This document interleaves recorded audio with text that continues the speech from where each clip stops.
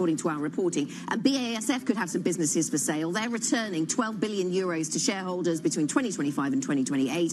Some standalone businesses under review, it seems, Guy. Absolutely. Okay, let's factor those single stock stories into the wider market open. Here we go. It is time for the opening trade. We are expecting a positive picture to emerge fairly quickly. We've seen a very strong story coming out of China overnight. We've got Micron to fold into the story as well. That lifting the technology theme.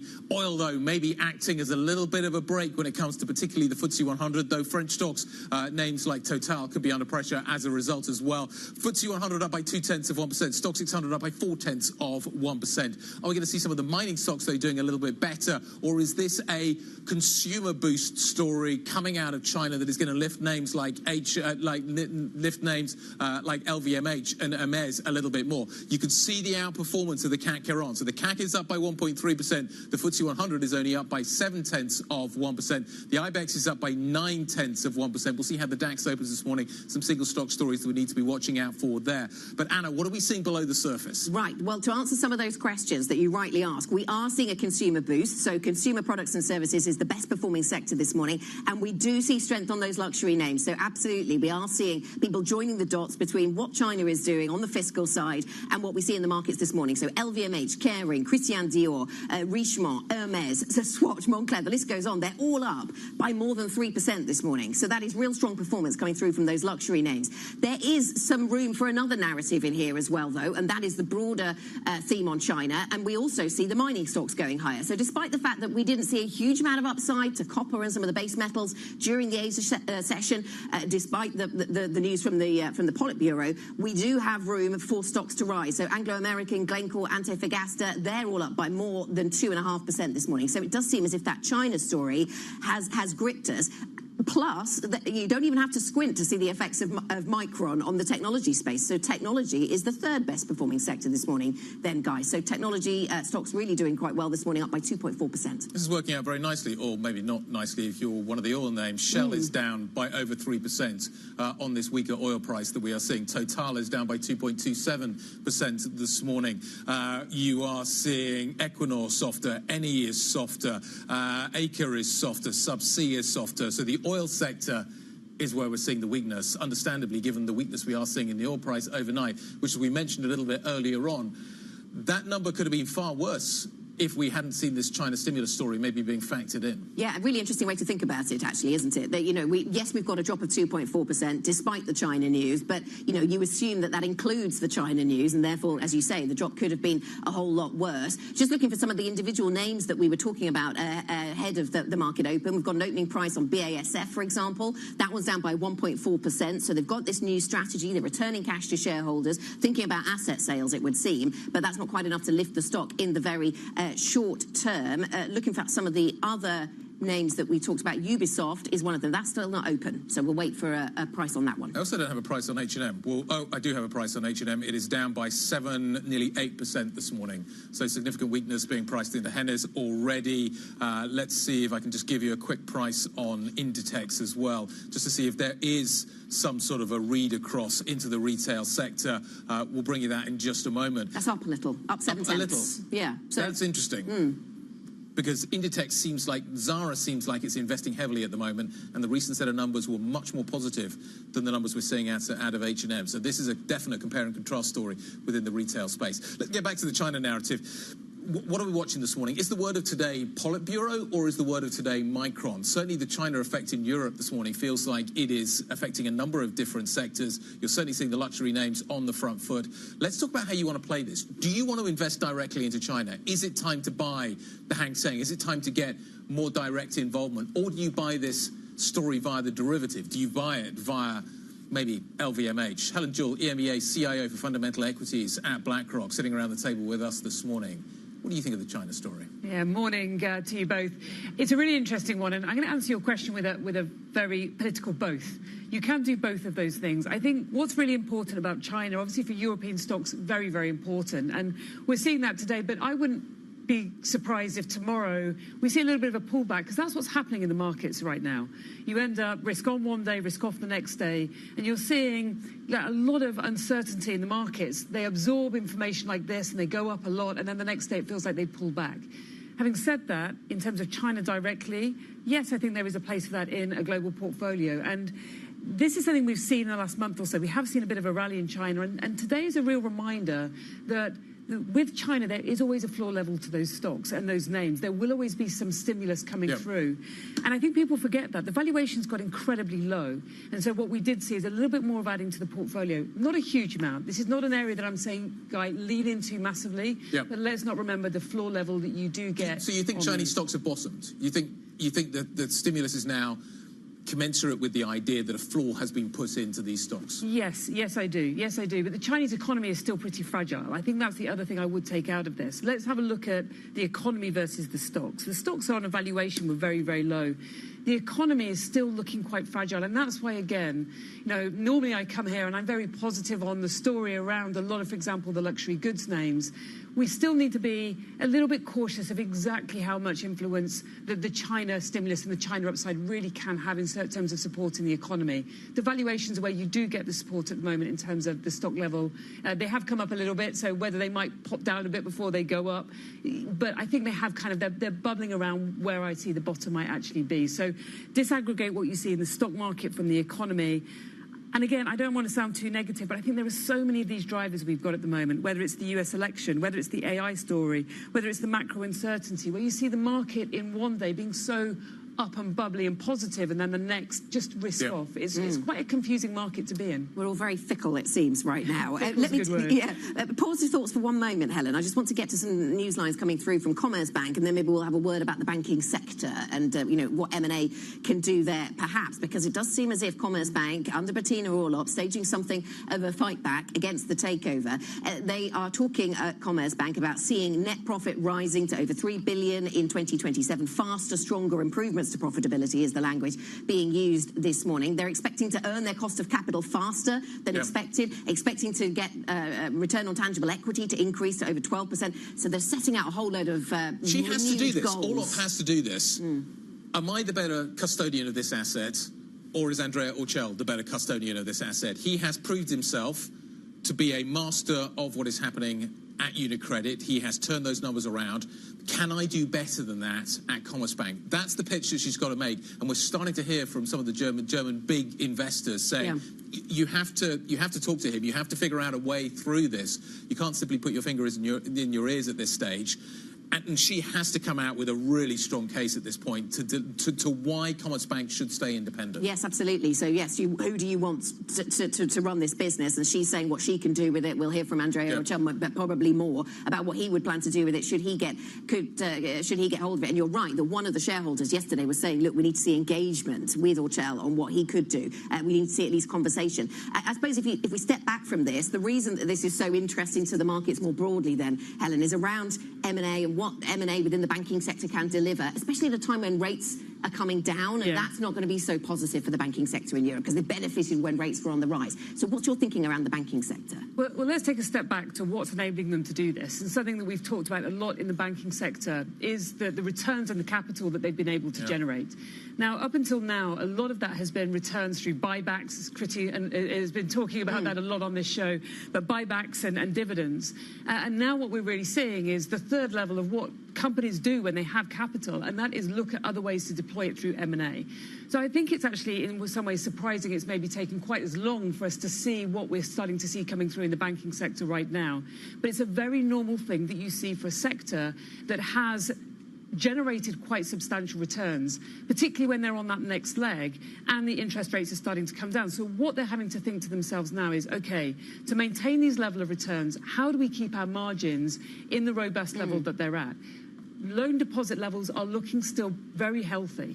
And I think that's something we have to remember from the banking sector. It's not just about the interest rate. It's about the structure of the banks. It's about the governance, how well run they are, as you just talked about. So I think M&A is actually the kind of sensible next leg that you would expect, given the returns on the cash that these companies have generated and have on hand. We talked to Bettina Orlop at Commerzbank many times, and one of the things we always ask her about is the state of the Mittelstand, because she has a good understanding. She was CFO, of course. Now she's taking on the CEO role. Good understanding of how that, that really important driver of the German economy is doing. And what is your more general view on Germany at this point? Because, yes, we've got the news around Commerzbank this week. We've already also heard from BASF this morning, a fine example of the issues that the German economy has been dealing with. Certainly, the cost of energy, given what happened between Russia and the invasion of Russia by Russia of Ukraine, and how that has thrown the German model into disarray. So what's your thinking around Germany at the moment? There's no doubt that Germany is having a little bit of a tough time. PMIs, obviously, last week were also a little bit disappointing. The oil price obviously coming down. It's a very, very industrial-led sector, so that should be helpful for Germany. It is one of the areas that we look at a lot, and I think it's also one of the areas that, unfortunately, is stopping global investors leaning into Europe from an investing perspective as much as I think they should. If you look at valuations in Europe, still pretty low, 13x, 13.5x versus the 2021 in the US. And I think things like the Germany story stop global investors leaning in as much. I think it's a mistake, because a lot of these German companies are so globally defined in terms of what they do. They're exposed to a lot of the great mega themes that we're seeing in terms of the transition and in terms of AI as well, which we're talking to this morning. I think they're missing that within it. But I understand the nervousness. It almost feels like another tick in that box of why are we concerned, why are we fragile about the where we're seeing the market at the moment, why are we fickle? It's a word I like. I'm going to use that word myself.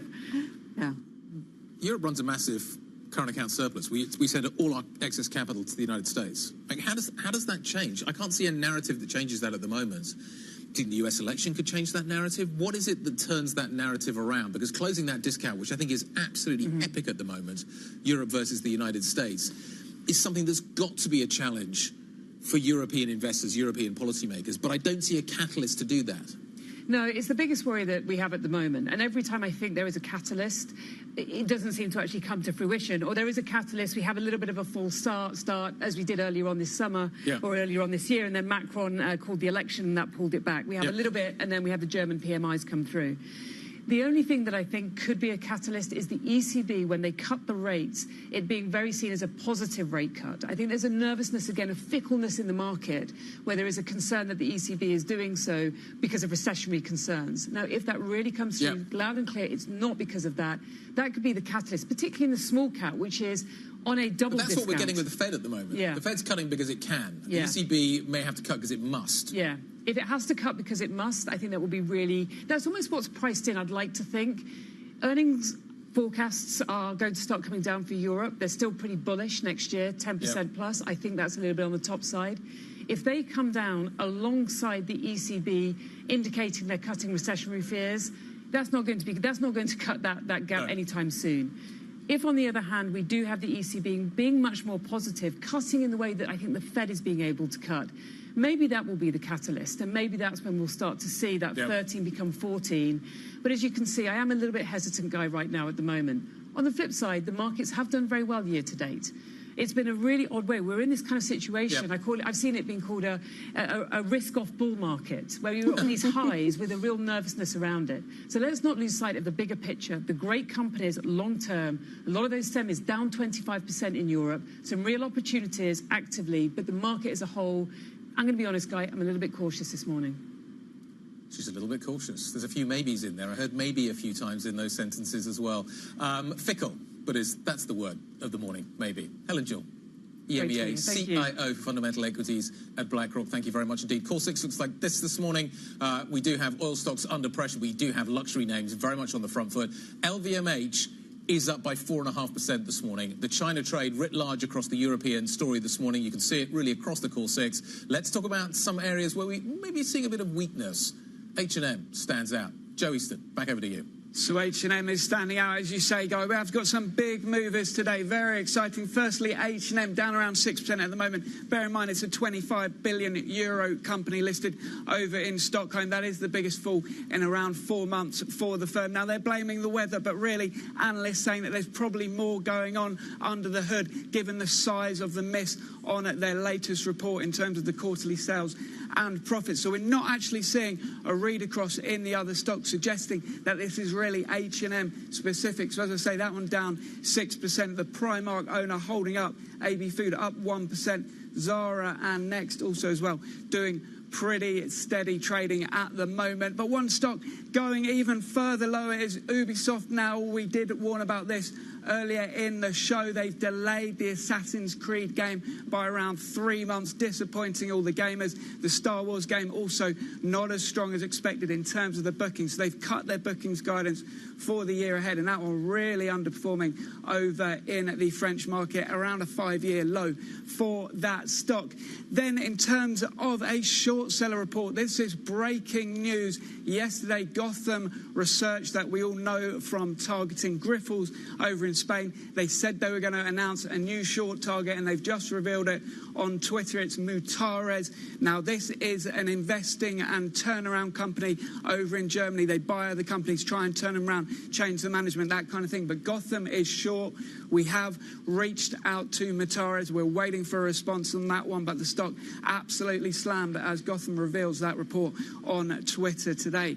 Then another stock falling. This is Sodexo. It's the M&A news. We said how it's not that common for European companies to go over to the US and buy deals. And also bear in mind that Aramark, the target company we said earlier, the price-earnings ratio much higher than Sodexo's. It's an expensive deal, and therefore Sodexo is declining 7%. That's the catering company listed over in France, already a big US business, potentially going to expand over there.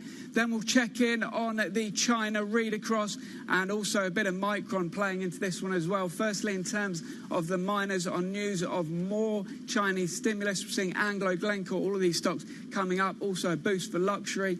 Take a look at Kering, the owner of Gucci, up 5% today, and chips getting a boost mostly from that Micron report. But Nordic Semi today announcing its own downgrade to guidance, giving some pretty weak numbers in their statements. That one is bucking the trend of chip makers moving higher. Nordic Semi down 17%, another big mover this morning. Then finally, we're going to look at a couple of broker moves. Firstly, Kepler Chevreau says that people upgrading their iPhones, their computers, splashing out on electric goods will benefit electric retailers. So they recommend buying Seconomy, up almost 10%. I didn't expect it to gain as much as that. Potentially a bit of the broader China news coming in.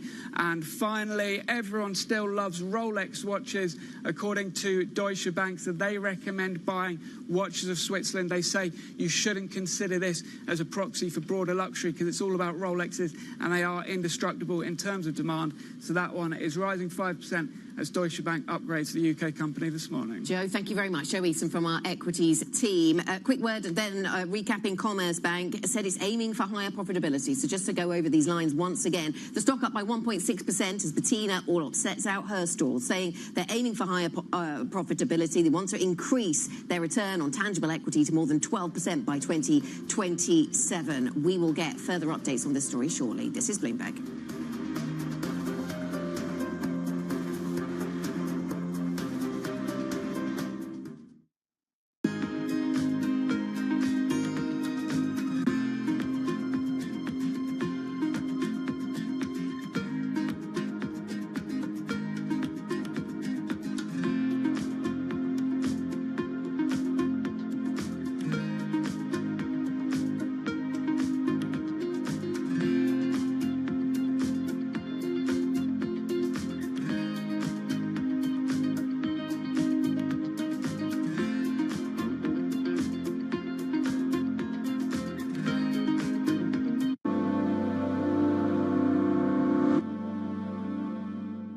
Welcome to the world of decentralized finance. With the surge in Bitcoin, you have crypto stocks also surging. Bloomberg's covering all things crypto, the people. This is a political attack, and we must hold our elected officials accountable. The transactions. Really a record-breaking moment. Bitcoin is the exit strategy. And the technology. Awareness is going to grow, and these things grow the overall industry. Crypto as an asset class is here to stay. Bloomberg Crypto, only on Bloomberg.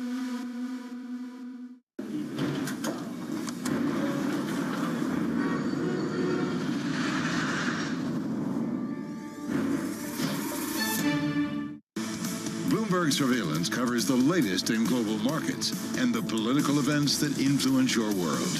Join Jonathan Farrell, Lisa Abramowitz, and Anne-Marie Hordern only on Bloomberg. Context changes everything. A lot's happening on Wall Street. I couldn't have been more wrong. It's going to stay volatile for a while longer. It's a bifurcated market. Need to catch up? This is Bloomberg Wall Street Week. I'm David Weston. We've got the information and insight. Year over year, you could start to see some cracks. It might be overhyped short term, but it's underhyped long term. From businesses most influential and instrumental. A lot of the doom and gloom has been somewhat overblown. If you're not living near the edge, you're taking up too much space. Bloomberg Wall Street Week, only on Bloomberg TV and radio. Context changes everything. There is this real momentum from Wall Street. We are basically deep in the European earnings season. Take a look at how we're faring when it comes to Asian markets. From our studios in New York and San Francisco, our expert hosts have the data and analysis about the companies you know and the startups to watch, plus the interviews you don't want to miss. Watch Caroline Hyde and Ed Ludlow on Bloomberg Technology, the only daily business show dedicated to tech, right in the middle of the trading action, every weekday, only on Bloomberg Television. Context changes everything. Get your fixed income fix. Watch Bloomberg Real Yield every Friday, right here on Bloomberg. Context changes everything.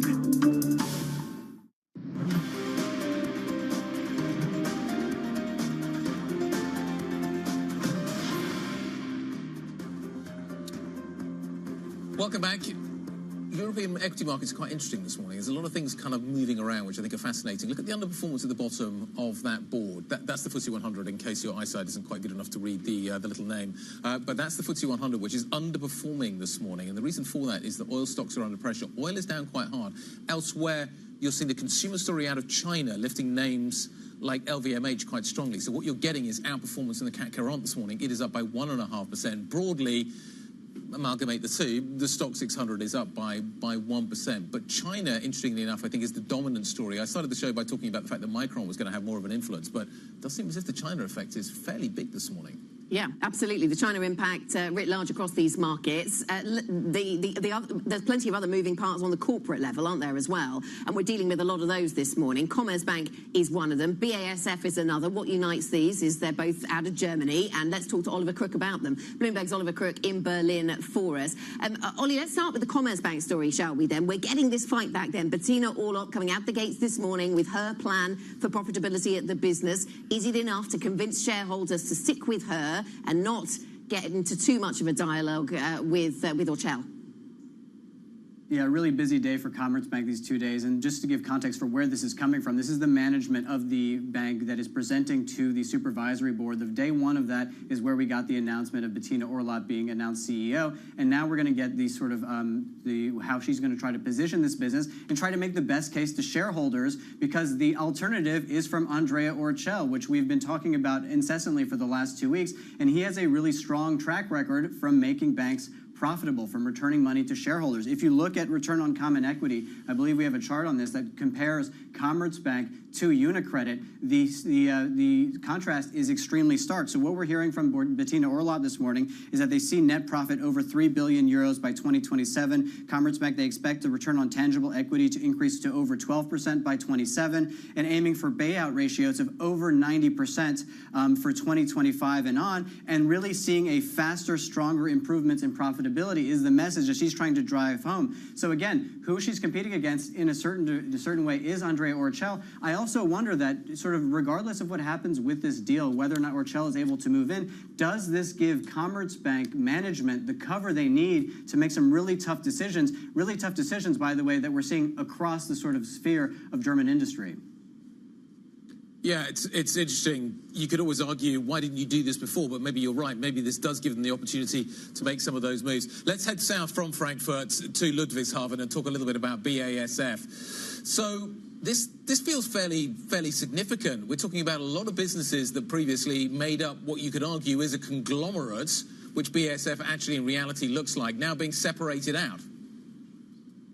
Yeah, exactly. And we're hearing now from the management board that is speaking directly to shareholders, Capital Markets Day that's been going on for today and tomorrow, and trying to get the strategy for the new reality for BASF, which is a business that has been tragically and sort of totally rewritten by the war in Ukraine and demand in China. What they are telling shareholders today is that they are going to go back to basics. They're going to go back to their sort of core. They're going to focus on cutting costs. They're going to focus on cutting the dividend. This is going to be the headline for a lot of shareholders. The dividend will be at least €2.25. That is down from 340 previously, so that is a material downgrade to the dividend. And they're going to focus, as we say, on their core business, on chemicals, materials, industrial solutions. There are some questions about what is going to happen with some of their other companies. They're talking about active portfolio management. That sounds like they're going to be selling parts of their business. We also have previously announced and reported on the fact that their agricultural chemical unit, they may list that. But for BASF, the step back here is looking at what they're going to have to do to this business to keep it profitable. Yep. Ollie, thanks for the update on both those stories. Oliver Crook joining us out of Berlin. I want to turn to what is happening in France on the corporate front as well. Bloomberg understands that the French food catering giant Sodexo is said to be exploring a potential acquisition of its US rival Aramark. Any potential deal could face antitrust scrutiny. Sodexo would also need to secure significant funds to make such a sizable acquisition. Let's go with this story a little bit more. Manuel Bagori joins us now. Why does this make sense? Definitely, Guy. I mean, it's a very complementary transaction. As you said, Sodexo of France trying to grow and expand operations overseas and in the U.S. I mean, the biggest market with Aramark, which is a perfect combo for both. I mean, it just makes strategically perfect sense. Now the question is, whether it would generate a lot of antitrust concerns, given that those are two of the biggest players in this food catering space, right? So I guess beyond the strategic rationale, now the main hurdle remains: could they clear antitrust concerns if such a deal were to happen in the end, right? Just we need to keep in mind that this has been discussed on and off and on again, so it's in a very exploratory stage at this point in time. Okay. Exploratory stage. Manuel, thank you very much. Manuel Bagori, a Bloomberg Deals reporter. Yes, making the point that it could face antitrust scrutiny, which is interesting in a market, in a business that a lot of this catering still happens in-house. But in terms of these other providers, maybe there is a conversation there with antitrust in mind. Coming up on the programme, we'll get back to central banking. The latest rate decision from the SNB is just moments away. Will Switzerland go with a jumbo cut? We heard from the Riksbank yesterday. They didn't, but they flagged that there could be one coming. We'll get to that conversation shortly. This is Bloomberg.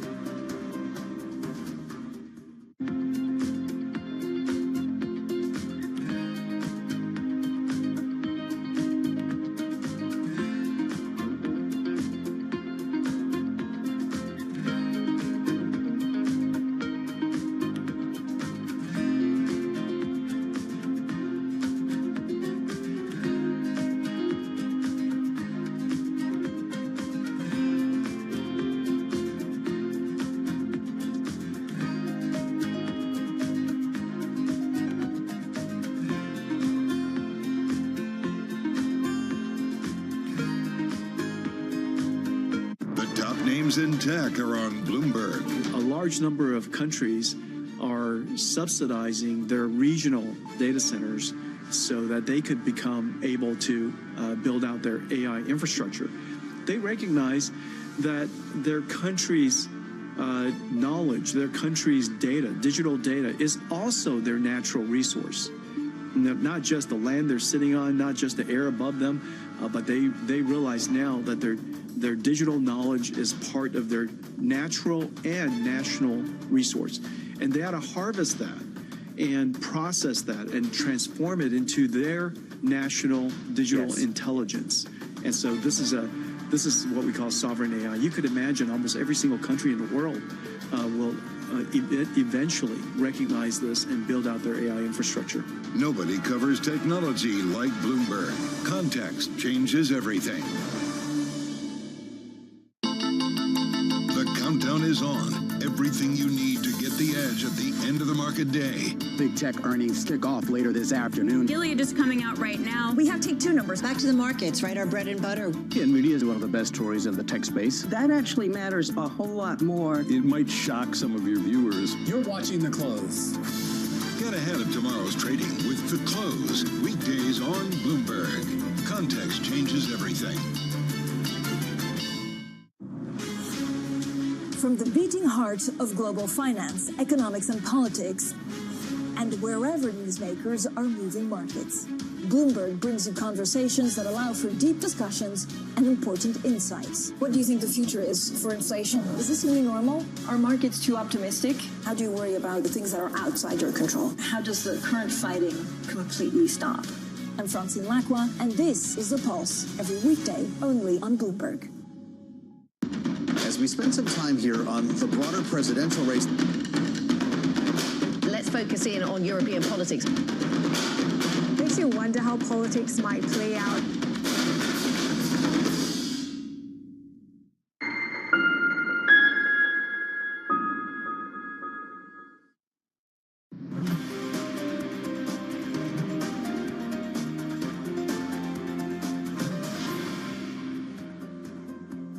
Welcome back to the opening trade. Let's get straight to the SNB rate decision. The SNB has cut rates, and they have gone with 25 basis points. So there had been some sense that there could be a cut of 50 basis points here. They have not done that.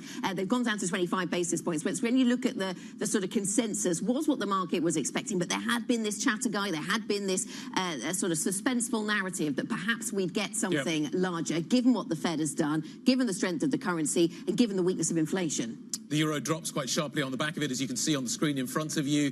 There was clearly some positioning maybe for that 50, maybe the idea that we could see a surprise on Thomas Jordan's last meeting, so the euro weakens once again.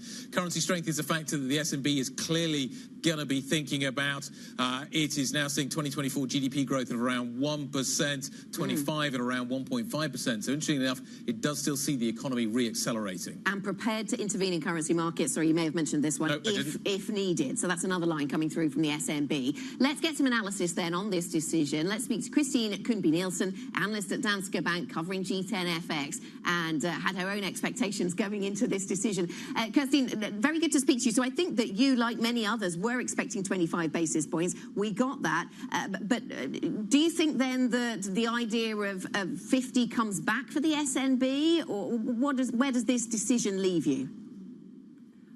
Well, I think I wouldn't rule out a 50 points reduction in the policy rate at the next meeting, but it is definitely not our base case. Our base case for today was a 25 basis point cut, and we also expect that in December. I think we will have to see a significant deterioration in the inflation outlook and possibly corresponding with a significant appreciation in real terms of the Swiss franc before that becomes relevant for the S&P. Yes, we've already seen some voices in Switzerland complaining about the strength of the currency. It's strengthening a little this morning on the back of this decision, but the strength of the franc approaching all-time highs that it reached against the euro in January, of course, and some export lobbies speaking out against that, urging the central bank to intervene. Would you expect intervention? They are saying this morning that that they're prepared to intervene in currency markets if needed.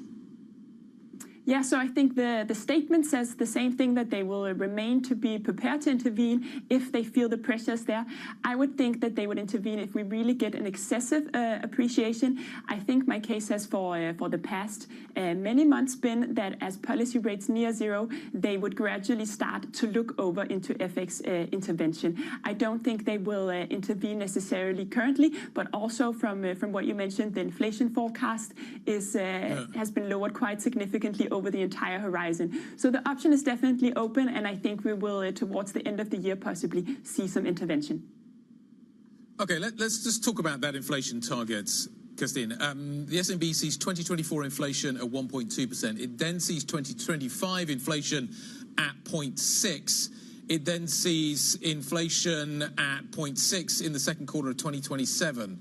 What kind of a rate do you think is commensurate that would not be restrictive if we have those kinds of inflation levels for Switzerland? Yeah, so I mean, it's still within the target range of the S&P, this 0 to 2% inflation rate target that they are running with. There is a lot of uncertainty, as we see for the rest of the world, where neutral rates are, where nominal neutral rates are as well. I think what also the President Jordan has flagged, and there's been different academic papers as well, that the neutral rate is around the 1% in nominal terms. So I think they're satisfactory with now having to remove a part of remove the restriction of monetary policy. So I think we'll have to go into slight easing territory. So I think 0.75% is my base case, is the endpoint. Inflationary pressure has decreased significantly. That is the line that is coming out of the SNB in the statement. Inflationary pressure has decreased significantly. Is that currency related, or are there other factors, do you think, at play here? I think in the statement they mention as well that it has to do with the currency, but if I was the S&P, I would definitely be worried about. I think there are some domestic factors as well. Rent inflation hasn't been this big boost that the S&P expected in terms of the headline numbers, that we could get a rise in headline inflation up from these 1.0% or around that level that we had earlier in this year. But I think the imported part of the inflation plays a large role, and in that sense the Swiss franc. And that's why I also think it's important, if you look at FX, that if the S&P becomes ready to intervene. So definitely some domestic factors, but I think the currency plays a large role. I think they must be watching at the S&P, because they're just answering Guy's question. We got a headline saying inflation decline reflects appreciation of the Swiss franc. So there's the link that Guy was referencing there. Kirstine, let me come to Thomas Jordan. Of course, this is the last of the policy decisions that he will oversee. He's handing the baton on after some 13 years at the helm of this bank. He didn't surprise today. He has had the ability to surprise quite recently, actually, this year, but also back in 2015, we remember very well. What do you think the market transition to a new governor will mean, if anything? Well, I think now that Vice President Schlegel is set to take over, he is also from within the bank. So I think that will definitely ensure some kind of continuity. So I don't think it will matter much in that sense, in terms of the politics, in terms of how the S&P conducts monetary policy. But definitely, it's an end of an era, and will be interesting. Yes, and he will have to pick up on where Thomas Jordan is leaving off. We're just getting a red headline across the Bloomberg terminal saying that further cuts, this is another SNB line, I think we might have mentioned, further cuts may become necessary in coming quarters. Is that designed to limit moves in the currency, Kirstine? What are you expecting to see then in terms of the moves from here from the SNB? I think they will deliver the final cut in December. I think it's the right decision to still signal, okay, they're open to adjusting monetary policy if inflation surprises to the downside. I mean, we've repeatedly seen that inflation has undershot the S&P's forecast. So I think it's the right move in that sense. But I think it will be sufficiently with just another cut in December, and then they will resort to FX intervention as their second monetary. Okay, let's talk about that intervention. If we do see the ECB delivering an October rate cut, how does the SNB react to that? Is it via currency acquisition? Are they going to be in the currency market on the back of that? If we see problems with the French government causing further volatility in the euro as well and a weakening there, what are we likely to see? Are we going to see, just in terms of the kind of the FX setup here, there's a number of catalysts that we should be watching out for. How aggressive do you think the SNB may have to be? Well, I think it's definitely important, not necessarily like from a politics perspective, if the ECB cuts rates in October, but I think they will definitely keep an eye on how the Swiss franc reacts in terms of both against the dollar, but also against the euro. So I think if we see really excessive appreciation also from current levels here, they will intervene. I think they'll be a bit more cautious, see, okay, if there's something we can actually counteract, but I think they will step into the market. I do. Even though they've not flagged it yet necessarily. Kerstin, thank you very much. Thanks for joining us. Kerstin Kuhnby Nielsen, analyst at Danske Bank. They have cut rates then 25 basis points. They say further cuts may become necessary in coming quarters. Just a report landing in my inbox in the last couple of minutes from Deutsche Bank. We're updating our ECB call. We had been expecting the ECB to follow a gradual normalization of monetary policy with 25 BIP rate cuts once per quarter until a terminal rate of 2 to 2.5 is reached. We are now moving to a faster normalization call, is the line out of Deutsche Bank. So a number of banks, I think HSBC was another one, talking about the fact that they think the ECB, I may be wrong about HSBC, but a number of different institutions are talking about the fact that they think the ECB will now go in October. And we have been pricing in more rate cuts, haven't we, this week? That's been the theme. We spoke to Jean-Claude Trichet earlier on in the programme. He was saying it's not yet his view that this slowdown in growth, it necessarily needs to end in a Eurozone recession, but he wasn't very positive about the sort of stagnation nature of the data. Helen Jewell was talking about the fact that European assets could benefit if the ECB is cutting in the same way the Fed is, i.e. because it can, not because it has to. Deutsche Bank saying we do not rule out a 50 basis point cut in December. Okay, so and all of that ECB conversation in the context of other central banks, importantly setting it in that Fed context, sticking with the central bank's theme and back to the SNB, just to flag that we will be speaking, the team will be speaking with the incoming Swiss National Bank President, Martin Schlegel, on the central bank's outlook as he picks up the reins after today's rate cut. That conversation later today. We'll get back to some of the geopolitical themes which come to us from different parts of the world and through New York this week. Coming up, Ukrainian President Volodymyr Zelensky is in the United States this week. But will this trip encourage support for the war-torn country? We'll get to that conversation next. This is Bloomberg.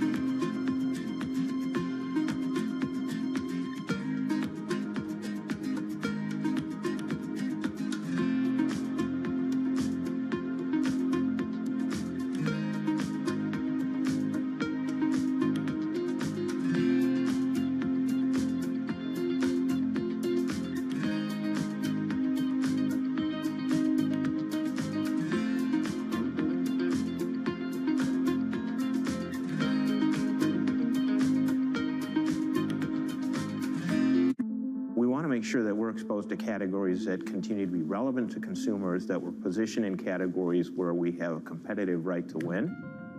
By strategically adding and shedding assets, General Mills has turned over about 20% of its net sales base in the last 6 years. It's dramatically expanded its pet food platform, starting with the purchase of Blue Buffalo pet products in 2018. That expansion dovetailed with a boom in demand. Pet in the U.S., pet feeding and treating, is a $50 billion category. It's almost 5 times the size of a category like cereal. Is this the future of the company? I mean, we so much associate General Mills with breakfast and cereals, human breakfast and human cereals. Are we now going to be thinking about General Mills much more as a pet food company? I think you'll be thinking about General Mills as a food company where we treat all the members of the family like family. The humanization of pets is actually the biggest driver of pet food and pet treating growth. It has derivatives in not only feeding, which is the core thing that you know most households where most of the dollars go against the pet, but treating And then you start to branch out to things like vitamins and minerals and supplements. People really love their pets. They want to take care of their pets like they do their family, and it really is a global phenomenon. That's why we recently entered the China market with Blue Buffalo. That's why we bought Edgar & Cooper recently in Europe, because we see the same kinds of trends that have played out here in the U.S. playing out all over the world. Good morning. This is Bloomberg Surveillance. Welcome back to the opening trade. This is Bloomberg Technology. This is the Asia Trade. You're watching the close. Welcome to Balance of Power. This is Bloomberg. It's a multi-trillion-dollar industry. We'll show you what's happening in ETFs like no one else. Bloomberg ETF IQ, Monday on Bloomberg.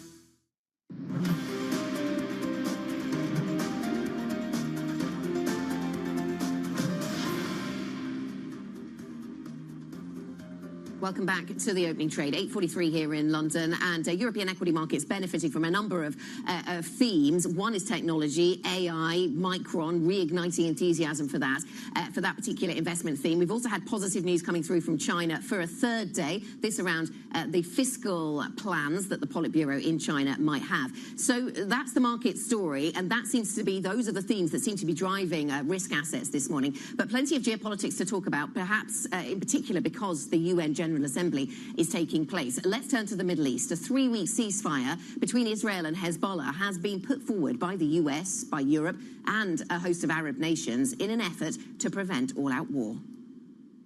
I would like to see a ceasefire and the return home of Israelis to the homes in the north and southern Lebanese to their homes in southern Lebanon. That's what we all want to achieve. It will happen either after a war or before a war. We hope it will be before. Bloomberg Horizon's anchor Jemana Basech covering this story for us and in London this week. Jemana, good morning. Talk us through the responses then from Israel, from Lebanon. Crucially, have we had response from Hezbollah? Yeah, well, interestingly, into the UN General Assembly, there was many people were saying that this was going to be a crucial 24 hours for determining the trajectory of the war. And so that statement that was put out yesterday by President Biden, President Macron, alongside the support of other EU leaders, Arab leaders, was significant. They are calling for a temporary ceasefire, saying it is time to conclude a diplomatic settlement that enables civilians on both sides of the border to return to their homes in safety. Now, we haven't had an official response yet from Israel, but our reporting suggests that they are open to the idea of a temporary ceasefire. But earlier on today, I did have the opportunity to speak to the Lebanese economy minister, Amin Salam, and I started off by asking him about whether the Lebanese government would be open to this ceasefire proposal. Let's listen to what he had to say. We have received very positive messages, I would say, the past 12 hours since our Prime Minister has reached New York and has his speech at the Security Council. There has been positive messages from Hezbollah within an intention to avoid escalation. Now, one thing that I need to highlight here is Hezbollah do have political representation in the Lebanese government. And so I put the question to him as, are the Lebanese government open to this? But then I followed up by saying, do you have faith that Hezbollah will adhere and be open to the terms of the ceasefire? And he said, Hezbollah have shown flexibility in the last 24 hours, and therefore it is his view that Lebanon, the Lebanese side, will also sign up for the ceasefire because it's also so crucial for the economy and also from a humanitarian perspective. The Lebanese economy has been hit hard, really, so hard over the last few years. Talk to me about what impact the latest conflict is having in terms of the impact on the economy. It was already on its knees. What's happening? It was on its knees, and it's been 3 years of stagnation. You may recall Lebanon actually defaulted on its debt. There still hasn't been a successful restructuring process because there's no government. The government that I was referring to now is a temporary government. There's no president because they can't agree on who the next Lebanese president is going to be. So that's been the case for the last 3 years. The economy has been in a state of decline. The World Bank say that 50% of the population are living below the poverty line now. So this was the starting point even before the war actually begun. The economy minister is saying to me that something needs to be done. The ceasefire needs to happen before the economy reaches a point, to his words, of no return. And therefore, it is absolutely vital that not only does the war stop from an economic perspective, but that also Lebanon starts doing the right things that are necessary, the reforms that the IMF have been asking for to set the economy back on track again. Jemana, thank you very much indeed for updating us. Jemana Basetchi, Horizon's anchor, joining us here on set. Let's turn to another conflict that we are spending so much time thinking about. Global leaders have been reiterating their continued support for Ukraine at the General Assembly in New York. Putin's war has failed, but we cannot let up. Now Putin does seem to be planning attacks on our nuclear power plants. It's so important today to stop the Russian war in Ukraine. We cannot grow weary. We cannot look away. And we will not let up on our support for Ukraine. La France continuera. France will continue to do everything in its power so that Ukraine can hold strong. Do not divide the world. Be united nations. And that will bring us peace. The US has announced a new package of weapons that are going to be sent to Ukraine. We've got a meeting that is going to be taking place today. We're anticipating that President Biden will be announcing that weapon surge, that military aid surge, a little later on, probably post that meeting. We'll see what both of the leaders do have to say. Orysia Lutovic, Ukraine Forum head at Chatham House, joining us now. Thank you very much indeed for joining us. What do we expect to come out of this meeting that is taking place between President Biden today and Volodymyr Zelensky? Okay, there will be two levels to this meeting. One will be, of course, public, the show of strength and support for Ukraine, the announcement of military packages that are basically in the pipeline since the supplemental was approved in April. United States significantly increase its capability delivery to Ukraine. But what is more important, what will happen behind the closed doors? As we understand, President Zelensky is trying to align the strategy of Kyiv and Washington, how this war must end, and how actually to defeat Putin's troops inside Ukraine. And there has been a lot of doubt whether Washington and Kyiv are on the same page, because Washington supports Ukraine to defend, while Kyiv wants to expel the troops and achieve a victory. And whether we'll have that alignment, it is not clear. In terms of what this peace plan could look like, this victory plan could look like, how critical is it that we see extra weapons being applied to the conflict, that the West does provide extra weapons, that it does give maybe Zelensky, Kyiv, the green light to push further into Russia? How kind of important is that, and how risky is that, given what we're now beginning to hear from Moscow? Well, first, military component is critical because it gives Ukraine a stronger position on the battlefield. Ukraine has opened new opportunities, including with incursion into Kursk, into Russian territory, that it actually struggles to exploit because it lacks certain capabilities, air cover, long-range missiles, but also it is failing actually to prevent Russian grinding advances in Donbass. So Russia has an advantage in artillery, in man, and Ukraine is actually heroically and strategically is trying to have that advantage without the necessary kits. So that's important.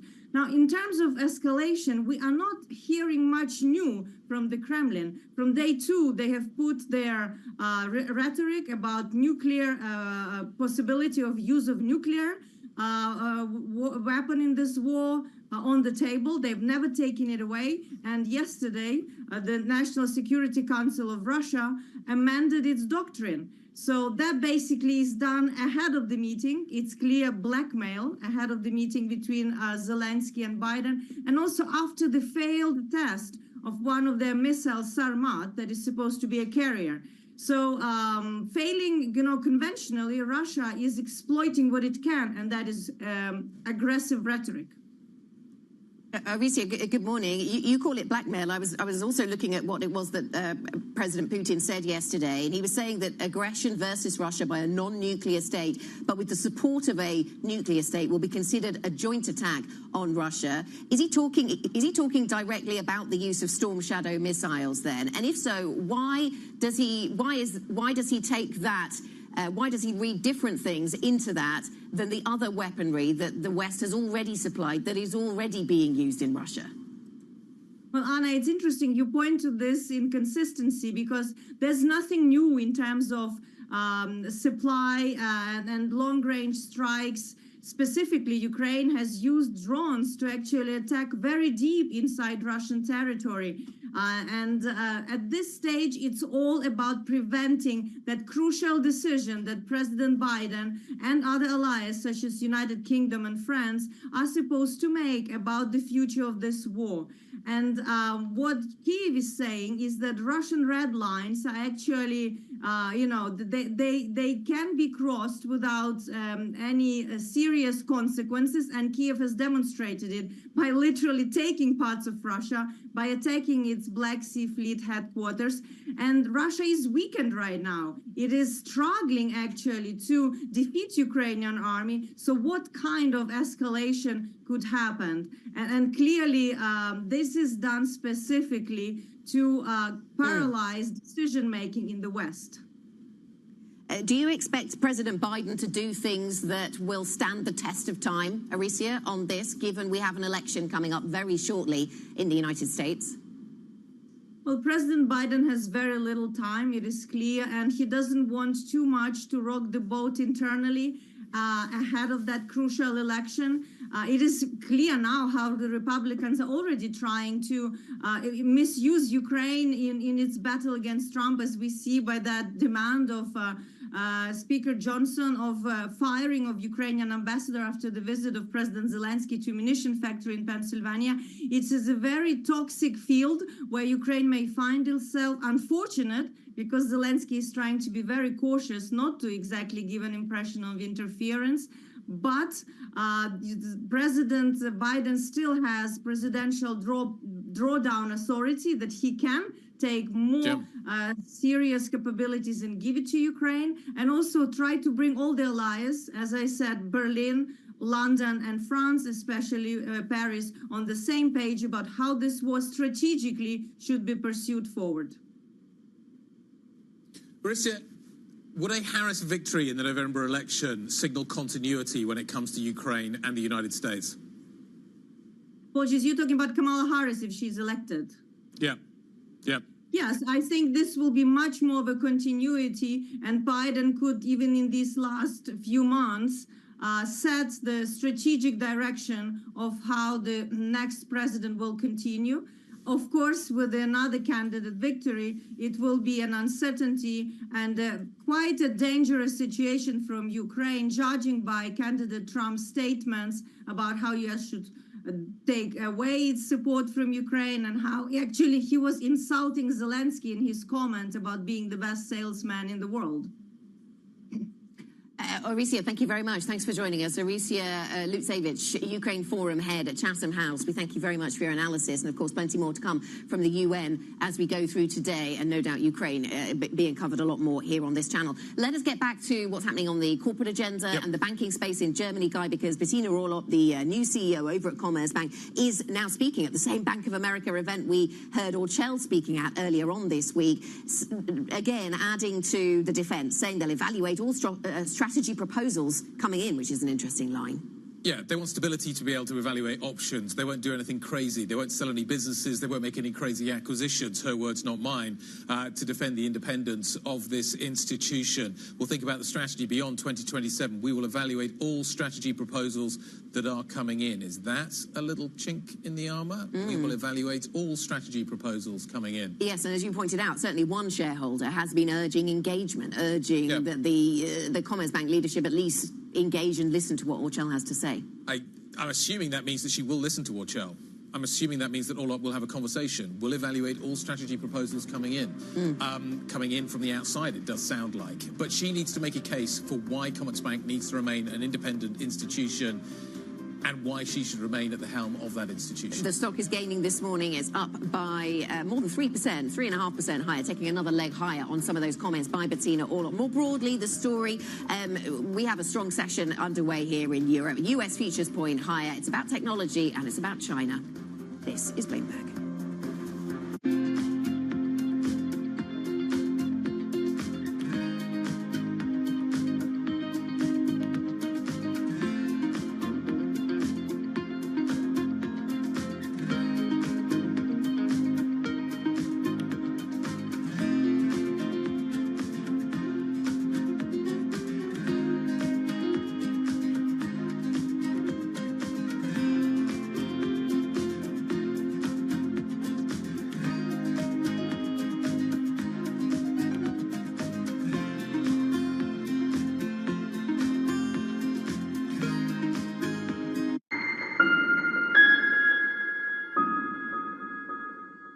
Morning, this is Bloomberg Daybreak Europe. I'm Tom McKenzie in London. These are the stories that set your agenda. Taking you from the U.S. market's close to the overnight session in Asia. We'll walk you through what you need to know to kickstart the European trading day. Live from our European headquarters, we bring you the day's top market-moving stories, unmatched expert analysis, and on-the-ground reporting from across the continent. Tune in every weekday at 6 a.m. London time, only on Bloomberg Television. Bloomberg loves earnings. I know it's like your Super Bowl, right? I can't wait. It's like opening presents in the morning. All right, it will be exciting. Nobody covers earnings like Bloomberg. DOJ or other authorities. Could face bigger challenges next. It was going to keep reading World Cup. This is a 3 as the economic picture. covering the intersections of Hollywood, Silicon Valley, and beyond. Welcome to the world of decentralized finance. With a surge in Bitcoin, you have crypto stocks also surging. Bloomberg's covering all things crypto, the people, This is a political attack, and we must hold our elected officials accountable. the transactions, Really a record-breaking moment. Bitcoin is the exit strategy. and the technology. Awareness is going to grow, and these things grow the overall industry. Crypto as an asset class is here to stay. Bloomberg Crypto, only on Bloomberg. Bloomberg covers the world with unmatched reach and resources. From more than 120 countries, the moment news breaks, 24 hours a day. Bloomberg, context changes everything. A lot's happening on Wall Street. I couldn't have been more wrong. It's going to stay volatile for a while longer. It's a bifurcated market. Need to catch up? This is Bloomberg Wall Street Week. I'm David Weston. We've got the information and insight. Year over year, you could start to see some cracks. It might be overhyped short term, but it's underhyped long term. From businesses most influential and instrumental. A lot of the doom and gloom has been somewhat overblown. If you're not living near the edge, you're taking up too much space. Bloomberg Wall Street Week, only on Bloomberg TV and radio. Context changes everything.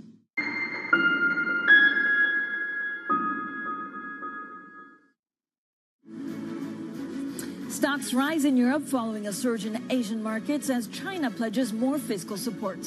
Bloomberg learns OpenAI is considering giving Chief Executive Sam Altman a 7% stake and restructuring to become a for-profit business. And the U.S., Europe, and Arab powers push for a 3-week ceasefire between Israel and Hezbollah as they look to prevent a wider conflict. Well, Lebanon's economy minister tells Bloomberg Hezbollah has shown flexibility over a proposed truce.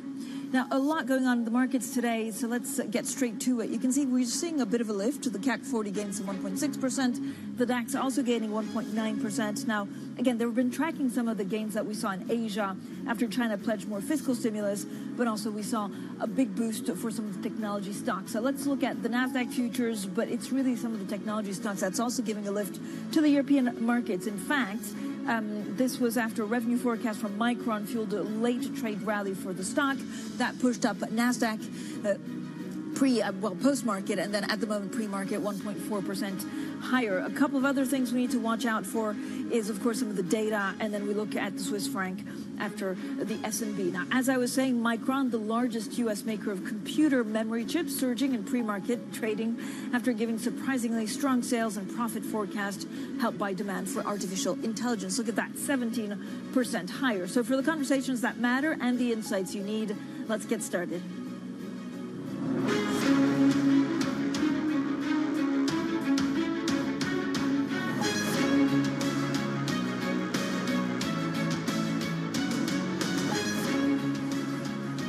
Newsmakers and market movers.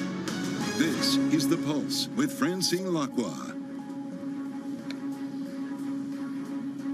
Well, good morning, everyone, and welcome to The Pulse. I'm Francine Lacqua here in London. Now, we'll talk about OpenAI in a second, some of the nice, encouraging news also that we heard from Micron. But first, let's get straight to Mark Hefele, the Chief Investment Officer of Global Wealth Management at UBS. Mark, so good to speak to you. It's been way too long. When you look at what China has decided day and day over the last 2-3 days, I mean, does a China bazooka, does it mean less than what it used to, given how much they have to put in? I think it's a great point. And, for us, I'm not sure this bazooka hits with the impact of some of the previous ones. you know, as you said, given the challenges maybe around the housing market. So, and also, of course, the specter of what happens with the U.S. election and the potential for further tariffs. So this is encouraging. It certainly makes us more confident in GDP growth around the 5% level. But, you know, whether it's a stabilization or an acceleration, I think remains to be seen. So, Mark, would you cash out of Chinese stocks right now or stay invested? Yeah, I think that we're, you know, onshore and where we're looking with a kind of a barbell approach towards the tech, but also companies that pay strong dividends, we would probably stick with that, if only because the exposure into the U.S. market for many of those names is very low. So in that respect, the U.S. election threat is not that large of an impact. So, Mark, when you look at the world economy, some of the opportunities out there in markets, I mean, do you worry about, you know, inflation coming back? Or are we too optimistic about some of the central bank moves? Well, I think that, you know, timing is important in answering that question. I think in the nearer term, there are several factors we have to consider. First, the U.S. election is extremely close, and we won't know who the president is November 7th. You know, it's highly unlikely. So that is a source of volatility in the near term. On the other hand, it sounds like the policies of both candidates will remain on the spending side, and therefore fiscally stimulative. And we have something of a Fed put in place. And so, you know, for us, I think looking towards the end of the year, we see the opportunity for stock markets to go higher and but for there to be volatility in the near term. I think we see inflation coming down, but longer term, you know, at some point, these questions of debt and deficits may come back and produce a blip. Mark, you know, I guess the million-dollar question, given what you're saying, a tight election in the race, of course, in the U.S., I mean, does it mean that we'll automatically almost have a very volatile fourth quarter? Yeah, that's more than the million-dollar question, right? That's a billion-trillion-dollar question. I think it does. I think it does. I think that you know, we've had some volatility over the summer, but the idea that that's going to just evaporate, given where we are in the geopolitical situation, given where we are in the election situation, and given where we are in the economy, you know, a soft landing sure looks like a recession until you pull it out there. So 3 factors that are going to contribute to volatility into the end of the year. Okay, Mark, hold that thought because I want to come back and I also want to ask you what's your take on U.S. equities. But we're also getting some breaking news from the new Commerzbank Chief Executive Officer. Commerzbank will have the first meeting with UniCredit tomorrow. Of course, this has been one of the main stories that we've been covering over the last 3 weeks as UniCredit has spoken about its interest in Commerzbank and then actually keeps on increasing the stake. I think we're now at 21% that UniCredit owns in Commerzbank. Also, Bloomberg has learned that the company behind ChatGPT is weighing giving the CEO, Sam Altman, a 7% equity stake. Now let's get more from Bloomberg's Tom McKenzie. So, Tom, how big a shift is this? It is a big shift. In some ways, it's not hugely surprising given the direction of travel for OpenAI. It started in 2015 as a non-profit, and then, of course, they had to shift to driving revenues because of the cost, the sheer cost of the compute, the GPUs and the infrastructure underpinning the models. They started off as a research lab. To do that research lab, you need the models, you need the infrastructure to power those models, so they needed to have those revenue drivers. It seems, though, that they are now looking, this is a reporting from Bloomberg, they are looking at giving Sam Altman, of course, the CEO of OpenAI, a potential 7% stake. Could be very valuable. They're looking at raising $6.5 billion US with a valuation of $150 billion US. Part of this seems as well aimed at trying to hold on to talent. They've seen a number of senior managers leaving in the last few months, and potentially as well trying to hold on to Sam Altman, who, of course, is this key figure now in generative AI and how that evolves, giving him a 7% stake. He's previously said, look, I've got enough money, I don't need equity. They're looking at this potential restructuring. They say again, the company OpenAI said, look, we're still aiming to try and benefit society. That's still our goal for OpenAI. But now they're looking at this change, again, which could be really consequential in terms of how we think about OpenAI with that investment from Microsoft, of course, and others. Yeah, Tom, thank you so much. Tom McKenzie there with the very latest, of course, on this Bloomberg Scoop. But Mark, we also have Micron gaining, I think, some 16% pre-market. The world has definitely benefited from, or at least markets have definitely benefited from this extra appetite for AI in general. Does that permeate through some of your investment strategy? Yeah, absolutely. And let me say about that break-in, I love it because first, in a segment before we started, you posed the question, will Commerce Bank listen to Andrea Orcel? And having worked with Andrea for many years, I can say, oh yeah, they're going to at least listen to him. And then secondly, I think the things that you've been highlighting around Micron and OpenAI speak to something that we see, which is that this theme of artificial intelligence remains durable, and it's an area where if people are underinvested, we would recommend they deploy capital. If they're overinvested because they have tremendous gains already, we might hedge around some of this volatility and valuations here. But longer term, we think this is a very strong trend that's going to continue. And so the way to play it is what, semiconductor and mega caps? Yes, for us, that we think that the this CapEx spending that these mega caps have and that's going towards AI is indicative of strong support for semis, which still remain a choke point in this AI value chain. Mark, what's your take on the near-term direction for the U.S. dollar? And actually, in general, when you look at U.S. equities, are you still bullish? We are bullish on U.S. equities into next year based on kind of the things that we discussed. We think that earnings growth will continue. So we're positive on U.S. equities. Sorry, what was it? There was two questions in there. The near term, there's a near-term dollar question. Given all the uncertainty, I don't know how much it fluctuates. Yeah. We think that the dollar has peaked, and so that we'll continue to see weaker dollar from here. And I think there'll be volatility around the election because some of the policies, we hear about potentially more tariffs, whether they're targeted or not targeted. That could give some dollar strength, and obviously geopolitical concerns can give some dollar strength. But in speaking to potential appointees in the Trump administration just last week, they stressed again just how kind of fundamental to President Trump's views a weaker dollar remain.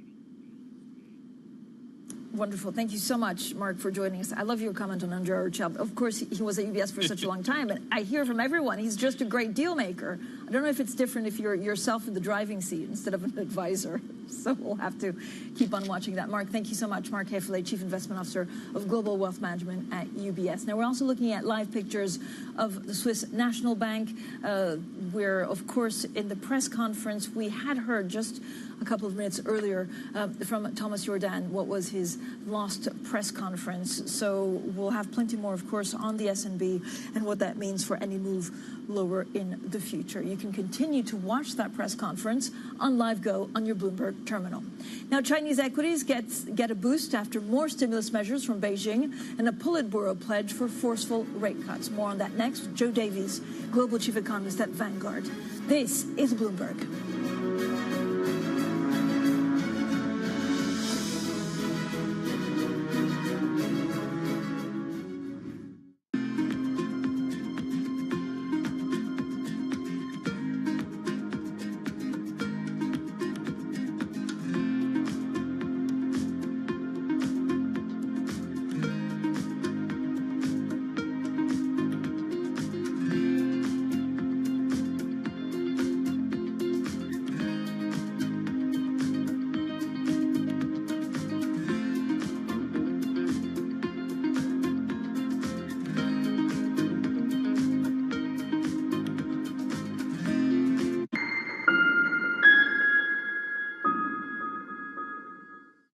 our studios in New York and San Francisco, our expert hosts have the data and analysis about the companies you know and the startups to watch, plus the interviews you don't want to miss. Watch Caroline Hyde and Ed Ludlow on Bloomberg Technology, the only daily business show dedicated to tech, right in the middle of the trading action, every weekday, only on Bloomberg Television. Context changes everything. Bringing you up-to-the-minute geopolitical news whenever and wherever it happens. I'm Stephen Engel at the Forbidden City in Beijing, and this is Bloomberg.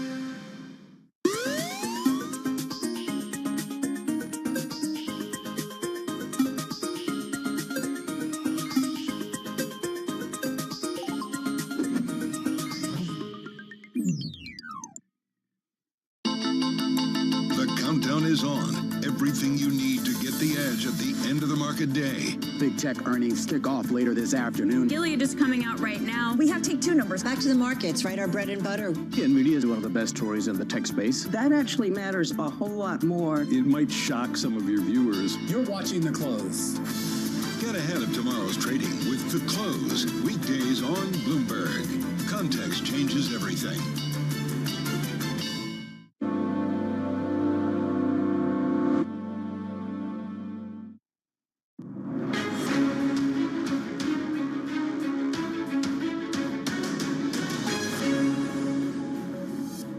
China is going through a massive transition from old economy to new economy, from massive investments in property and infrastructure into massive investments into the new economy.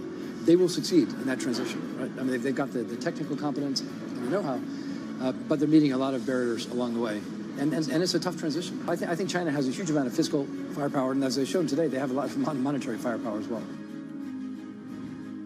Well, that was Bill Winters, the Standard Chartered Chief Executive, on China's transition to a new economy and fiscal firepower. Now, we spoke at the Bloomberg Philanthropies Earthshot Prize and Global Business Forum in New York earlier this week. Now, sticking with the world's second largest economy, Chinese stocks extended gains today after the Politburo vowed to implement forceful interest rate cuts. This comes after Beijing was said to weigh injecting $142 billion of capital into China's top banks. Now, for more on this, we're joined by Joe Davies, Global Chief Economist at Vanguard. Joe, as always, thanks so much for joining us. I mean, this and much, much more. Yes. So, philosophically, I know for a long time the markets were expecting this big bazooka. Yeah. And the big bazooka is not really doing, the effect it's supposed to. Yes. But also it kind of brings China to the economy they don't really want. They don't really want. I mean, again, we've been bearish on China for some time. I mean, this is a debt overhang from a real estate issue. And so when you look at history, it's very clear. I think this is a step in the right direction. We've been somewhat just wondered why they've been dragging their feet. I think they just don't want to follow the path that many Western economies followed in the global financial crisis, but ultimately they will do that. So this is the first of many steps. Yeah. Monetary policy will be somewhat ineffective. Fiscal will need more, and some of the banking capital infusions, I think, are, again, step in the right direction. So whether they want to admit it or not, Chinese officials have to adopt some of the Western playbook from 2010, 2011. But Joe, overall, I mean, are we underestimating the fact, they're trying to change the economy? Yes, so they are. There's trade wars, there's tariffs, but also they want to go up the value chain by about 20-30%. Is that broadly what they're trying to achieve, and are they succeeding? They do. There's a lot of horizons one has to think about for China. There's a near-term stabilization issue. Regardless of that, they have a demographic headwind that's a century in the making, and so they're going to try to move up to AI and other value chains. That's a 10 or 20-year horizon. I think they will be successful on that front. But the U.S. has been successful in technology as well. They still had major issues in 2010, 11, 12, and so I think that's the horizon issue I talk about. Joe, I also want to bring in the S&P because we're hearing, I think, the last speech from Thomas Jordan, who's also been very good to Bloomberg, actually. I've been speaking to him for many years. And it's almost, has he done a good job? It seems like, he's managed to stabilize. I know it's a small open economy. It is. It's easier to manage than most. Yes. Today saying that they're cutting borrowing costs by a quarter point at, this third straight meeting. I think it's very positive. I mean, you look at S&P, you look at the Federal Reserve, obviously much bigger issue. The central banks are trying to underwrite risk assets because they're trying to support growth. Inflation is moving out of the picture. And really the question for both Europe, and we saw some of the data the past 2 weeks on the weaker side, as well as the United States, do you have this hold up in growth because we are going to be in the U.S. certainly for some turbulence. So the fact that inflation is out of the picture, does it worry you at the margin? I mean, we have an active war in the Middle East. Yes. There's a lot that could go wrong. We're talking about possible 100% tariffs if President Trump's in the White House. Yes.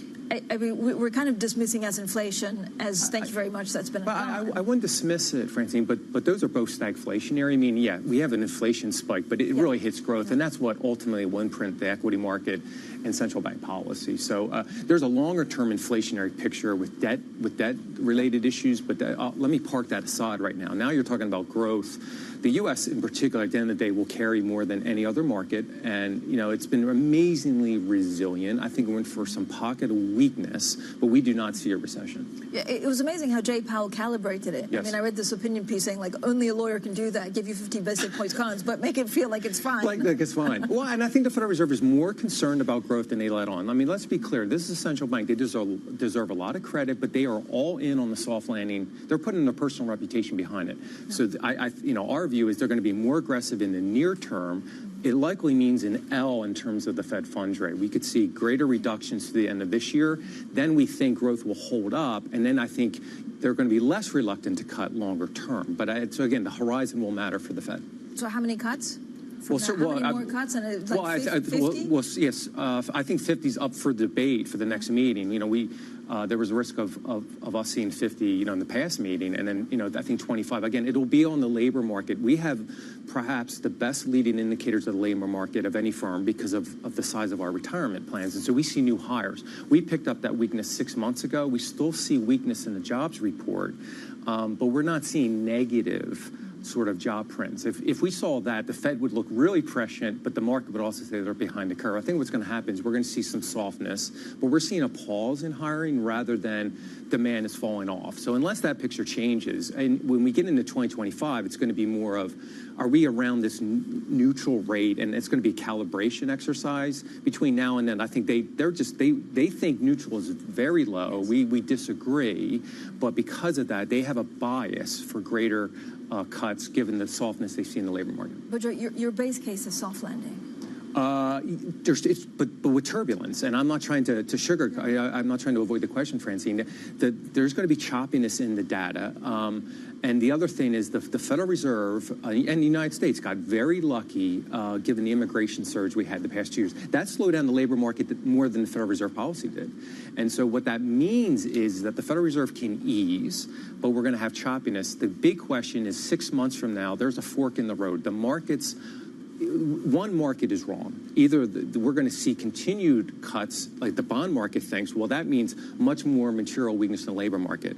Or the equity market is overpriced because we have that soft landing. So it's one market is wrong, but we're not going to know that for several months. All right, Joe, thank you so much. Joe Davies, Global Chief Economist at Vanguard, stays with us. We'll talk a little bit more about the dollar and other currencies as well. This is Bloomberg.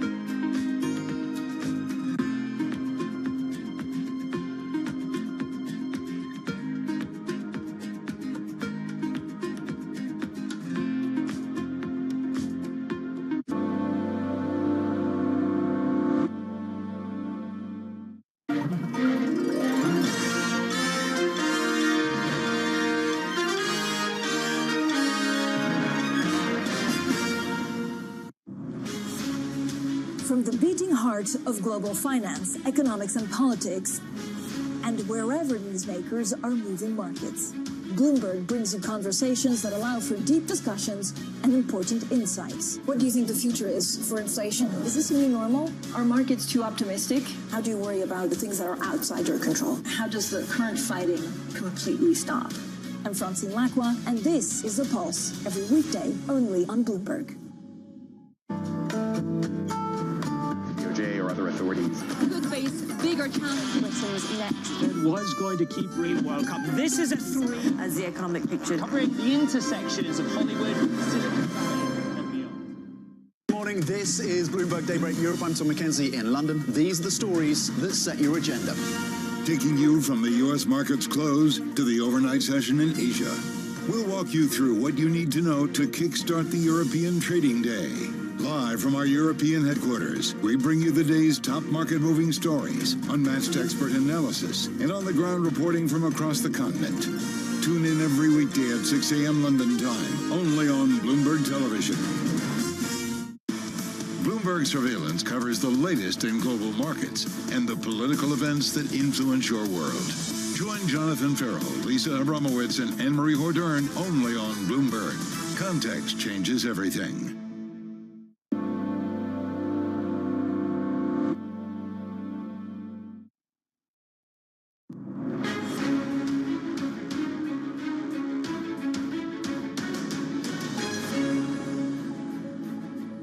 Welcome back. Still with us, Joe Davies, Global Chief Economist at Vanguard. Joe, thank you so much for sticking around. We were talking a little bit before about China, some of the headwinds, what the Fed is doing.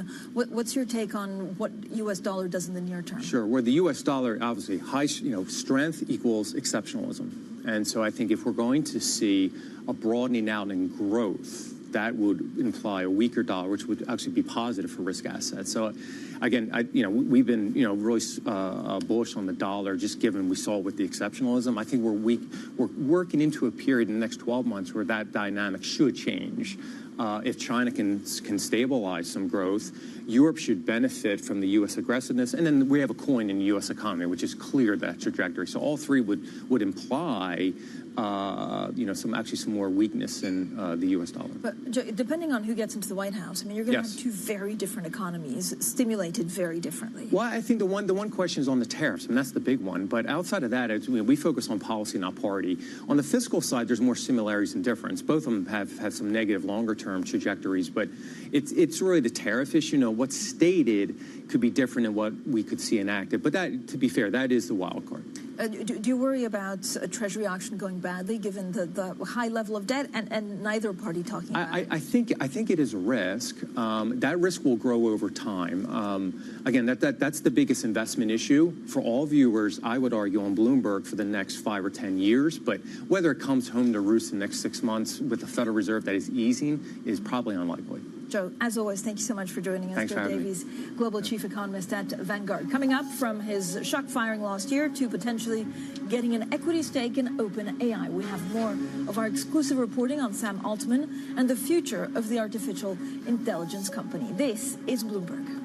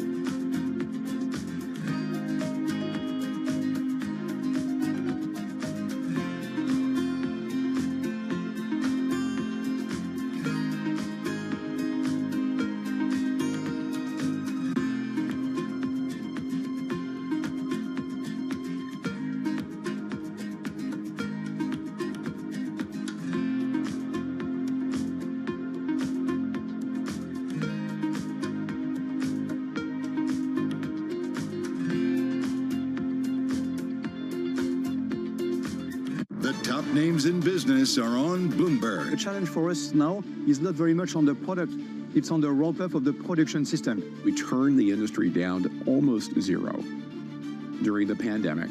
And what we're trying to do now is turn it all the way back on. And that's hard. We lost not only people during the pandemic, we lost a tremendous amount of experience.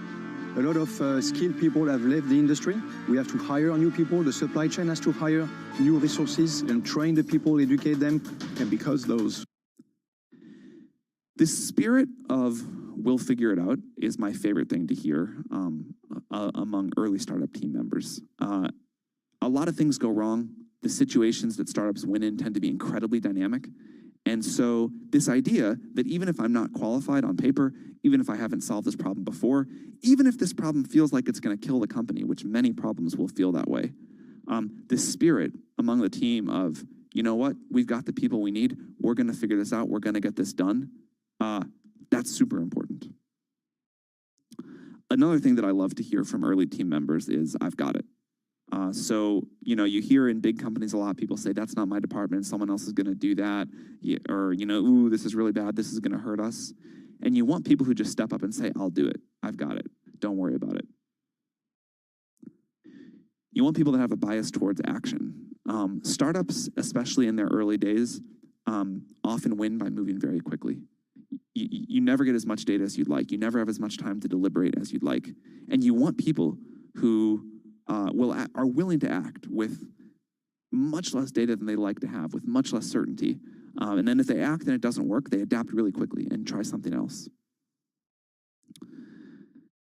We talk also about the blessing of inexperience. We have seen many of our startups do incredible things because no one told them it was hard, or no one told them they can't do it. There's a great quote from Steve Wozniak about how all the best things he ever did came from having no experience whatsoever and having no money. And, you know, that obviously is not always true, but there is a magic thing that happens with startups, especially in their early days, before they've learned they're not supposed to be able to do certain things. And so I think as a startup, again, it doesn't work to have everybody be inexperienced, but you can take more bets than you normally would on inexperienced but super high potential people. That's the end of the topic on team. One of the most important jobs you have as a founder is to never lose momentum. And this is a little bit depressing because it means for the first few years, you never get to take your foot off the gas. You never get to really rest.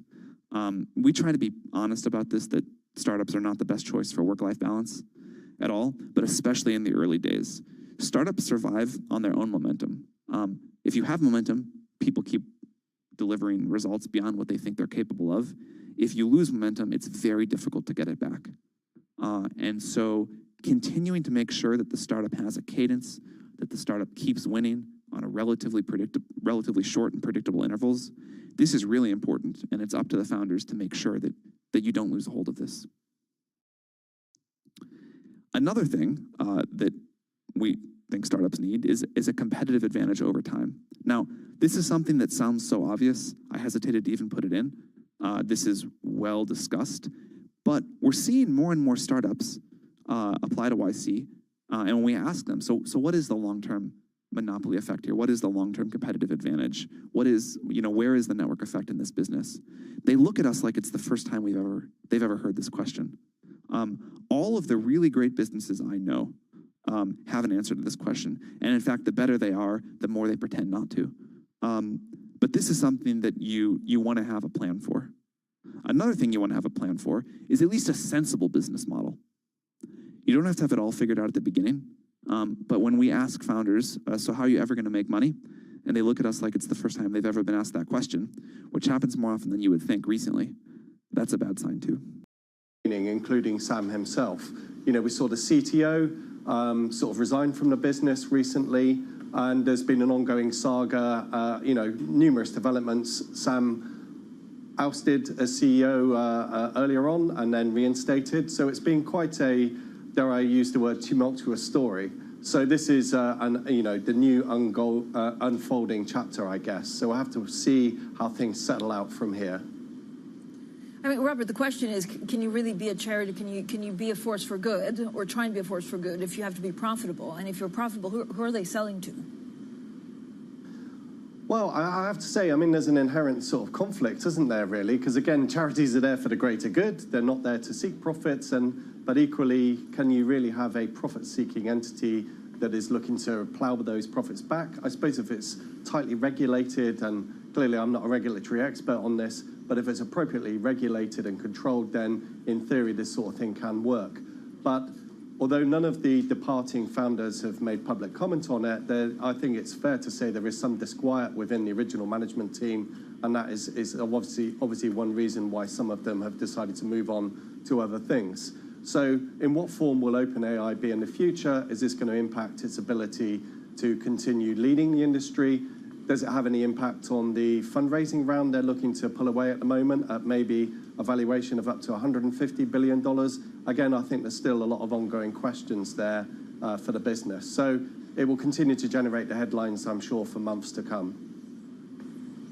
Robert, thank you so much. As always, Robert Lee there from Bloomberg Intelligence on this pretty spicy story that I know will follow for many, many weeks and months. Now, Commerzbank, we understand, so there's a big conference, of course, put together by Bank of America, and there's webcasts of a lot of the chief executives that are coming in and talking. We heard from the Commerzbank chief executive officer, the new chief executive officer, and she said they will have the first meeting with UniCredit tomorrow. So let's bring in Stephen Ahrens, our finance reporter in Frankfurt. Steve, I mean, this has got us all guessing on, what happens between Commerzbank and UniCredit. We know that the UniCredit chief executive is pretty compelling, so I imagine you would at least, take a meeting with him. But where are we? Yes, that's right. I mean, Argel, and he is a compelling personality. He's got, I think, very strong ideas for how to improve Commerzbank, where he now controls the largest stake, bigger than the German government. He believes he knows what's best, given the profitability of UniCredit is much higher than Commerzbank's. And now that Commerzbank has a new CEO, Orlop, who was at the conference earlier today, she said she will assume the role next week, but is effectively in control. She will now meet him and discuss his ideas. She's actually signaled openness to the ideas. I mean, she realizes UniCredit is a powerful stakeholder now, and it would be, I guess, not appropriate to just ignore him. And so that's what she's going to do tomorrow. So, Steve, I mean, there's a couple of controversies, of course, on whether the German government was behind it, whether they knew about it. If you were to look at the main stakeholders, like, who's the most important one right now? Definitely Argel. I mean, he came up with this plan to swoop in and take a stake and then expand it through derivatives to 21%, bypassing the German government. He's really in control. I mean, he was a bit taken aback by the backlash that his approach created in Berlin. So Berlin is to be taken seriously, but at the same time, they said yesterday, we don't want UniCredit to take over Commerzbank, but there's little we can do about it. I mean, if they buy shares on the open market, what is Germany going to do? They can't just stop it, right? And of course, Commerzbank too, they unveiled new profitability targets today to show they are a strong bank on their own. But in the end, if Argel decide to take them over, then, that's what faces them. So again, UniCredit is right now the most powerful actor here. Steve, what else? I mean, so he could go basically, and Argel could just, continue to build his stake, right? Despite opposition from both the company and the government. That's right. He could do that. There's one technical hurdle. He's applied with the European Central Bank. Big stakeholdings in European banks need permission from the ECB to cross certain thresholds. He is, by actual shares, he's still below 10%, and the rest of the 21% is just through derivatives. And so he would need more approval from the ECB to actually go ahead and buy more stuff. All right, Steve, as always, thank you so much. Steve Ahrens there in Frankfurt with the very latest on UniCredit and Commerzbank. Now, coming up, can a 3-week ceasefire prevent all-out war between Israel and Hezbollah? We'll get reaction to the proposal next, and this is Bloomberg.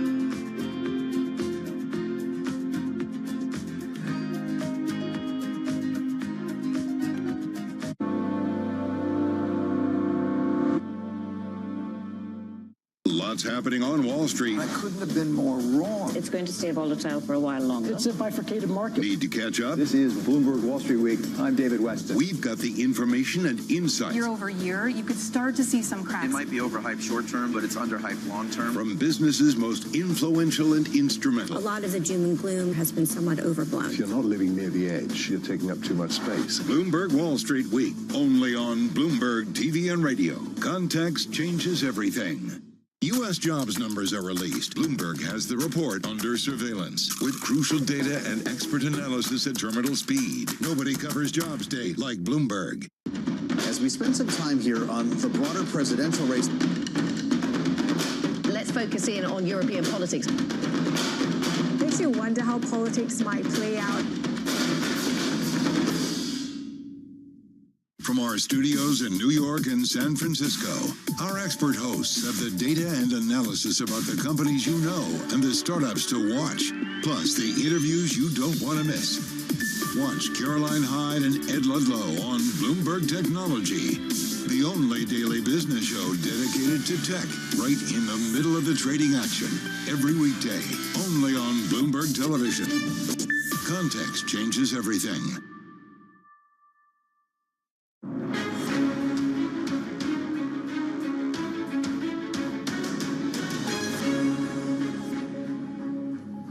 Welcome back, everyone. Now, a 3-week ceasefire between Israel and Hezbollah has been put forward by the U.S., Europe, and Arab nations in an effort to prevent all-out war. Now, Israel's ambassador to the UN says his country wants a diplomatic solution, but Iran's foreign minister has cast doubt on that. I would like to see a ceasefire and the return home of Israelis to their homes in the north and southern Lebanese to their homes in southern Lebanon. That's what we all want to achieve. It will happen either after a war or before a war. We hope it will be before. The team has no intention of pursuing peace or agreeing to a ceasefire. Its real objective is to drag the entire region into a full-scale war. So to understand what's happening and what comes next, Bloomberg Horizons anchor Giovanna Berceccia is here with Rosalind Matheson, our EMEA News Director. So thank you both for joining us. I mean, first of all, it seems it's escalating. The markets are largely ignoring this, but it does seem like things are boiling over, and Lebanon now is being pulled in almost full on. Yeah, well, things really intensified this week with the airstrikes that began on Monday. The Lebanese Health Ministry now putting that the total number of deaths has reached 636, more than 2,000 people wounded just in the last 3 days. So it has taken a really heavy toll on Lebanon, and not just specifically South Lebanon, but around different parts of the country too. Officials that we had spoken to in the last couple of days did say that the meetings around the UN General Assembly were going to be key. And I think what we heard yesterday, that ceasefire proposal put forward by U.S. President Biden alongside French President Macron, supported by EU leaders and also crucially Arab states as well, was a big step in the right direction towards de-escalation. Now, the question from here is how receptive both Lebanon and Israel are going to be. We haven't had an official response yet, but I did have the opportunity to speak to the Lebanese economy minister this morning. And one of the questions I put to him is, how open is the Lebanese government to a ceasefire? And then also, will Hezbollah adhere to the terms of the ceasefire deal? Here's what he said. The next 24 hours would be very critical because we are at a very serious turning point. If a ceasefire is to be accomplished now, we would really have helped Lebanon, we would have helped the region and avoided a full-scale war that is very, very close to happen, in the few hours and few days ahead of us. And later on, I did press him and ask him again whether he thought and he felt that Hezbollah would be open to this idea of a ceasefire, because it is important to know that Hezbollah also have political representation in the Lebanese government right now. And his perception was that, and this is a quote, Hezbollah have shown flexibility in terms of the push to move towards a truce in the last 24 hours. Roz, I mean, if we take a step back, so first of all, why is diplomacy not working? And is it, is Hezbollah Lebanon, or is it part of Lebanon? Well, the interesting thing here is, as Jemana was saying, is that this could actually create a small break in what we're seeing is intensifying fighting, Israel moving troops, more troops to the north of the country, calling up reserves to the north of the country, not really wanting to start a ground war, but saying they have those troops there if needed. And that's really raising concern. If you get a ground war, then you have a real risk of a broader war. And for Israel, in a way, Hezbollah is kind of more fundamental than Hamas. I mean, Hezbollah is really seen to them as an existential threat in the longer term. And so the question is, would Israel agree to a ceasefire? And the diplomacy is obviously coming on both sides, from the US, from France, from the Arab states, as Jemana was saying. But in a way, it's kind of up to Israel. And there's some complicating factors there between the government. Will Netanyahu agree? Will the military agree? Will the factions in his government agree? And so we're quite a few steps potentially from getting that ceasefire. And if we do, there's no understanding yet what would be the conversation around a proper agreement to end the fighting that's going on, mostly of an aerial nature. So you get a ceasefire, but what do you get as a result of that? And so that, we're in a very complicated moment still, and there's no sense that, Israel's got an ultimate goal, which is to degrade Hezbollah, to push them back from the border. Will a ceasefire achieve that? Yeah, but would a ground invasion even work? I mean, does Israel have enough troops to be fighting on all fronts? Well, they do, but they are pulling resources out of Gaza to do so. And, of course, we've seen history with ground wars before involving Israel and troops into Lebanon, and it's something they clearly do not want to do unless they feel they absolutely have to do it. And so, it's a very risky moment for Israel here because they're pushing, but they're obviously wanting to come at Hezbollah from the air primarily. As Jemana was saying, a really intense bombing campaign going on in southern Lebanon, but do they reach the point where politically they feel they have to? Jemana, what do we know about citizens that, we understand that, of course, a lot of France, the UK are trying to get their citizens out of Lebanon, and also the state of the economy that was already in bad shape. Yeah, so that's the thing. And just to pick up on what Rosalind was saying, from Israel's perspective, their new war objective is to reclaim security on the border. They don't want the residents of northern Israel to be subject to rockets and to this exchange of crossfires. So the war objectives are very clear here. But equally, on the Lebanese side, now you have, and this is per the foreign minister, 500,000 people internally displaced, and they're being scattered around all over the country, nowhere to stay. This has actually led to indirect effects, things like price gouging within the country as well, people looking to take advantage of the plight of other people. And it is one of the questions that I put to the economy minister, because the economy has been reeling the last couple of years. People forget this, but Lebanon defaulted on its debt 3 years ago. Inflation is out of control. Inflation getting better, but it was, triple digits. The currency is devalued more than 90%, and there's no clear path to reform and no functioning government. So it's really a dire situation. Add to that a state of war as well. And what the economy minister had to say was that this is a really strenuous time. Take a listen. The economy is in a very bad place. This war has added a layer of challenge to Lebanon. In 2023, we were hoping, we had expectations of growth. We had hopes that certain sectors, including tourism and food industries, will flourish. All that has gone. All that has disappeared. Growth is non-existent at this point. Growth is non-existent at this point. So even before the war, growth was non-existent, and this has just made matters a lot worse. You can see the economic imperative from the Lebanese standpoint, in addition to the mounting humanitarian cost for the Lebanese government to want to put an end to this war. Ros, what do we know about the evacuations then of foreign citizens from Lebanon? Well, obviously it's incredibly difficult. A lot of countries are saying they're having difficulty getting people out. And there are, of course, Irish peacekeeping troops, for example, operating in the border area. But as Jemana was saying, it's also for the people of Lebanon. What we're hearing, many people have left Lebanon over the years because of a series of crises, the blast that we saw at the port, for example, the sense the economy is cratering. But there are people who've stayed on to work and live there. And we're now hearing, are those people, the final straw, they're going to leave or try and leave? And where does that leave Lebanon in the longer term in terms of any prospects of, resurrecting the economy and political stability? So there's that aspect of departure as well going on. But we do know, that countries, including the UK and others, are saying to their people who might be in that area, it's very, very difficult at the moment to get them out. So they're highly concerned about, again, that intensification of the bombing that we're seeing coming from Israel over the border. Yeah, and it's difficult. I mean, the government cannot get rid of Hezbollah, right? Because it's so entrenched in Lebanese politics. Yeah, it's a question that I put to one of our guests on Horizons earlier in the day, a geopolitical analyst based in Beirut. And remember, the Israeli Prime Minister Benjamin Netanyahu left a voice message addressed to the Lebanese people, and he said, our war is with Hezbollah. Our war is not with the Lebanese people. So to what extent can you draw a distinction between Hezbollah and the Lebanese people? And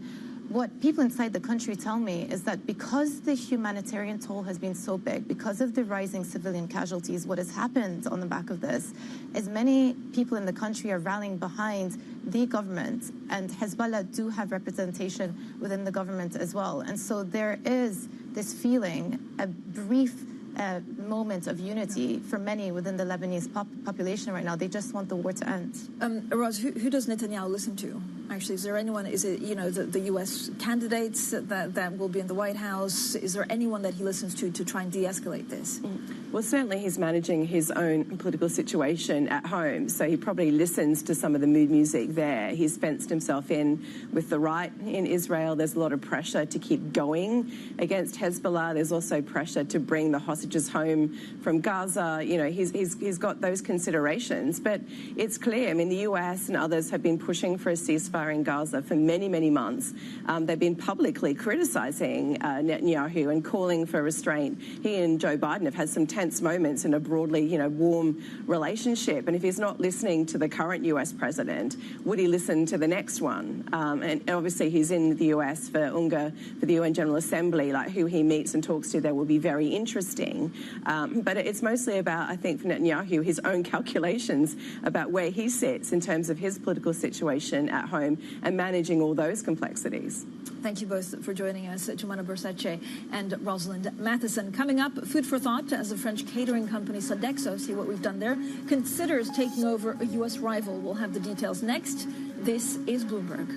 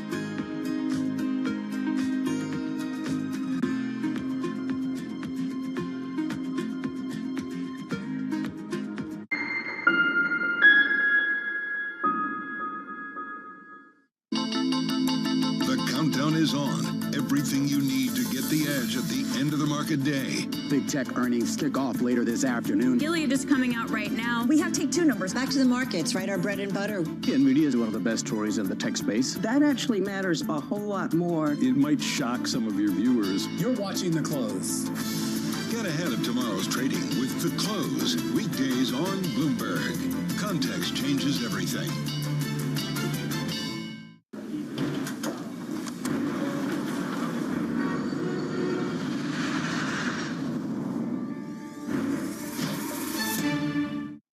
Good morning. This is Bloomberg Surveillance. Welcome back to the opening trade.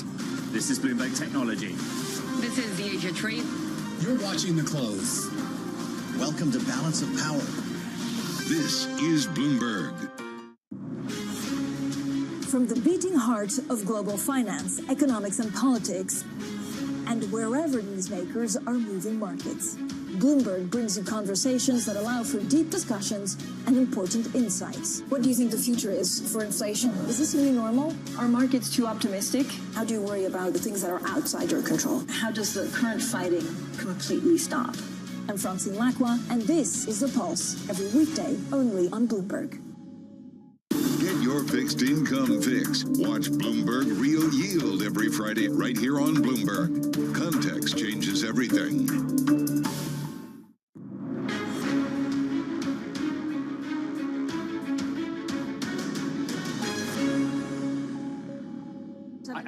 I think it's very necessary in Europe, and because Europe is overbanked, and growth is relatively low, and banks at this point are well capitalized and healthy, so it's necessary. But if we needed a reminder how difficult it is, the fact that, as far as I can tell, UniCredit is following the rules, and German politicians and German unions have said we don't like this. Maybe it's posturing, or maybe it's a real obstacle. I don't know, but it's tough. It's tough to get things done within Europe. Is it a test? I mean, if this goes through, if the rules are followed, and if this goes through, would it make you confident that actually things are moving in the banking sector? I think it's a really important litmus test. Not the only litmus test we could have, but there's industrial logic to the transaction. There's a willing buyer who has plenty of capital to make this kind of, and there's a healthy but not thriving bank on the other side, and Germany's overbanked, so it would seem, and of course UniCredit owns a very big bank in Germany, so it seems to make sense. But these things, they get political and then it gets complicated. Well, that was Bill Winters on the Commerzbank and UniCredit potential deal. You can hear more from our interview with the Standard Chartered Chief Executive Bill Winters on the podcast In the City that I host with Bloomberg's David Merritt and Allegra Stratton. Now, Commerzbank and UniCredit shares have rallied after the incoming Chief Executive, Bettina Orlopp, said the company will have a meeting with UniCredit tomorrow as the Italian lender prepares a potential takeover. Now, the German lender has also pledged to increase profitability and pay out more money to investors. Another company we're following is, of course, the French catering firm Sodexo, slumping this morning, the worst performer on the Stock 600. Now, this comes after we reported news of a potential deal to acquire its U.S. rival, Aramark. Now, let's get straight to more details with our Bloomberg Deals reporter, Manuel Baigorri. Manuel, what do we know about the deal?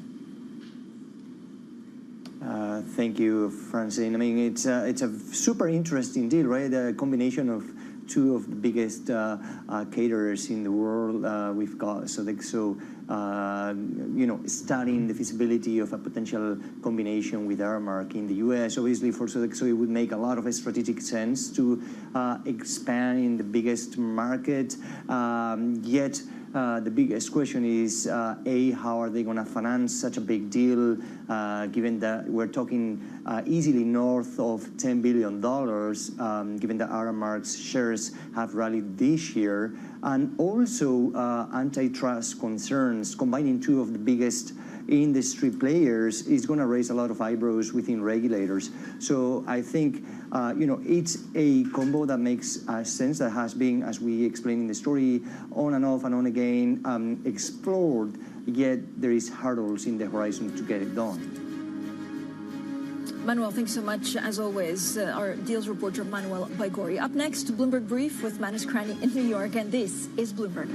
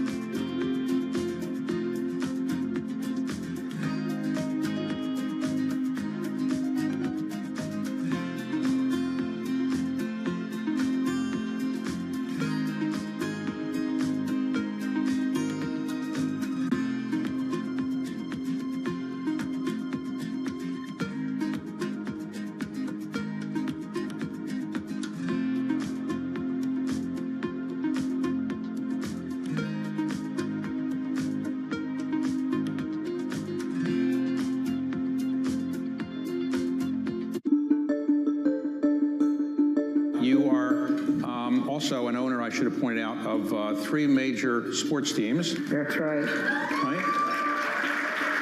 And you're the first woman, as I understand it, first woman to own three major, have a stake in three major sports teams. Is that right? Yes, and we'll say African American. You were approached by the owner then of the, I guess, the Washington Wizards and the Washington Caps about maybe buying the Washington Mystics, which is the women's basketball team. And what did you say? Well, first of all, it was Abe Pollin. He did come to me and Susan O'Malley, and they said, Abe Pollin says, look, I want you to be the face of the Washington Mystics. And I said, what do you mean be the face of? He says, I want you to buy this team. His health was failing. And I have to tell you, and a lot of women can understand this, we never get these opportunities. So that was the first thing that struck me. And I was flattered. I was really flattered. I said, well, Abe, what are the financials on this? And he handed them to me. He says, well, they're not making money. But I was still intrigued about team ownership.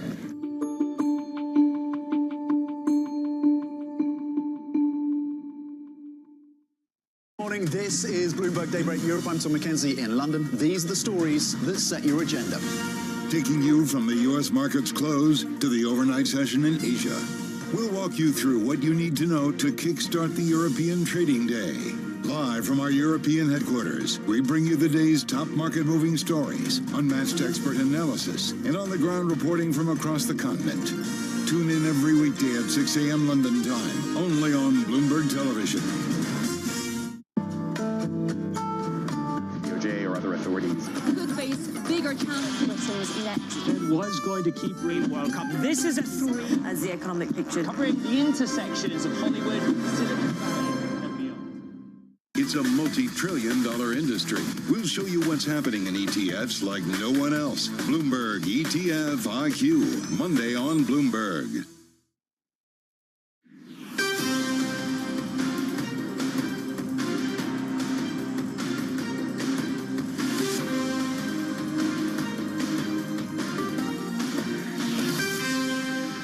Good morning from our global headquarters in New York. I'm Menace Cranny. Penny Berger is on assignment. Welcome to Bloomberg Brief. Let's set your agenda. A boost for the bulls. Stocks power ahead. We hunker down for a marathon of Fed speak, including Chair Jay Powell. An AI victory. Micron gains the most in 6 months amid strong demand. OpenAI melts a 7% stake for Sam Altman. Supercharging the stimulus, Chinese top officials ramp up their urgent efforts to revive the economic growth and delivering fiscal support. Plus, don't miss our interview with the Irish Prime Minister Taoiseach Simon Harris coming later this hour. A very good morning to you. We've seen this a couple of times this week. The Chinese come out with a narrative of stimulus, and we see this little bid tone to U.S. equities, but it is the musculature of the narrative from Micron, the biggest chip producer in the United States of America, that really has imbued a sense of uplift here. Robust AI demand. They are the magic words for anybody out there. The Chinese go for forceful implementation of rate cuts. We'll talk about that in a moment. But where do we start from in these markets? Goldman Sachs say U.S. exposure is bullish and that the flows into U.S. equity markets, they're not dissimilar to what you saw in 2013. It's the starting point that matters. Roll it over, have a look at the bond market. What we've got is a smorgasbord of Fed speak today, including a pre-recorded speech from Jay Powell. But there's a host of other speakers there. What will they add? Will they add along with Adriana Kugler in terms of avoiding the unnecessary pain? Yields ticked down ever so slightly.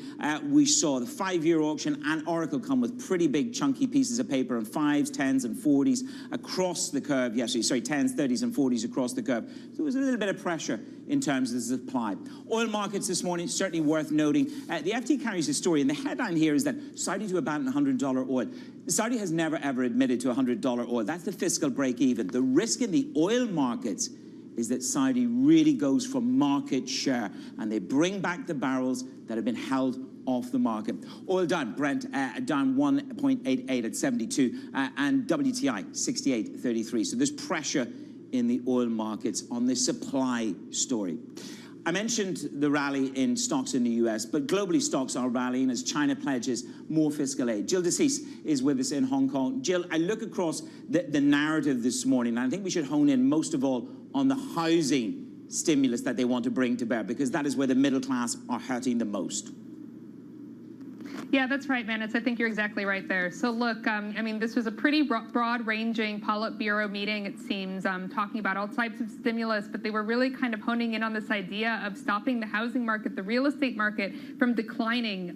That's pretty forceful language that we really just haven't heard directly from the Politburo before. You know, as we know, Manus, the real estate sector has been one of the biggest pain points, if not the biggest pain point, over the last 4 years or so for the Chinese economy. So this idea of sort of trying to limit the creation of new housing supply, particularly on the residential side, that being a big focus of the Politburo today. But of course, as you mentioned earlier, you know, they're talking about this idea of implementing forceful rate cuts as well, also language that you don't really hear from the Politburo, something that we had really, you know, kind of started to hear from the central bank governor just the other day when he was kind of telegraphing this idea of more rate cuts. So all of this in tandem with each other, man, it just really tells you that they're stepping up a lot of policy support here. Now, as these things go, Politburo does this big declaration, and then it's really up to the individual agencies in China to, you know, come through with specific details. I suspect we're going to get more of that in the coming days and weeks. Next week is a big holiday in China, but, you know, perhaps a bit before then or after then, we'll actually get some direct specific policies on how exactly all of this is going to help the economy.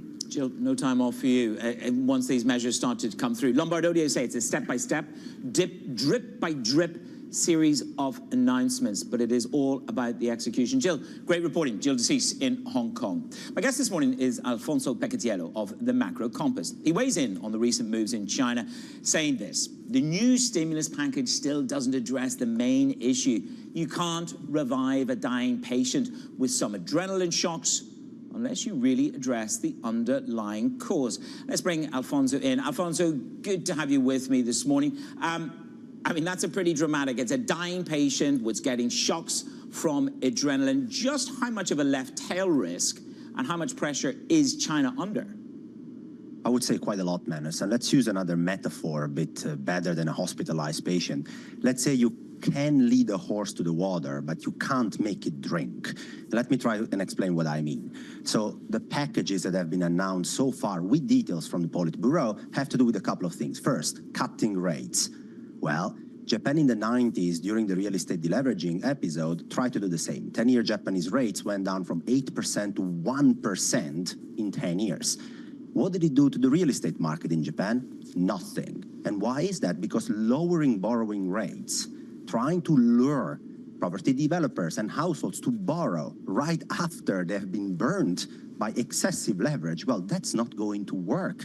Lowering interest rates is not a good enough incentive to get people to actually borrow again and run the same risk of deleveraging all over again on their balance sheets.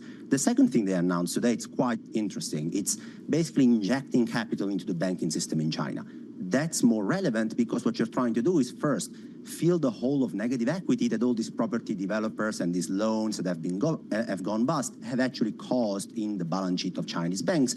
And importantly, if you recapitalize banks, you give them a better incentive to lend money. The problem again is, are there willing borrowers in China right now? Well, that comes down to the fiscal adjustment. We've got the monetary intonation, but no fiscal adjustment. Just square this for me, because you've got this big tone to U.S. equities on Monday when we had the first flurry of this narrative. Today, as we go to the end of the week, another flurry on the upside. What I want to try and understand, if you're saying that this could be Japan 1990s, what is the reverberation for global risk if they don't get it right and they don't do the fiscal in conjunction with the monetary? So I would say, Manus, that people should remember trading Chinese stocks is not trading the Chinese GDP future. There is no Chinese GDP future here. You're trading Chinese stocks. Chinese stocks are also a matter of liquidity. They're a matter of sentiment. They're a matter of how much people are short on Chinese stocks. And when you announce a facility that basically kind of kills the shorts, or it's the version of the Chinese, let's say the Fed put basically body in China, clearly you're going to have a microstructure reaction to these shorts being cleared out. Please understand the Chinese stock market is not the Chinese economy. It can be the furthest thing away.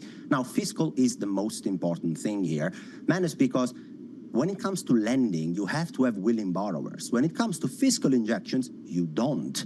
You're going to cut taxes. You're going to send people money. You're going to put money in their pockets, and you're going to revive property developers. Without their consent or not, you don't require willing borrowers. Well, let's focus on our monetary policy here in the United States of America. I don't know whether we're going to get to 1%, but this is what you say. There's nothing to celebrate. The Fed's policy is still dangerously tight. The Fed needs to do more or it risks falling behind the curve. So define for me what dangerously tight is then. So look, Manus, it's pretty simple. When you consider a Fed fund rate, which is today 4.75%, alone, it really doesn't mean much. You have to compare it against something that is known to be the equilibrium rate, which is unobservable, or you have to compare it, I think, to something much more tangible, which is the current economic cycle. So what I do is I look at nominal growth in the US, and then I compare it against Fed funds rate. And historically, whenever Fed funds rate have gone above the level of nominal growth, well, normally policy has been considered to be tight. It has caused problems to the economy and to markets down the road. Well, today, guess what? Even after the 50 basis point cut, if you look at a broad range, indication of nominal growth in the US, policy is still tight. Now, the good news is that the Federal Reserve at least is getting going, right? It has done 50 basis points. The problem is that you need to continuously adjust this policy to being looser and looser if nominal growth keeps declining. And what I'm not sure about is that the Federal Reserve wants to do this proactively. In my opinion, it's going to be more of a reaction, a delayed reaction to negative data, which generally speaking is not good news for market. You want the Federal Reserve to be ahead of the curve, not behind the curve. Okay, well, we'll hear more from the Federal Reserve, the heads of the Federal Reserve throughout the day. A smorgasbord of speak, including Jay Powell. Alfonso, thank you very much. Alfonso Picatiello, the Macro Compass, assessing the stimulus measures from China and beyond. Other stories on your Bloomberg terminal. This is what we got for you this morning. The Swiss National Bank cut borrowing rates by a quarter for a third straight meeting. The central bank warned of more cuts to come if needed as it attempts to contain the strength of the Swiss franc. SNB President Jordan referenced the reduction in inflationary pressure as the factor in today's easing. The New York City Mayor Eric Adams has been indicted following a federal corruption investigation. The probe first became public when the home of an Adams campaign fundraiser was raided last November. In recent weeks, the mayor's chief counsel and police commissioner have quit, and 2 former fire department officials were charged with bribery. Disney is laying off corporate-level staff as part of an ongoing optimization work. The company said in a statement that the website Deadline reported that around 300 were affected, with ESPN and the theme parks not involved in this round of layoffs. Disney got to work in cutting costs last year. Ultimately, 8,000 positions affected as the company looks to improve its profitability.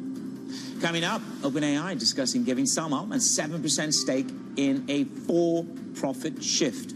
More on our scoop. That's next. So we'll speak throughout the day. We'll look ahead with Katrina Dudley of Franklin Templeton later this hour, right here on Bloomberg. Good morning from New York.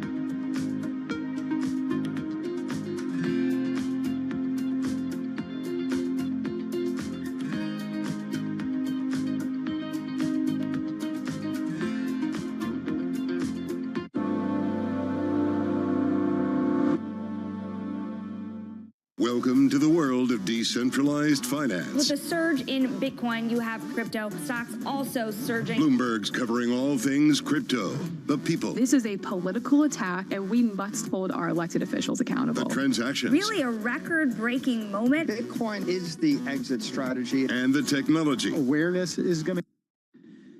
The spirit of "we'll figure it out" is my favorite thing to hear among early startup team members. A lot of things go wrong. The situations that startups win in tend to be incredibly dynamic. And so this idea that even if I'm not qualified on paper, even if I haven't solved this problem before, even if this problem feels like it's going to kill the company, which many problems will feel that way, this spirit among the team of, you know what, we've got the people we need, we're going to figure this out, we're going to get this done, that's super important. Another thing that I love to hear from early team members is, I've got it. So, you know, you hear in big companies a lot of people say, that's not my department, someone else is going to do that, or, you know, ooh, this is really bad, this is going to hurt us. And you want people who just step up and say, I'll do it, I've got it, don't worry about it. You want people that have a bias towards action. Startups, especially in their early days, often win by moving very quickly. You never get as much data as you'd like. You never have as much time to deliberate as you'd like. And you want people who are willing to act with much less data than they like to have, with much less certainty. And then if they act and it doesn't work, they adapt really quickly and try something else. We talk also about the blessing of inexperience. We have seen many of our startups do incredible things because no one told them it was hard, or no one told them they can't do it. There's a great quote from Steve Wozniak about how all the best things he ever did came from having no experience whatsoever and having no money. And, you know, that obviously is not always true, but there is a magic thing that happens with startups, especially in their early days, before they've learned they're not supposed to be able to do certain things. And so I think as a startup, again, it doesn't work to have everybody be inexperienced, but you can take more bets than you normally would on inexperienced but super high potential people. That's the end of the topic on team. One of the most important jobs you have as a founder is to never lose momentum. And this is a little bit depressing because it means for the first few years, you never get to take your foot off of the gas. You never get to really rest. We try to be honest about this, that startups are not the best choice for work-life balance at all, but especially in the early days. Startups survive on their own momentum. If you have momentum, people keep delivering results beyond what they think they're capable of. If you lose momentum, it's very difficult to get it back. And so continuing to make sure that the startup has a cadence, that the startup keeps winning on a relatively short and predictable intervals, this is really important, and it's up to the founders to make sure that you don't lose a hold of this. Another thing that we think startups need is a competitive advantage over time. Now, this is something that sounds so obvious, I hesitated to even put it in.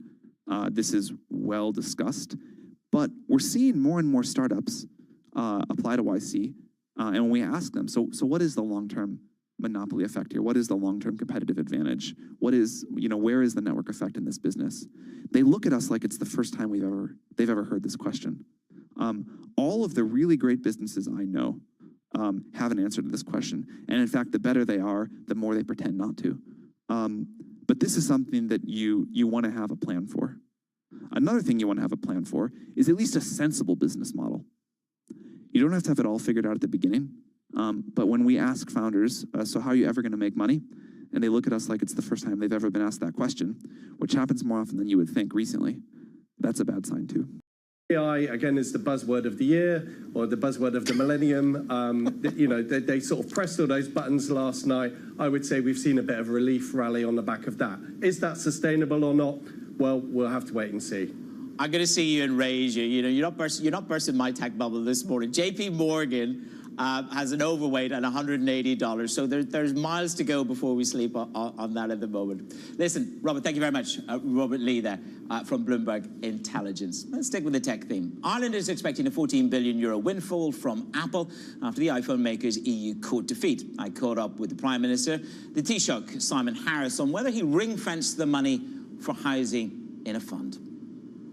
For a number of key infrastructural areas, and we will set them out in the budget. As you rightly say, it's not a matter for the budget. We've yet to receive that money, but I do think it's appropriate in our budget that we would provide clarity as to the principles we'll apply as to how to invest it.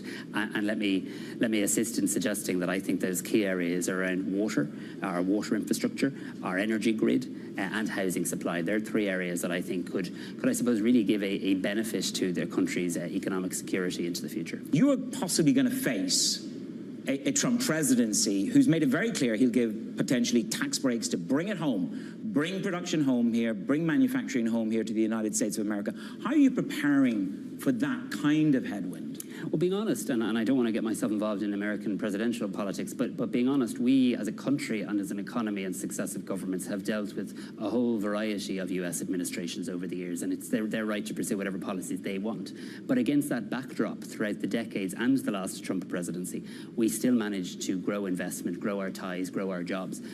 So I'm conscious of what people say during campaigns, but I'm also very proud of the records that we have and the offering that we have for people who want to do business in Ireland. And my message to them is that I hear them when they say we need to invest more in our infrastructure, we need to invest more in our energy grid, and we need to continue to invest in skills and education. So I'm keeping my eyes on the offering we have and allowing other people to do their bit too. Well, in preparation, potentially, both candidates are talking about tariffs, Trump and Harris, an extension of tariffs is a possibility. How is Europe viewing the potential for a trade war? Maybe that's the bigger question. Yeah, I think it is. I think it is a bigger question. I wouldn't describe it as a trade war, but the job of work. What would you describe it as? The job of work that Europe needs to do to become more competitive. I think one of the biggest challenges I see as a member of the European Council now is that there are so many geopolitical pressures in terms of war on the continent of Europe and the likes. We have to make sure we carve out time, space, bandwidth to work on the competitiveness agenda. So Mario Draghi, for example, has just done an excellent report in terms of how to build a competitive Europe. Lette, the former Prime Minister of Italy, similarly, on how you complete the work of the single market.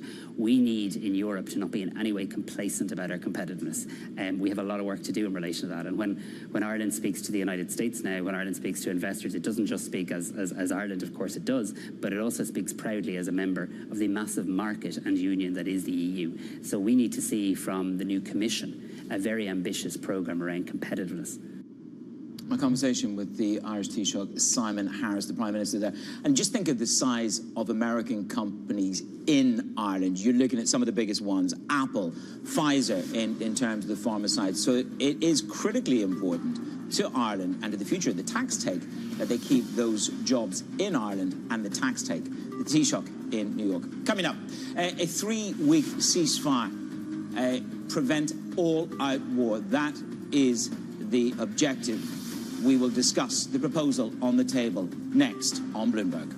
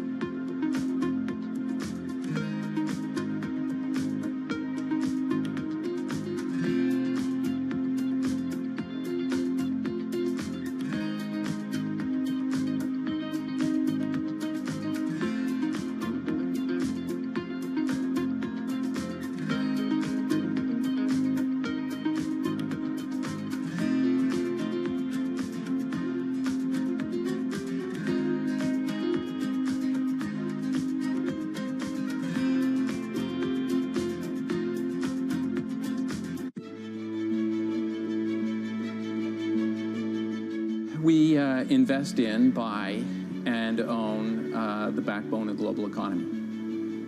When the water gets delivered to your house, the road you drive on, the pipeline that brings different things to your community, the telecom towers that transmit your phone, the data center, the real estate that you live in. It's what we own and build, so it's really what drives the economy, and you don't often see our name. Is that a good or a bad thing? You know, it's just because we're behind the scenes, but it's big, with $1 trillion of assets almost.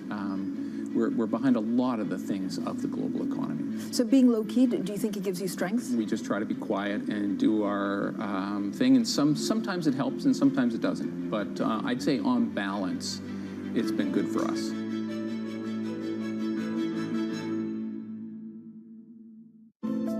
Bloomberg covers the world with unmatched reach and resources. From more than 120 countries, the moment news breaks, 24 hours a day. Bloomberg, context changes everything. From our studios in New York and San Francisco, our expert hosts have the data and analysis about the companies you know and the startups to watch, plus the interviews you don't want to miss. Watch Caroline Hyde and Ed Ludlow on Bloomberg Technology, the only daily business show dedicated to tech, right in the middle of the trading action, every weekday, only on Bloomberg Television. Context changes everything.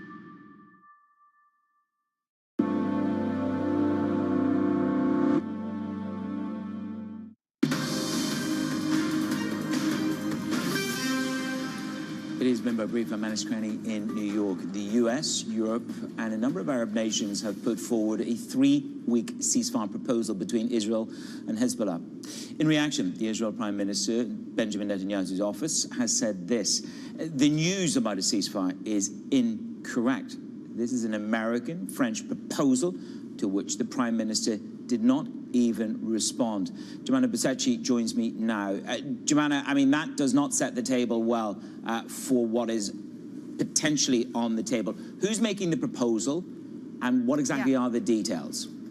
Yeah, so those are fresh comments that we just got now from the Israeli Prime Minister Benjamin Netanyahu. And of course, there has not been an official response. He put out a tweet saying there has not yet been an official response. So we don't know yet whether Israel are actually going to subscribe to this ceasefire proposal. But it is worth highlighting that there has been progress on the diplomacy front in the last 24 hours with that statement that was put out by President Biden and President Macron alongside the support of EU leaders and key Arab nations as well, proposing that ceasefire on the Lebanon-Israel blue line, which is the demarcated border.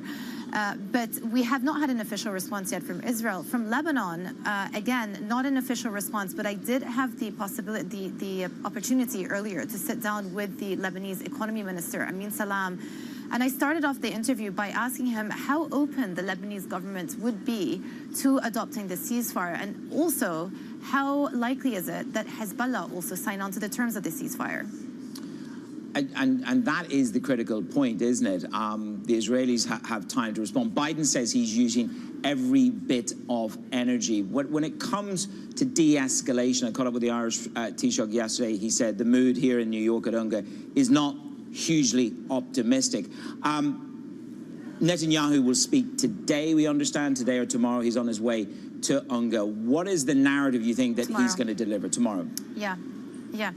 So I actually just wanted to reflect on the comments that the economy minister did tell me, because in response to that question I asked him, he said that he thinks that Hezbollah have shown some flexibility in the last 24 hours and that they are actually moving towards potentially signing up to this truce. So the comments sounded quite promising, at least from the Lebanese perspective. But what we're hearing now are reports of further airstrikes, ongoing, continual bombardment across various cities around Lebanon. The death toll is more than 600 since the beginning of this week. And again, 2,000 people wounded just in this week alone. And so the pressure is there.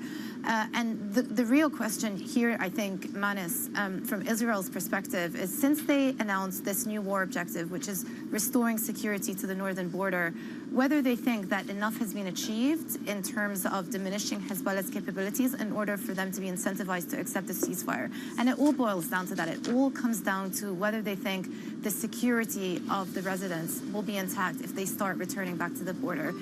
But again, as I said, no official response yet. No, well, there is just a tweet, as you said, just at 5:15 a.m. The Israeli military says it is striking Hezbollah targets in Lebanon. That is in the past 10 minutes. Jumana, thank you very much. Great work there. Bloomberg Horizon's Middle East anchor, Jumana Basecci. Katrina Dudley joins me next to talk markets.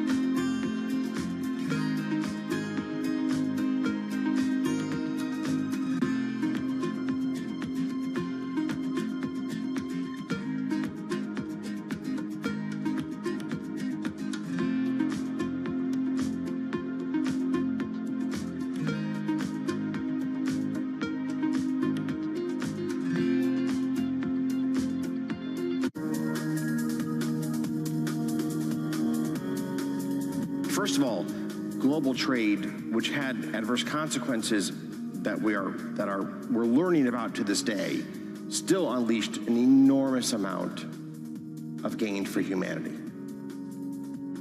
And with the rise of global trade became the rise of information sharing around the world, which rapidly accelerated the trajectory of mankind.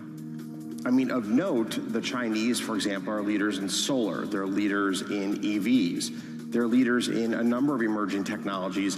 In a world which is more splintered, we'll see the gains that the Chinese have achieved in these important areas not shared by the Western countries. And conversely, the United States is a clear leader in AI, along with a number of the European countries. And those gains will not be shared with China and the countries in its sphere of influence. So it's a very clear-cut loss for all of humanity when we have the severing of ties between our countries. On a practical level, is it getting harder to manage? I think that one has to be aware that there are more tail risks. That are harder to ultimately manage.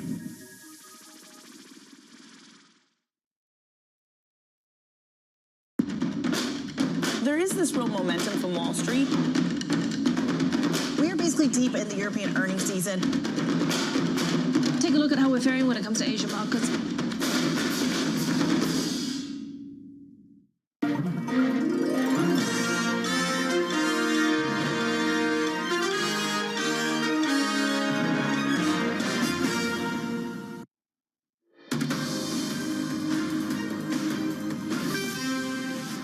From our global headquarters in New York, I'm Menace Cranny. Welcome to Bloomberg Brief. Danny Berger is on assignment. Let's set your agenda. It's a boost for the bulls. Stocks power ahead. We hunker down for a marathon of Fed speak, including Chair Powell. Supercharging stimulus, Chinese top officials ramp up their urgent efforts to revive economic growth with vows to support fiscal spending. And VP Harris and former President Trump rally in swing states as we're 6 weeks out to the U.S. election. A very good morning to you. We've got a nice bounce again in these equity markets. Definitely the alpha is in the tech. Is that more to do with Micron? I mean, they have fallen a long way from their highs, but they gave us the magic words, robust AI demand.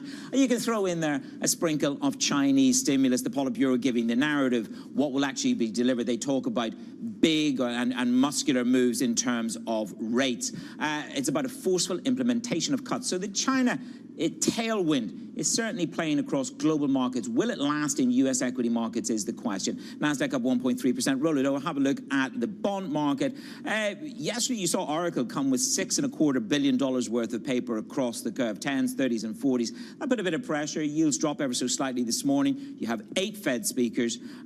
To what extent do they reinforce the narrative about avoiding unnecessary pain? And that's what Adriana Kugler had to say yesterday. I leave you with a snapshot on oil. The FT leads with the main story, which is Saudi to abandon its $100 oil target. They never, ever had a $100 oil target. It's a fiscal break-even that the world refers to. What is the more important story here is if Saudi's ambition is to hold on to market share, what will they do in bringing supply back? Oil is down, stocks are bid. It's 1 week on from the Federal Reserve's rate cut of 50 basis points. My guest this morning is Katrina Dudley, Senior Investment Strategist over at Franklin Templeton. Good morning, good to see you. We're sort of risk on, a mighty form of risk on in these markets. You've had a week to think about it. It's almost like nirvana for risk. Is it nirvana for risk for you? No. Risk is always going to be part of our equation because we need to deliver risk-adjusted returns. So you cannot operate in a world where you take risk off the table. And sorry to be so passionate about that, but I do think it is such an important part of portfolio positioning and how investors are positioning in any of these types of rallies. So from our perspective, look, we're staying in the saddle, I think is the line that we're using, and we are optimistic about what's happening in this world.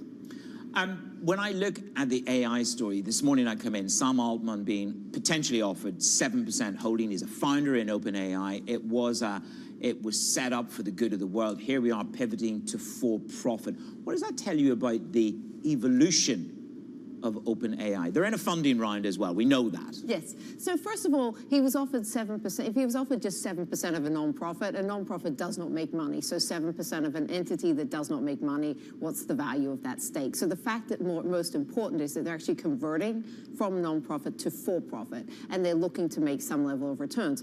But from an investor's perspective, what we want to consider is how does it change how the company is being operated from this shift in focus?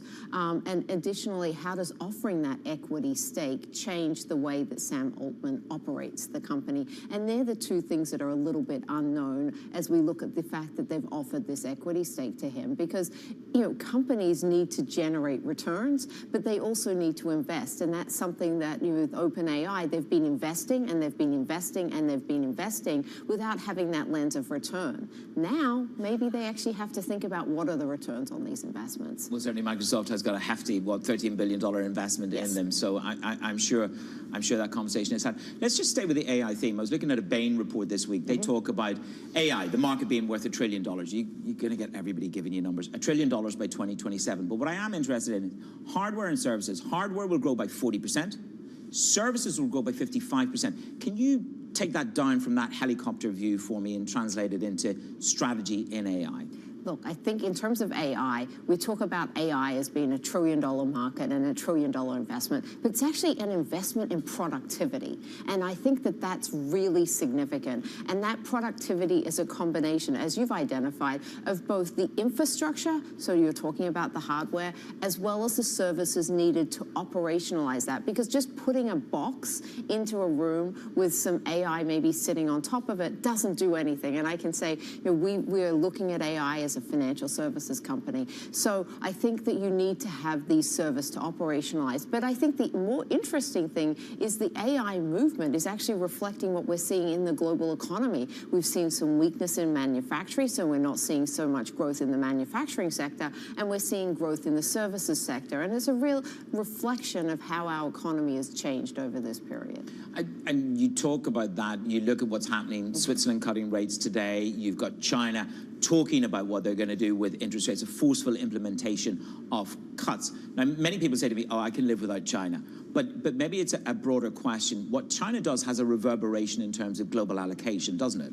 It does, because China is an important economy in the world in terms of what it's doing and what it's investing. And I think what you need to take from what we've seen in the last few days is this idea that they need to stimulate, which means we have, you know, just a little bit of uncertainty in that market. And we've got within the United States, we have this bear-bull debate. And you know, the fact is China was part of the bearish case. You know, they weren't as strong as people were expecting. Now, you can also take this stimulus as supporting both the bull and the bear, which is one of those things that is very difficult in equity markets. You can say, well, it was worse than we thought, so they had to stimulate, which is fairly bearish. Or you can say it's a positive momentum factor that is going to support some of these underlying themes. We've got rate cuts. We have the 50 basis points that we've had out of the Fed. You've got other central banks looking at it as well. And so people are looking to adjust and to support. And I think that that's why we continue to think investors need to stay invested in this market. Look, these are all layers of support for industry and for growth. And maybe that's where it translates from the equity side. Yes. Look, industry is what makes this world go round. I mean, and people need to have, you know, companies do work. So we need to have policies. You're seeing it with some of the, you know, the positioning as it relates to different industries. You're looking at some of the merger news that we're looking at. But people in the United States have two objectives, and it's reflected in what the Fed is saying. It's, first of all, it's low inflation. Second is full employment. Look, the Fed, to a certain extent, has taken some of the left tail risk off the table with the 50 basis points. We've still got a market that's pushing for more, pushing for 70 basis points, and we're at a coin toss, you know, the toss of a coin of whether we get another 50 basis points. Do you think we will? And to what extent does that matter to your equity narrative? I think, first of all, we need to remember that the next meeting and the next release is actually right around the election. And I think that that is something that we have to consider, because the Fed has always wanted to be seen as politically independent. And so I don't think that we're going to get anything around this November timeframe. I think that But then that possibly leaves us 75 basis points at Christmas. I don't think they'll do 75. He's already given us the signaling, and he's going to talk today some more. But he's already said, don't keep expecting 50. It's like we kind of gave it a bit of a push to start. But then are we overextended on risk on the assumption that he's going to give us more? I think we are. I think that it's going to be much more measured. I think on the, we've seen a Fed that's very data dependent and very hesitant. And I think what we got with the 50 is kind of the separation of 225s because of just some timing reasons.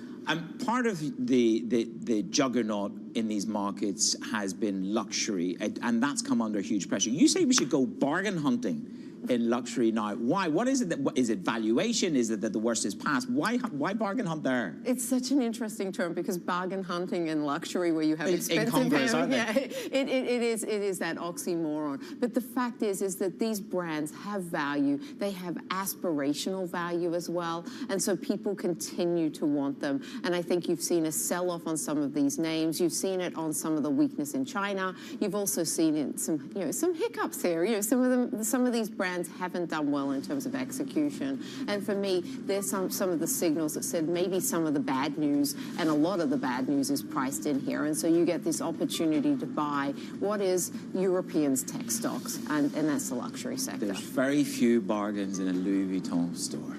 I know, but just because the bags may not be a bargain doesn't mean that the stock isn't a bargain. And it's something I keep telling people is that great companies, wrong valuation, bad investment. Keep buying the bags. Katrina Dudley there of Franklin Templeton, my guest this morning on the markets. Coming up, we're about 6 weeks away from the US elections. We'll look at how Harris and Trump's latest pitch book is on the economic front, right here on Bloomberg.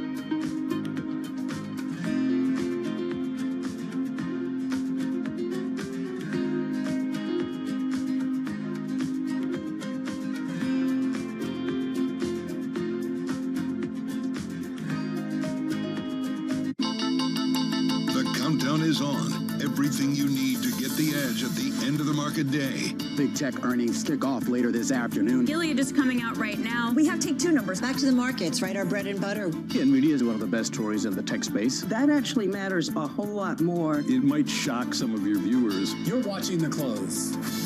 Get ahead of tomorrow's trading with The Close. Weekdays on Bloomberg. Context changes everything.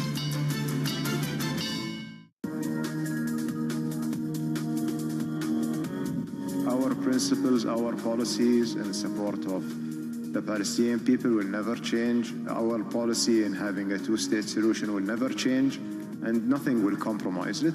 And as long as we are, having the capability to be helpful, we will do it. We did that between Afghanistan, between Taliban and the US. We did that between different parties in Lebanon and Sudan and others. And that's basically the core of our foreign policy. It's been built based on mediation, on trying to help in resolving conflicts between the party. There are countries or people might not like it, but we don't ask everyone to like it, just to understand it.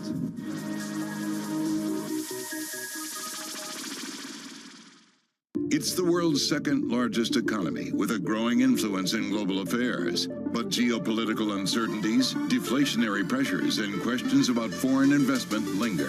Bloomberg, the China Show, brings you the unmatched expertise you need to keep track of breaking news, in-depth market analysis, and the most influential newsmakers in and around China. Bloomberg, the China Show. Weekdays around the world, right here on Bloomberg. Context changes everything.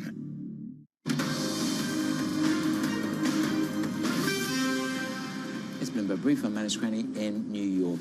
We're about 6 weeks away from the US elections. Kamala Harris and Donald Trump are driving their messages in the swing states. Who decide the race to the White House? Trump promised a manufacturing renaissance at his rally in Savannah, Georgia, a little bit earlier this week.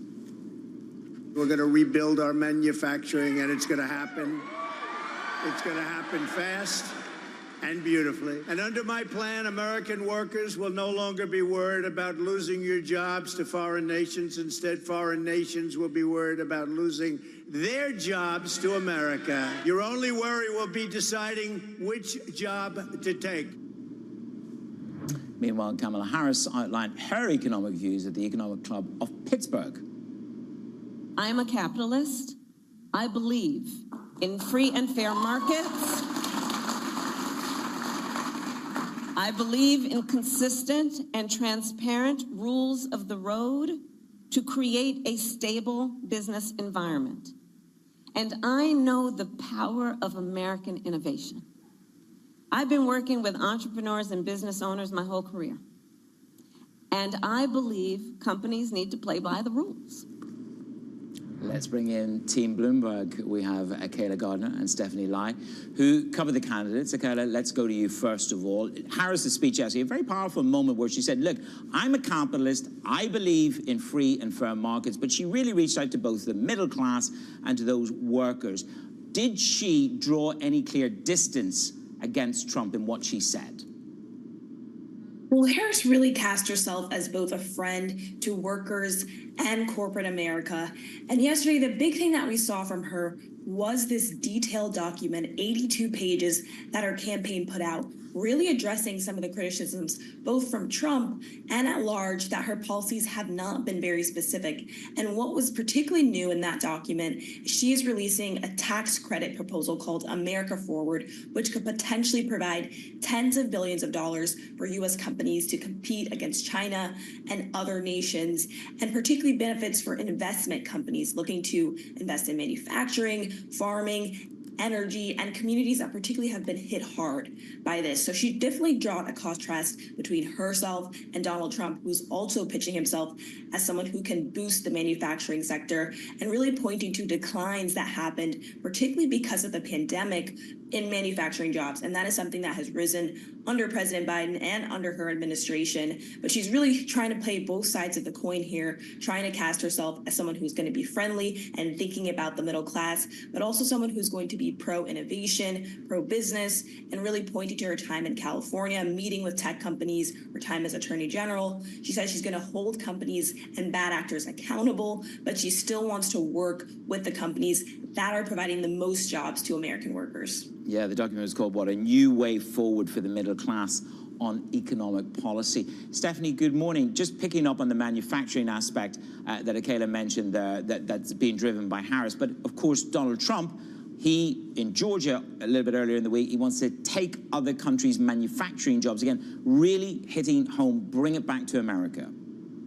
Certainly, and as the economic proposals that Kayla notes, this is something that Donald Trump has been hammering home on for the last couple of months on the campaign trail. His main pitch to voters is that he will be the candidate that can bring home as many manufacturing jobs as possible, and one of the main pillars of his economic proposals is by using tariffs. And so in his most recent speeches this last week in Savannah, Georgia, and reiterated in Mint Hill, North Carolina, he noted that he would allow for many of his other proposals, such as lowering the corporate tax rate from 21% to 15%, to apply to these companies only if they sell and manufacture their products in the United States. In addition to that, he also offered new incentives in his most recent speeches, saying that he would offer up federal lands as another incentive. He would appoint an ambassador to focus on this work specifically. And on top of that, he would personally recruit these foreign companies to come into the U.S. Okay, let's bring it back to you. Biden and Harris are to meet Zelensky, and Trump yesterday, of course, had something to say about Zelensky. He was saying nasty aspersions. That was the line from Donald Trump.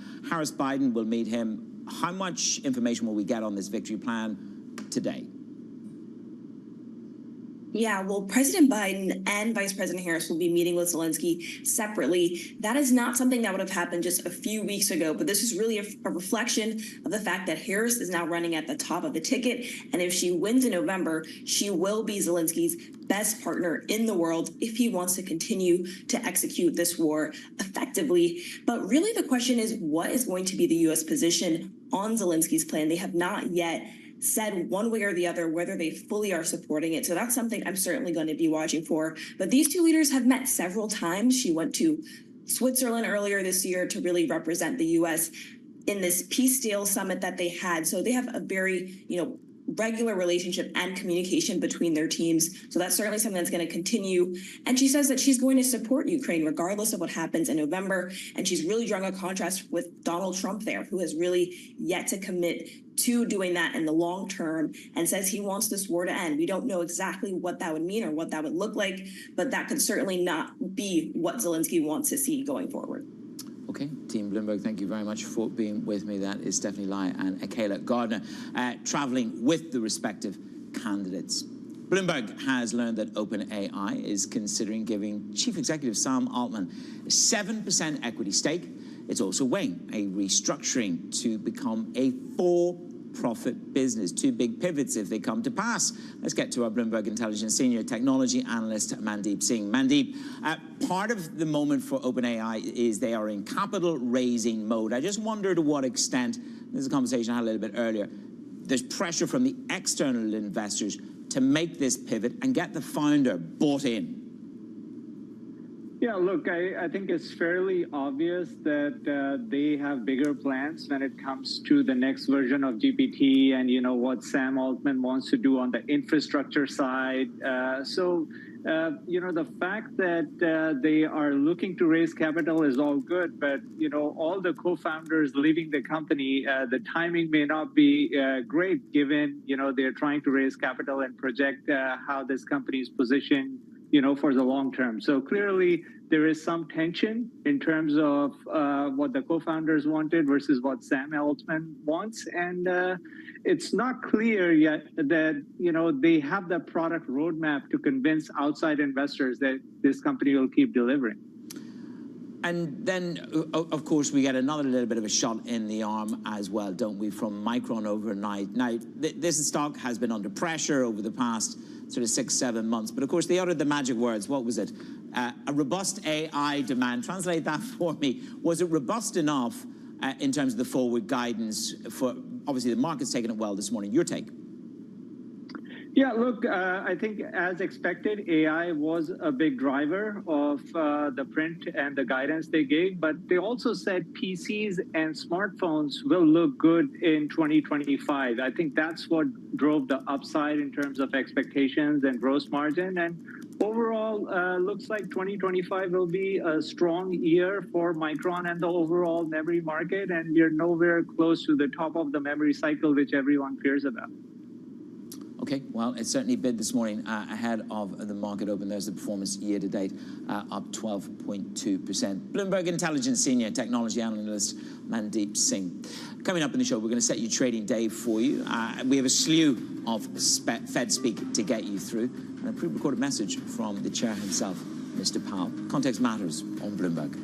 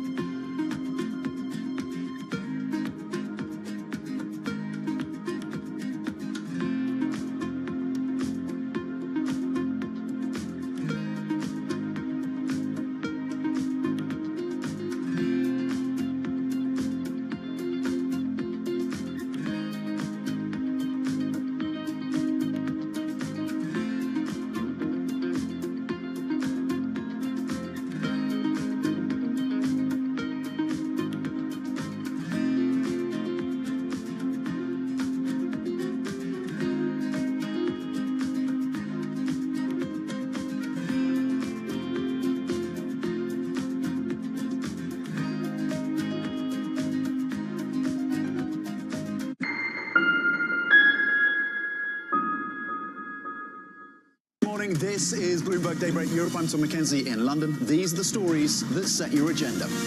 Taking you from the U.S. market's close to the overnight session in Asia. We'll walk you through what you need to know to kickstart the European trading day. Live from our European headquarters, we bring you the day's top market-moving stories, unmatched expert analysis, and on-the-ground reporting from across the continent. Tune in every weekday at 6 a.m. London time, only on Bloomberg Television. It's a multi-trillion-dollar industry. We'll show you what's happening in ETFs like no one else. Bloomberg ETF IQ, Monday on Bloomberg. As we spend some time here on the broader presidential race, let's focus in on European politics. Makes you wonder how politics might play out.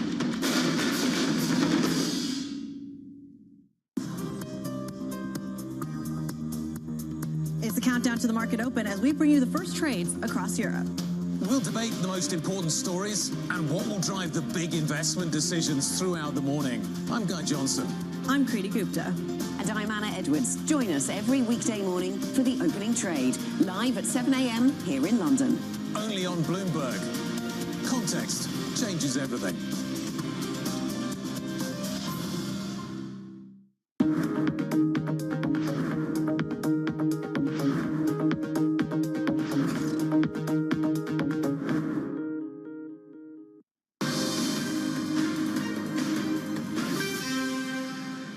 Many may say I should resign because I cannot manage the city while fighting the case. I can also understand how everyday New Yorkers will be concerned that I cannot do my job while I face accusation. But I have been facing these lies for months since I began to speak out for all of you and their investigation started. Yet the city has continued to improve. Make no mistake, you elected me to lead this city, and lead it I will. That was the New York City Mayor, Eric Adams, reacting to being indicted following a federal corruption investigation. Now, the probe first became public when the home of an Adams campaign fundraiser was raided. That was last November. In recent weeks, the mayor's chief counsel and police commissioner have quit, and two former fire department officials were charged with bribery. The indictment is sealed, and it is not yet clear what charge or charges Adams will face. A little bit of breaking news now for you from China. We've been talking to you about the stimulus measures, their desire to recapitalize the banks. So here's some numbers for you. China are to issue $284 billion worth of special sovereign debt this year. And within the package, the Ministry of Finance plans to issue about $1 trillion yuan worth of special sovereign, primarily to stimulate consumption is what they say. They've got a plan to recapitalize the banks at $142 billion.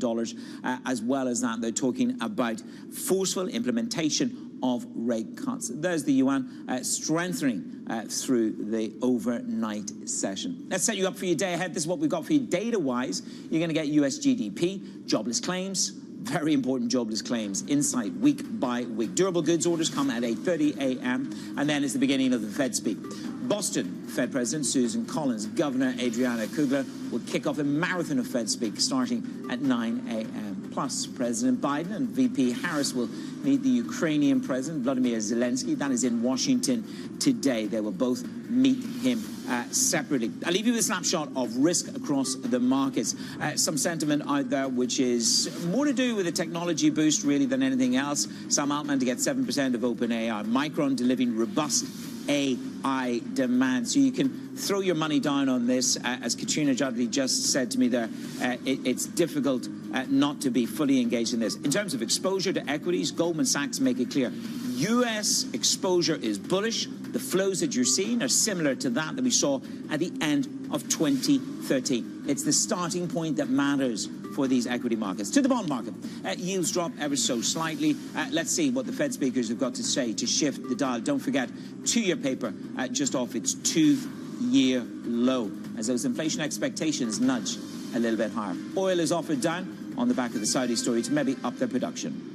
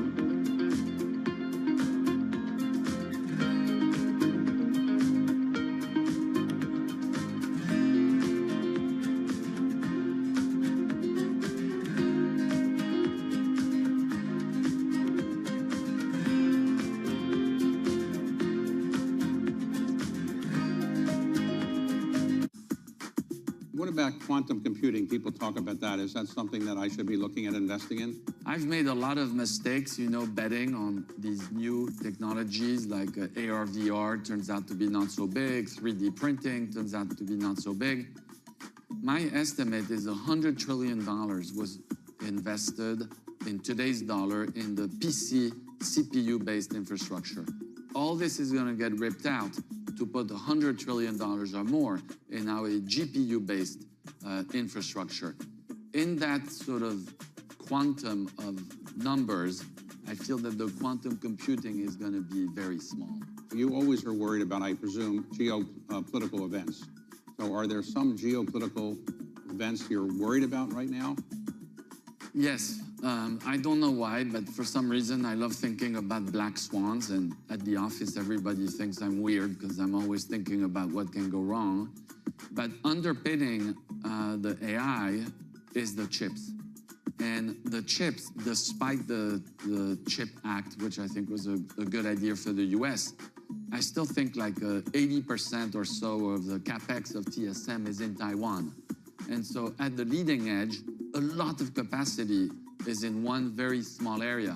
Forget that it's just in China, it's in a very small area. I think that's very risky. DOJ or other authorities could face bigger challenges next. It was going to keep reading World Cup. This is a 3 as the economic picture. covering the intersections of Hollywood, Silicon Valley, and beyond. Get your fixed income fix. Watch Bloomberg Real Yield every Friday right here on Bloomberg. Context changes everything.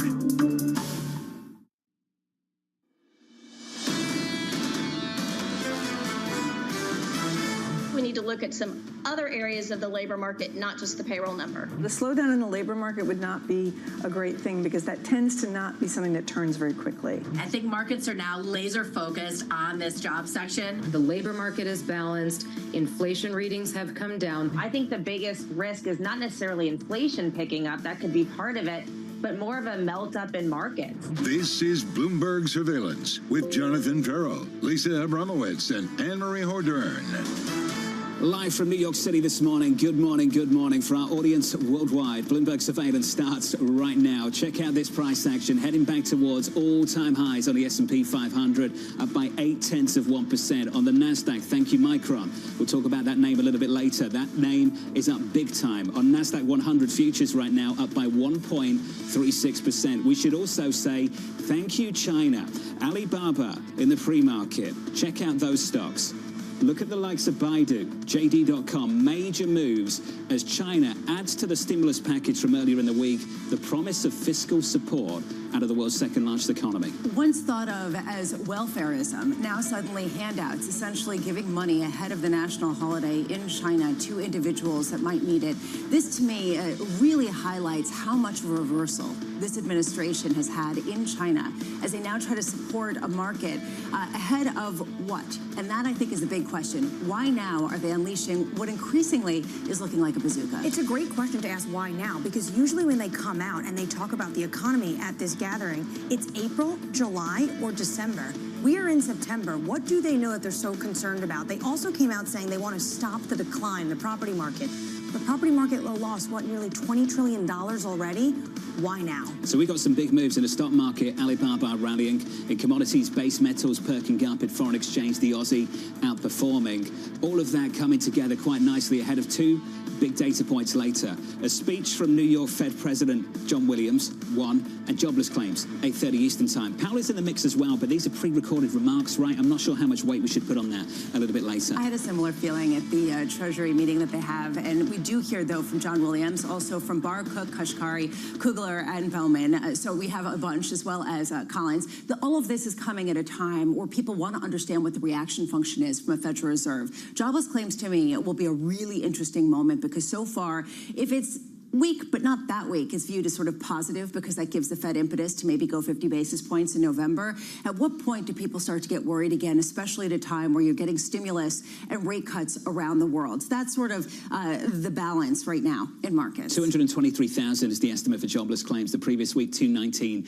If you want to talk weak, look at this call coming out of Citi and Andrew Honhorst. 70K. We project A soft 70K in new jobs in next week's payrolls report for the month of September. Can you imagine if we print 70,000 a week tomorrow? Well, that could be negative in actual terms. And I think that this is the key, because if you have 70,000 and then you subtract 60,000, which is what the revisions will do at least, and then you talk about the potential for government jobs and other types of sort of noisy data points that people strip out, you're talking about actual job contraction. I think that's the reason why that team is looking for a hard landing and looking for something more recessionary coming out of the labor market. This is the exact point. The revisions, every single number you see, everyone in the market basically slices off 60K when it comes to those jobs. So how weak would a number like 70K print actually be? We've said it repeatedly on this program, the difference between being bullish and bearish right now on the US equity market is your view on the jobs market in America. Equity futures on the S&P with a lift here up by 0.8%, snapping back from yesterday's very, very mild losses. In the bond market, yields actually a little bit lower. Lisa, we're down 2 basis points, 376.58. Yeah, and this comes ahead of the 7-year auction, but really there's a feeling that if the Fed really does cut rates significantly, it's going to bring down yields across the board. You have to also imagine we have a race to the bottom around the world suddenly when it comes to interest rates. Maybe not a race to the bottom. Maybe that's a little bit of an exaggeration, but you have a global rate cutting cycle. And what that does to yields globally has become more and more apparent, especially here in the U.S. Evan Brown of UBS on the program a little bit later. He thinks we should be pricing out the recession, not pricing in the recession, based on the things that you described this morning. Yeah, how much of a game changer is what we're seeing over in China? Not just for China, but also from Europe and on the margins for the U.S.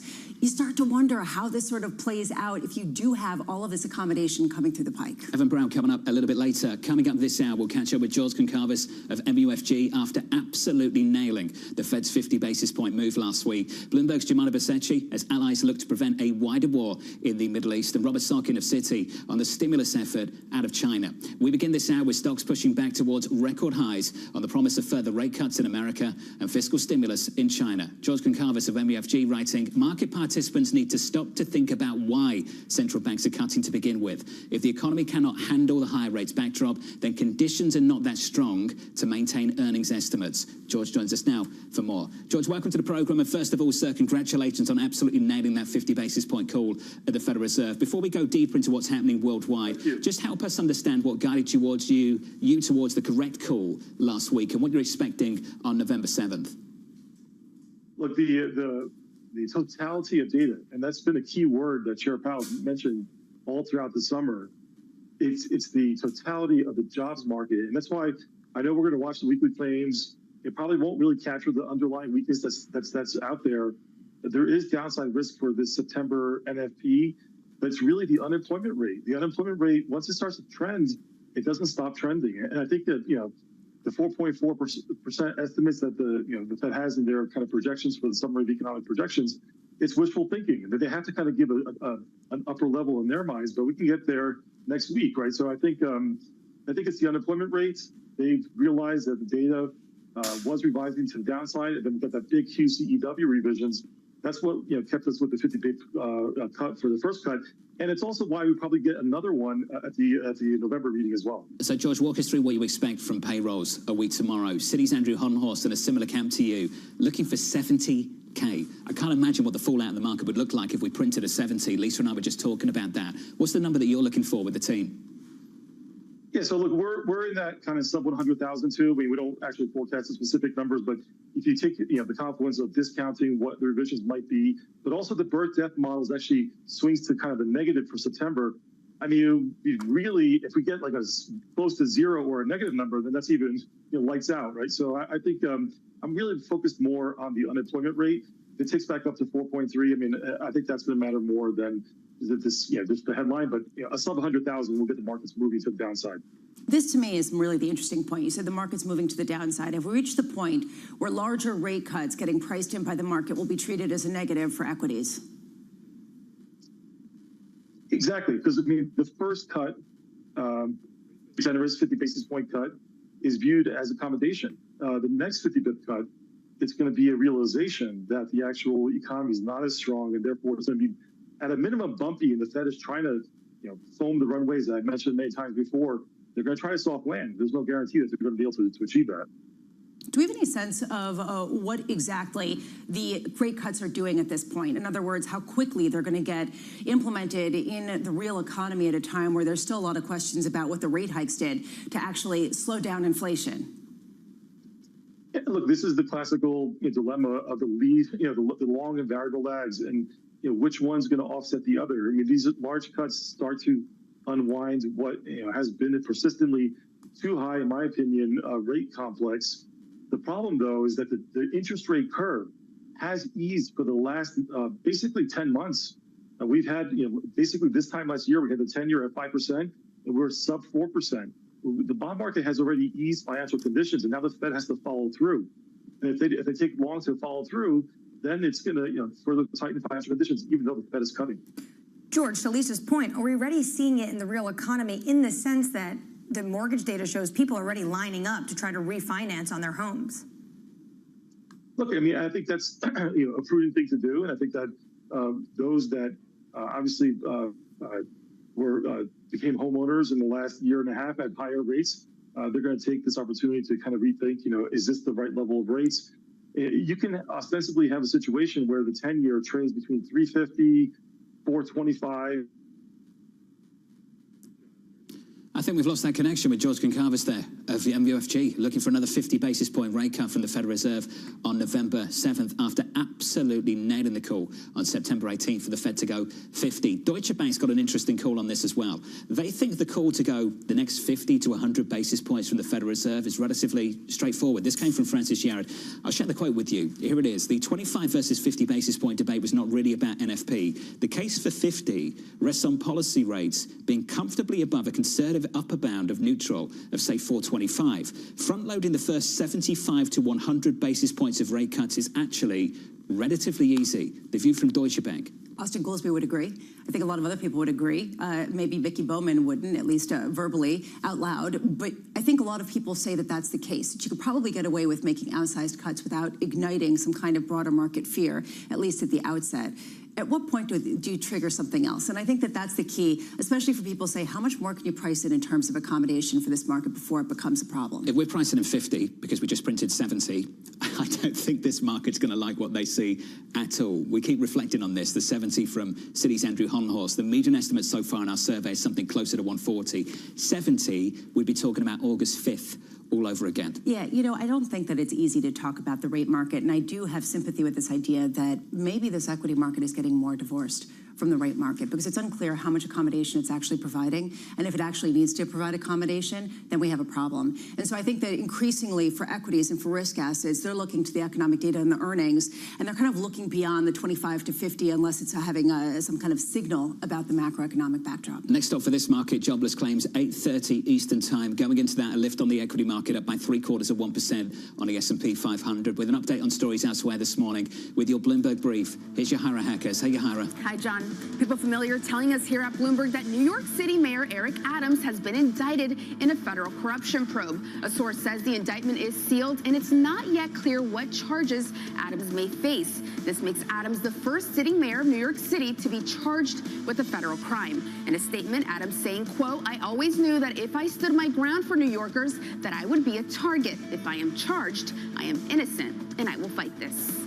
Meanwhile, Donald Trump is calling on Apple to help investigators access the phones of the two men accused of plotting assassination attempts on his life.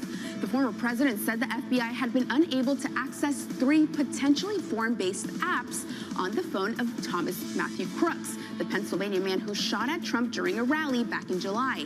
For years, Apple has resisted requests from law enforcement to build a backdoor that would allow authorities to access a device without a user's password. And Meta has debuted its first pair of augmented reality glasses called Orion. The lenses can display text messages or video onto the user's field of vision. An accompanying wristband also allows wearers to click or scroll on the display using just their hands. But you can't get your hands on them just yet. They are prototypes that aren't for sale but will be used internally at Meta for testing and improving the product. That's Bloomberg Brief. John? Yahara, thank you. Let's just roll that video again. Is that Ed Ladlow modelling the hardware coming out of Meta? Yeah. And talking about the way he scrolls with his fingers, going like this. rocking back and forth. It felt like he had an out-of-body experience when we caught up with him yesterday. I think he did. He said it was really revolutionary. It kind of changed his perception of the world. I just wonder what we're all going to look like if we have glasses on and we're kind of rocking back and forth and making weird hand motions. Ed is calling it the most profound technology experience he's had in his, quote, brief career. This is not the future I want to be a part of. Up next on the program, Kamala Harris, the capitalist. Look, I am a capitalist. I believe in free and fair markets. We will prioritize investments for strengthening factory towns. I understand the pressures of making ends meet. That conversation just around the corner, plus the latest on New York City Mayor Eric Adams. That's all still to come from New York this morning. Good morning.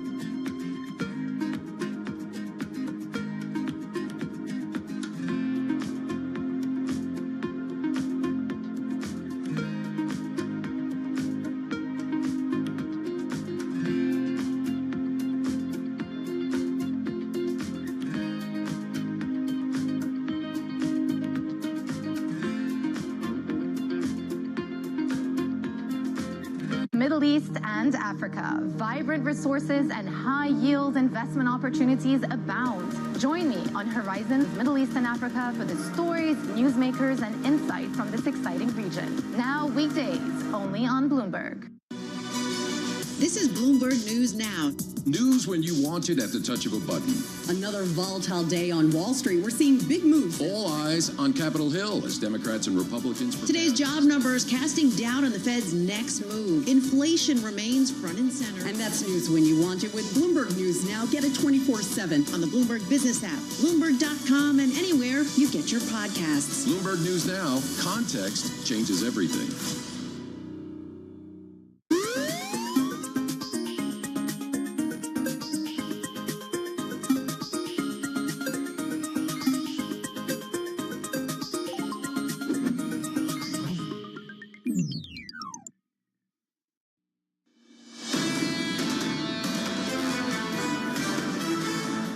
Micron up in the pre-market by 15%, giving this equity market a big lift, particularly on the NASDAQ. On the S&P 500, up by a little more than 0.75%.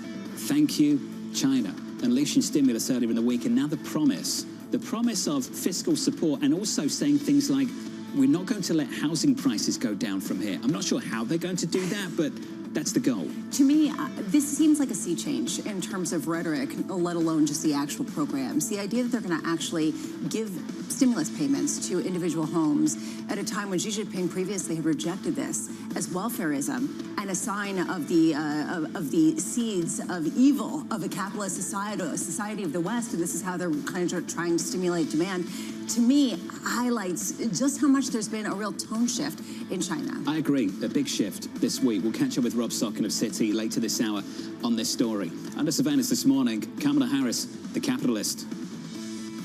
Look, I'm a capitalist. I believe in free and fair markets. We will prioritize investments for strengthening factory towns, offering tax credits for expanding good union jobs in steel and iron and manufacturing communities. I will make the startup deduction 10 times richer, and we will raise it from $5,000 to $50,000. I understand the pressures of making ends meet. I grew up in a middle-class family. Here's the latest this morning. Kamala Harris pitching herself as a pro-labor capitalist during a stop in the key swing state of Pennsylvania. Harris pledging to deliver a new tax credit for manufacturing union jobs. Her latest plan also calling for incentives for the creation of AI data centers and support for the semiconductor industry. Joining us now from the nation's capital, Bloomberg's Jack Fitzpatrick. Jack, we had an 82-page document out of the campaign yesterday on the economic plans? Have we got the answers to all our questions? I don't think we have the answers to all our questions, but we're getting more answers, more specific proposals from Kamala Harris, who's having a bit of an easier time casting herself as a capitalist this year, in the contrast to former President Trump calling for, an across-the-board 10% tariff, as well as in a year where she didn't have to run in a Democratic primary and stand out with further and further left-leaning ideas like Medicare for All. So the tax proposal details seem to be getting there. There are some policy areas where she hasn't provided a ton of detail that evidently isn't a huge part of her legislative agenda. But when it comes to especially taxes and spending, which is where she's going to be forced to do work in the first 2 years if she is president, there's a fairly good amount of detail now, especially for someone who entered the race as an actual candidate just a couple months ago. Jack, let's talk about tariffs, though, because that's something she can work on day one. And she supported President Biden on keeping the Trump-era tariffs in place. So what's the difference between these two proposals? Well, she was pressed on that in the interview after her speech yesterday and basically said she's going to be thoughtful about it. She didn't offer a ton of details on where she might break with the Biden administration on tariffs in particular. That's why I say it's a bit easier for her to thread this needle and say she's a pro-labor capitalist with a contrast to a broad proposal by Trump saying, let's do 10% on every good imported into the country. So that's one area where there's not a massive amount of detail, and she hasn't been pressed on this a ton to say exactly where would you differ from President Biden, how strongly would you differ from the first Trump administration. But at least in what they're specifically proposing proactively, there's a fairly clear contrast between Harris and Trump. We got the 82-page report. We got a speech. We got an interview with MSNBC. She spoke specifically about the U.S. Steel Nippon potential tie-up. And I thought that this was particularly interesting just as a view into any kind of potential national security versus jobs. She said this: an American company manufacturing that steel for those new industries is going to be critically important, not only in terms of our economy, but also in the context of national security, that keeping it domestic, U.S. steel, is more important than keeping all of the jobs. Jack, what do you make of that? Yeah, she brought the U.S. Steel conversation back into a broader conversation that the Biden administration has tried to focus on steel, on domestic production of semiconductors, basically saying we want production and ownership, American ownership of some of the most important things to our economy for national security reasons. I'm interested to see what the polls show going forward on how that argument plays in Pennsylvania, where this is a tricky issue because some of the promises made by Nippon Steel were for major investment in Pennsylvania. Then again, if you make a little bit of a protectionist argument, if you emphasize U.S. investment and U.S. ownership, I'm not sure necessarily that Pennsylvania voters will see her as destroying a massive number of jobs. But it's a message she's got to convey carefully, especially in a state like Pennsylvania, which clearly she understands by doing the speech in the following interview there. Hey, Jack, appreciate it. Jack Fitzpatrick down in Washington, D.C. I'm so pleased you went to that quote. How important was that last line? Honestly, the fact that U.S. Steel, keeping it domestic, is most important over keeping all the jobs at a time where this is a delicate dance and people are talking about the labor market as being essential to a lot of these potential economic plans. We'll return to that story a little bit later on this hour. So breaking news here in New York City in the past 24 hours. Sources familiar with the matter telling Bloomberg New York City Mayor Eric Adams has been indicted following a federal corruption investigation.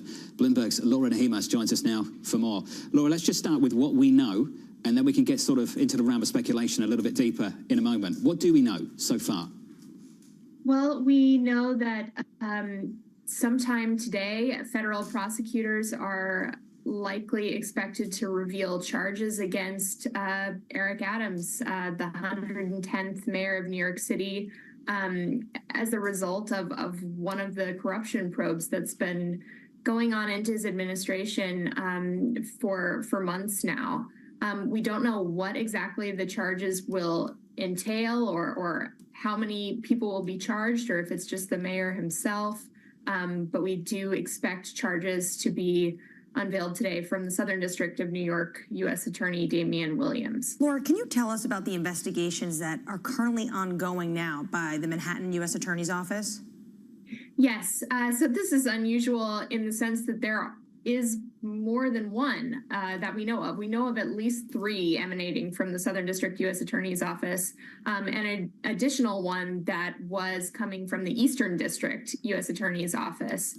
The first, which came into view in November of last year, centered on potential campaign finance violations from the mayor's 2021 campaign, a successful campaign, and was looking at whether or not donors with connections to Turkey were giving to the mayor potentially in exchange for favorable action on things they cared about. That's the first one. The second one and the third one both became more visible in recent weeks after federal agents issued a flurry of subpoenas and conducted a bunch of searches and seizures at the homes of very senior Adams administration aides. The second investigation appeared to center on the now former police commissioner and his twin brother. The former police commissioner, Edward Caban, has since resigned after his phone and home were searched. And the third investigation centered on or appeared to include several other top aides to the mayor, including a pair of brothers who have incredibly powerful seats in city government. One, David Banks, the New York City schools chancellor, who earlier this week announced his plans to retire at the end of the year, this calendar year, in the middle of the school year, and Philip Banks, Adams's deputy mayor for public safety. Laura, we've got to leave it there. Appreciate your reporting. Any updates through this morning, of course, jump back on and share them with us. Laura Lahimas there of Bloomberg on the latest. This from the New York Times. Laura mentioned one of these investigations. This has been widely reported on now for the best part of 12 months. Whether the mayor pressured the city fire department officials to approve permits for a Turkish consulate building despite safety concerns. We've been talking about this for a while. Especially at a time where a lot of people have been indicted or subpoenaed around him in his orbit. We've seen phones searched, et cetera. The fact that I find most interesting is that I haven't heard anyone come out in support of him, other Democrats, other leadership.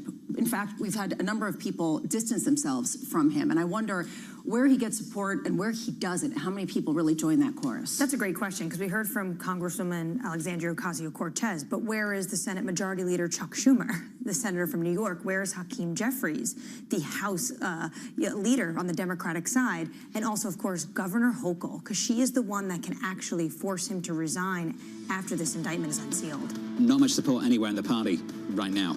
Up next on the program, Bloomberg's Jumana Besechi on the prospects of a truce between Hezbollah and Israel. The conversation up next. You're watching Bloomberg TV.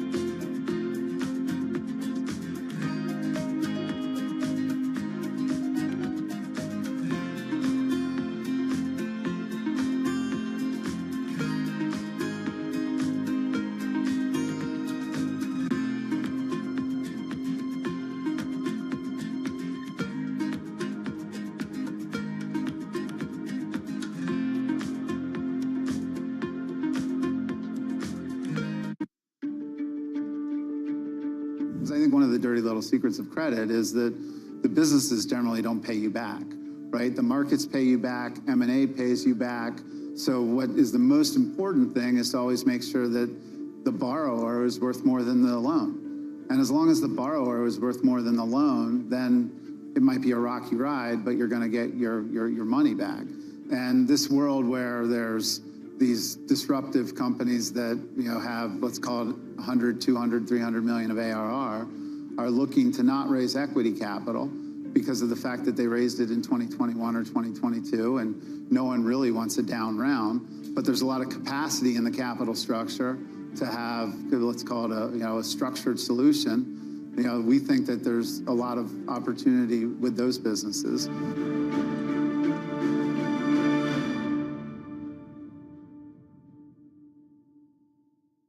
Welcome to the world of decentralized finance. With a surge in Bitcoin, you have crypto stocks also surging. Bloomberg's covering all things crypto, the people, This is a political attack, and we must hold our elected officials accountable. the transactions, Really a record-breaking moment. Bitcoin is the exit strategy. and the technology. Awareness is going to grow, and these things grow the overall industry. Crypto as an asset class is here to stay. Bloomberg Crypto, only on Bloomberg.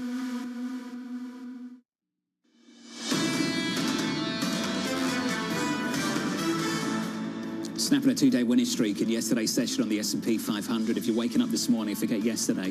Up 0.8% this morning, up 1.4% on the Nasdaq 100. The outlook for Micron, really decent. The stock is up in a big way in the pre-market. But there's more news than just that this morning.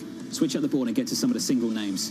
Out of China, listed here in America, the ADRs. Alibaba up by more than 6%. Baidu up by more than 5%. JD.com up by 8.5%. It's a big rally for the China-related names once again. It feels as if Chinese authorities came out, rate cuts, a little bit more, and now they're saying, do you hear us now? We're actually going to deliver direct payments to homes that need it ahead of a national holiday.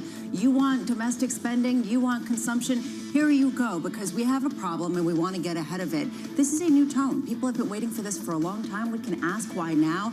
Either way, people are celebrating it across worldwide markets. There is still a deep reservoir of doubt. I think you can feel it. And we've felt it all week. We've heard it from guests who don't believe they're willing to really go in this direction. This is a hint. I still think there's a lot of doubters out there this morning. Otherwise, you'd see base metals up in a much bigger way. I think you'd see even bigger moves in some of the China-related names, even bigger rallies in Europe. Is this the beginning of something bigger? That's the conversation we've got to have this morning. Jay Pulaski is sitting there saying, yes, I've been telling you this. Evan Brown's going to come on. Yes, I've been telling you this. You've got people who've been the believers who've been saying we probably have a trough, and they're coming in now. You're right. There still are doubters just simply because it seems to fly in the face of a lot of the ethics and the rhetoric that we've heard from this administration. If we have a better understanding of why now, what they're trying to get ahead of, and how committed they are to actually prioritizing business over ideology, then maybe people will have a better sense of how much they can buy into this. Yeah, well said. Gains of more than 1% across the continent on a range of benchmarks in Europe and beyond. Let's switch at the board, turn the page and get to the bond market story. The two-year yield looks like this, 355.31. We've got a ton of Fed speak for you throughout this morning into this afternoon. Chairman Powell is on deck, but it's some pre-recorded opening remarks, so we're not sure whether it's going to be newsworthy or not. You'll also hear from the New York Fed President John Williams. You'll get another dose of Chairman Powell next week at the NABE conference, I believe, as well, Bramo. So if you don't get those comments this week, you will get them next week. What are you listening for? I mean, I'm actually curious because I've got a couple of things that I'm listening to, but what are you listening for? Does he sound like Goolsby and Deutsche Bank? Does he make out that really the decision to go from here to somewhere close to 3 isn't that great because we're restrictive all the way down to neutral? Is the next 100 basis points an easy call? That's what I want to try and gauge. I don't think he's going to use the same language as Goolsby, the same language as Deutsche Bank, but he gives you a little hint that that's where things are at. That's how he's thinking about interest rates. Then, okay, all systems go. We're going to get another big move. If I were going to do forensics analysis of the entirety of Fed speak, I would take a look at his progression, whether he's more on the side of Austin Goolsby, and then I would compare the Fed speakers to their prior speeches before that meeting to understand Jay Powell's sway over them in terms of making them more dovish. So there's some sort of interesting dynamics power-wise on the committee that I'm interested to understand. What happened in that room? I mean, I've been trying to get a sense. In that two-day meeting last week. Come on. I know. Do you want to know? I think other people want to know, too. Want to know. Please write in if you would like to join me. Mike McKee would say, wait for the transcript, which is... years away. Oh, come on. Is that transcript actually accurate, or is it just basically like a message for the market? Oh, are you doubting the transcripts coming from the Federal Reserve? Okay, Grandma, how dare carry you? on. The 10-year, 377.53. Started the quarter at about 450, so we've had quite a big move lower in yield. And over the last week or so, things have stalled out. Yields have started to climb once again. And the auction's coming into sharper focus later on this afternoon. The 7-year auction, I think, will be interesting, just simply because duration seems to have more of an issue being digested in the market. That said, the 5-year and the 2-year so far this week have been completely solid, and that demand for bonds and the demand for yield continues to be present. How much is this Treasury Department getting a tailwind from China? Also from ECB expectations, Deutsche Bank coming out and saying they actually expect the ECB to go faster with a 50 basis point rate cut as soon as December. So, you know, on the margins, it's all systems to go for rate cuts. Things are coming together. They're coming together. Under surveillance this morning, a top story for you, China, unleashing a wave of stimulus measures in a bid to boost the economy. President Xi and the country's Politburo pledging to backstop the real estate market and limit the construction of new homes. The government also offering cash handouts to people in extreme poverty. So I think the question we've all been asking is why now? For months, people have been questioning when are they going to come out. The last time they made a decision out of the normal time frame they normally would, this group was, of course, when they were still reeling from the COVID-19 pandemic. I come back to that Goldman Sachs note over the summer. The reason why they've been cautious, Goldman Sachs has said over the summer, about doing all this fiscal stimulus, demand side stimulus, they want to save the ammunition in case they need to do a lot more in 2025. Potentially, they see the weakening in their domestic market, and they're looking over the United States, and they're like, well, whether it's Trump or Harris, there's still going to be a lot of protectionist talk coming out of Washington. Before we even understand the motivations and exactly the timing, it is interesting to notice how big the shift has been in the rhetoric from economists and analysts analyzing this. Here's one. This stimulus package endorsed by today's Politburo meeting represents a strategic shift in macro policy, talking about how this could actually stimulate confidence in domestic spending. Maybe it matters exactly why now, but it also matters potentially even more whether it works. And that is what I think a lot of people are looking at. This is what we heard from Goldman this week. At the moment, it's good for markets. Let's see if it works and it actually gains traction in the real economy. Right now, it's really good for markets. Let's turn to this story, the drama in European banking, a soap opera, Commerzbank vowing to boost profitability and increase shareholder returns as it ramps up talks with UniCredit, the German lender seeking to shore up investor support as it gears up for a potential takeover. Its first meeting with UniCredit set for Friday. I love this story, especially because I can't quite put my finger on how the German authorities are justifying their hatred of this deal.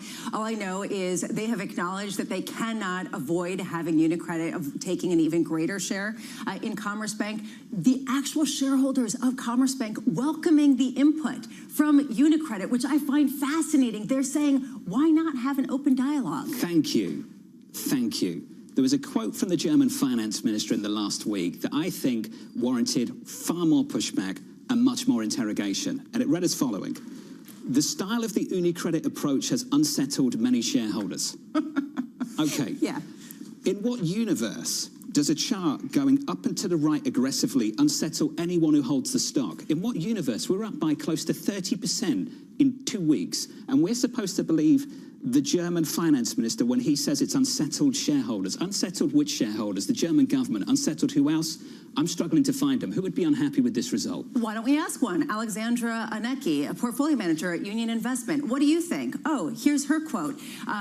We think Commerzbank should be willing to have an open dialogue. Cooperation with UniCredit in whichever form doesn't need to be Commerzbank's detriment. Two things about the finance ministry. One, everyone's talking about stealth mode of UniCredit. Where was the finance ministry? They basically walked into this. How did they not know UniCredit was building the stake in Commerzbank that they so love? The German government is ruled right now by 3 parties. The finance ministry is the FDP. Do you know what they stand for? Free market, pro-business. So I'm a little bit confused as per the statement you read out, that they're saying shareholders don't want this deal. It appears they're open to European integration so long as they're the ones driving European integration and combinations. That's the only way of putting this. It really is. I mean, I could talk about this all day, but the hypocrisy of the German policymaker is something to behold. It never ceases to amaze me. Is it effective? And I think that, yes, I would agree with you. I think that if you take it a step further, they can't stop UniCredit for coming in, whether it's through a backdoor channel or otherwise. Is this the new model for how to gain some sort of pseudo-consolidation in European banks? Micron shareholders unsettled this morning. The stock is up by 15%. Let's talk about OpenAI. Reportedly in discussions to restructure the company as a for-profit business. People familiar with the matter telling us at Bloomberg, the company is weighing a 7% equity stake for CEO Sam Altman. It would mark the first time he'd be granted ownership in the startup and a shift from its original plan as a nonprofit. My favorite thing is, okay, they might not be a nonprofit, and yes, you might get a $10 billion windfall payout, but it might become a public benefit corporation. Did you see this? A public benefit corporation, which is a company considering basically being for the good of people. So what isn't a public benefit corporation? Big Tobacco, I'm sure that they're going to say that they are because they're basically helping people quit with vapes. I mean, to me, there are so many different aspects to this, but how do you virtue signal at a time when you are ultimately creating the code that's going to set the groundwork for a lot of social interactions going forward? And not say you're a public benefit corporation, because if you're not, we have bigger problems. We're benefiting people, but also we're capitalists. We want to make money. The question I have is that this is coming out of time when there's a huge exodus of a lot of senior management at the company. I wonder if that potentially is going to affect some plans. Big story in this part of the world this morning. Let's get to a bigger one in the Middle East. Western allies joining Arab leaders in a bid for a 3-week ceasefire between Israel and Hezbollah. The talks are looking to avoid an all-out war in the Middle East after days of Israeli airstrikes across the border in Lebanon. Bloomberg's Jumana Basechi joins us now for more. Jumana, can you walk us through just how close we are to a deal? Well, diplomatic strides have certainly been made in the last 24 hours. It was significant that Presidents Biden and President Macron, alongside other EU leaders and Arab leaders as well, put out that statement calling for an immediate ceasefire on the Lebanon-Israel border, and also saying that it's necessary for residents from both sides to be able to return safely back to their homes close to the borders. So that was the statement that was put out. Now, the key question from here is, are Israel and Hezbollah gonna sign up to this ceasefire proposal? And so far, there has not been an official response. We have not heard an official response from the Israeli Prime Minister. And in Lebanon, now the government seems to be open to the proposal. I had the opportunity to speak to the Lebanon economy minister earlier today. I asked him about the ceasefire proposal, and he said it's very welcome, it's necessary. And then I pressed him and I said, but that is the Lebanese government stance. Can you get Hezbollah to sign up to the terms of the ceasefire as well? And he said, these are his words, that Hezbollah in the last 24 hours has shown flexibility with regards to moving towards a truce. Now, from Hezbollah's perspective, you have to think that in the past week, they have suffered a lot of blows. The 3,000 operatives were critically injured in those explosions last week. They've lost senior commanders in the airstrikes that began at the beginning of this week. And so from their perspective, would this be them showing that they're conceding? Is this a sign of weakness from their perspective if they actually agree to the terms of the ceasefire proposal? But at the same time, there's a lot of pressure internally about the rising humanitarian toll, the rising number of civilian casualties, and there's pressure, deep pressure on the economy, which already was in a dire straits even before this war started. And then you add to that the other dimension of Iran and Syria and the notable lack of language of them being inclined in any way of getting explicitly involved in this war. And so there is certainly a lot of pressure building on Hezbollah at this point. But the language that I got from the economy minister suggested that they would be willing, and Hezbollah are beginning to show some flexibility towards accepting a ceasefire. The thing I'm struggling with, Jumana, is that Biden officials are basically saying to reporters, potentially we're going to get Lebanon and Israel coming out in the next few hours agreeing to this deal. At the same time, Israel is preparing troops for a potential ground invasion. So if there was to be a deal, how long would this actually last, and then what comes next? Yeah, I think that's a good question also to be putting to Ethan. I know you're speaking to him shortly, our Jerusalem correspondent.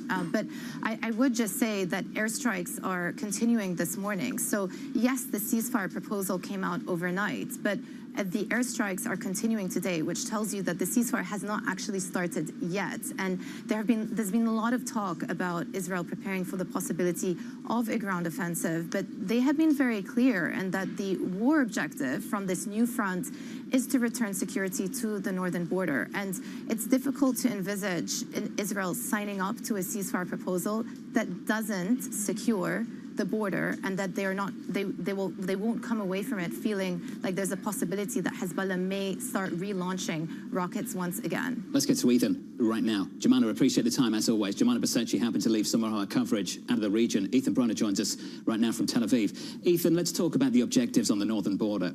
What does security look like? What does that look like to the Israelis?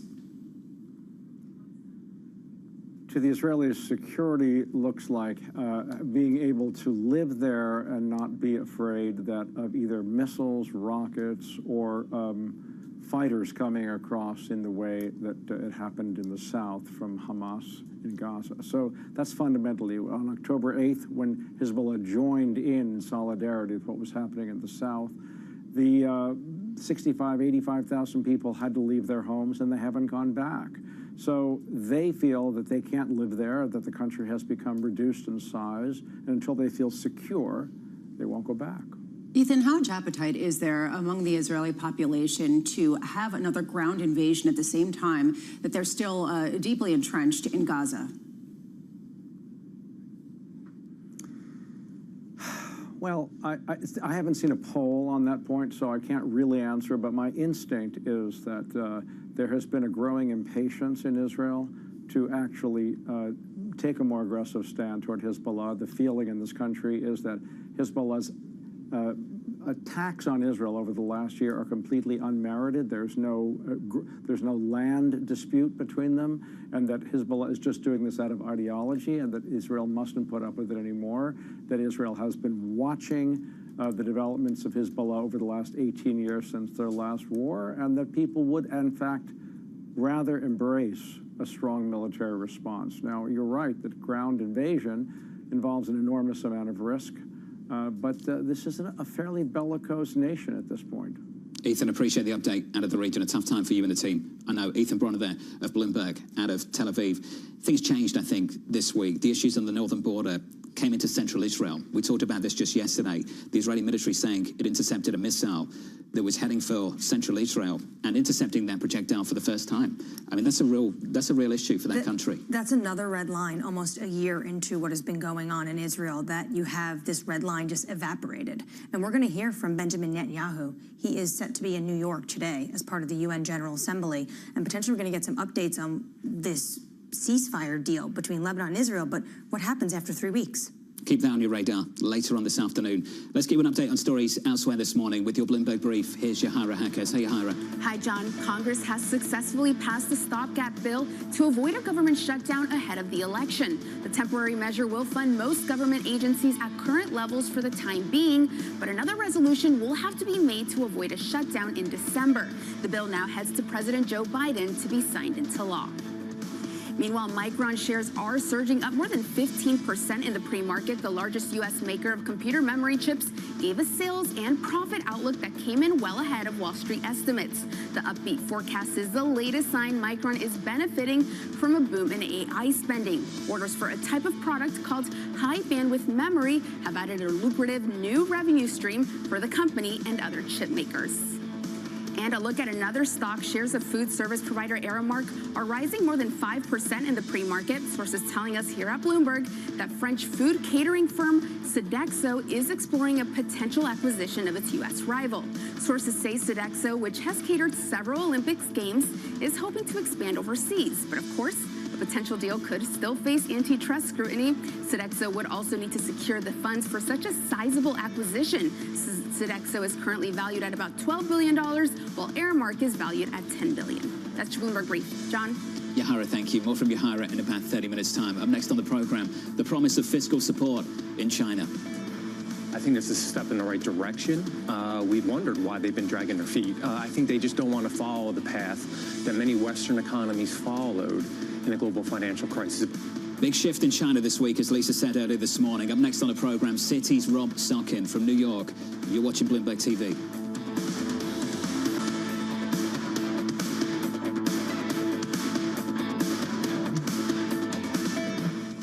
The names that move markets are on Bloomberg. Our role in the world, our role in NATO in supporting the Ukrainians in this war the unprovoked war that Russia has instigated in Ukraine, our support for the Indo-Pacific, for providing a counterbalance to China. All of that is in our interest, and whoever's president, I'm sure, is going to do what's in the best interest of the United States. It is not a time for America to back off of its commitment around the globe. And I think there's a justification for us making certain that we do the right things in a way that we share the burdens with our allies.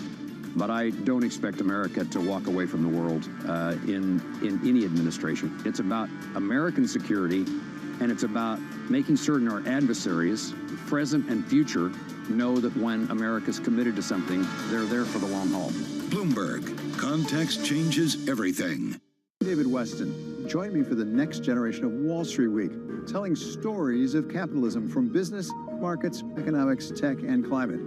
Each week, we'll go on the road for a look at what lies behind the headlines of today and what will likely be the headlines tomorrow. Above all else, it's a mission. It's done nothing but grow immensely. To me, that's an extraordinary sign. We can be the change that we want to see. Watch the all-new Wall Street Week. More than what you need to know, it's what you need to think about. Good morning. This is Bloomberg Surveillance. Welcome back to the opening trade. This is Bloomberg Technology. This is the Asia trade. You're watching the close. Welcome to Balance of Power. This is Bloomberg. Bringing you up-to-the-minute financial news whenever and wherever it happens. I'm Michael McKee at the Federal Reserve, and this is Bloomberg.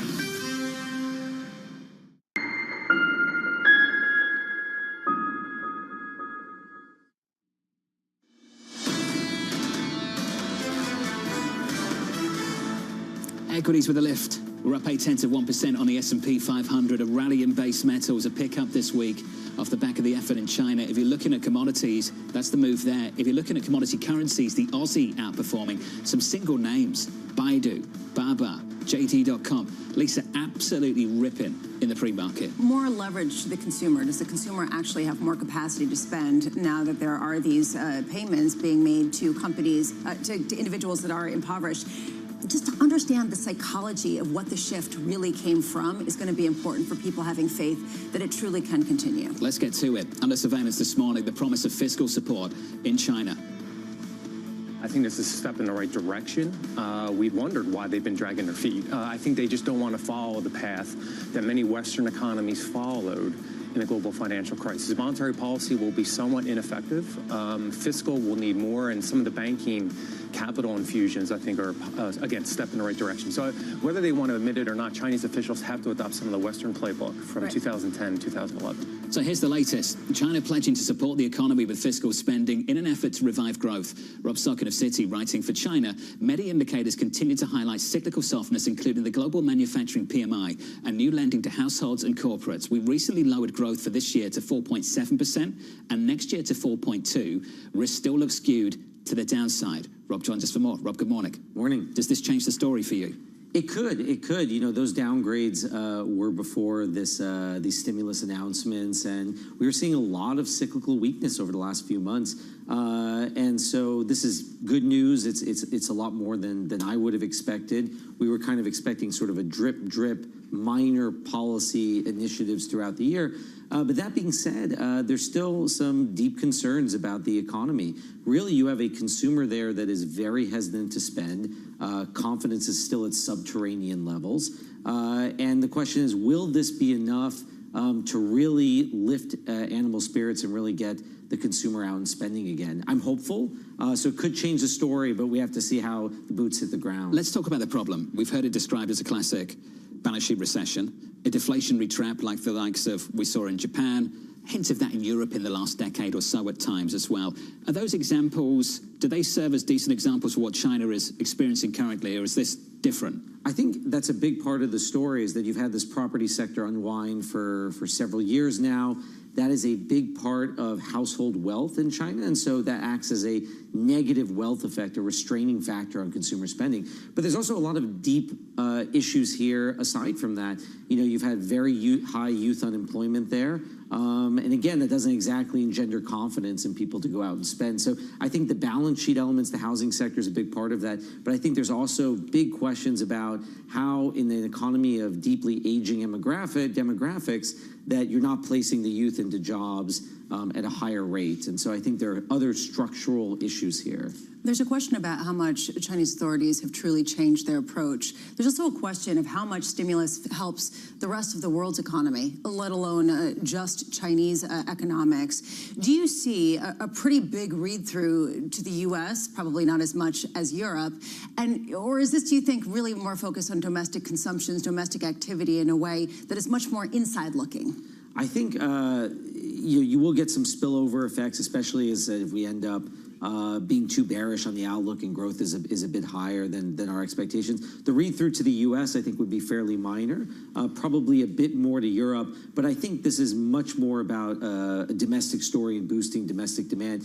Exports has kind of saved the day for China's economy over the last several quarters. That's really been where the strength has, and I think the authorities are going to be more focused about how do we boost domestic consumption, how we boost domestic demand. Is it only because of what's going on domestically in China, or are they seeing the headlines coming out of the United States? Well, that's one reason I thought that they would maybe be more hesitant to pull out kind of a policy bazooka at this stage. We have a lot of conversations about this. Why were they doing such drip stimulus?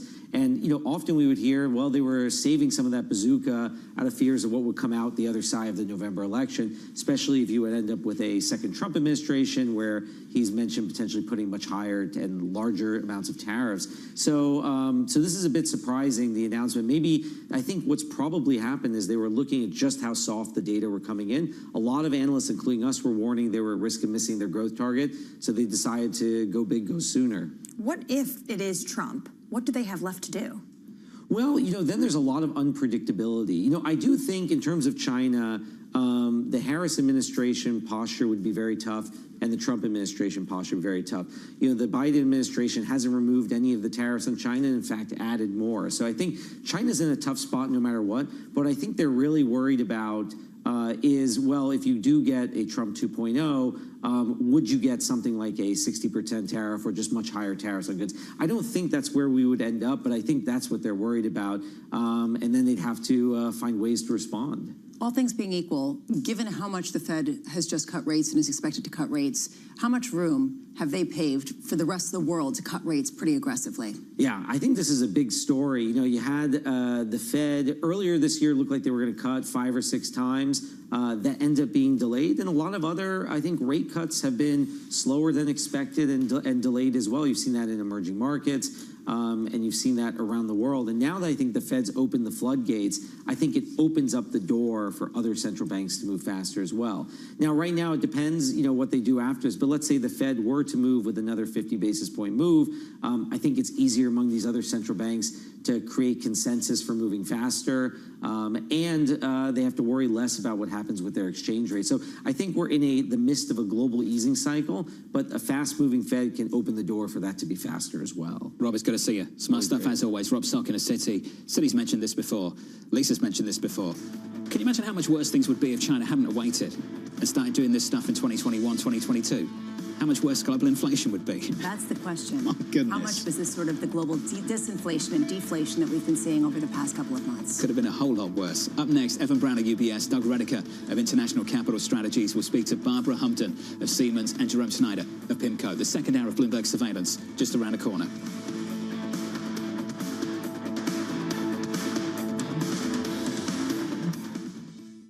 From our studios in New York and San Francisco, our expert hosts have the data and analysis about the companies you know and the startups to watch, plus the interviews you don't want to miss. Watch Caroline Hyde and Ed Ludlow on Bloomberg Technology, the only daily business show dedicated to tech, right in the middle of the trading action, every weekday, only on Bloomberg Television. Context changes everything.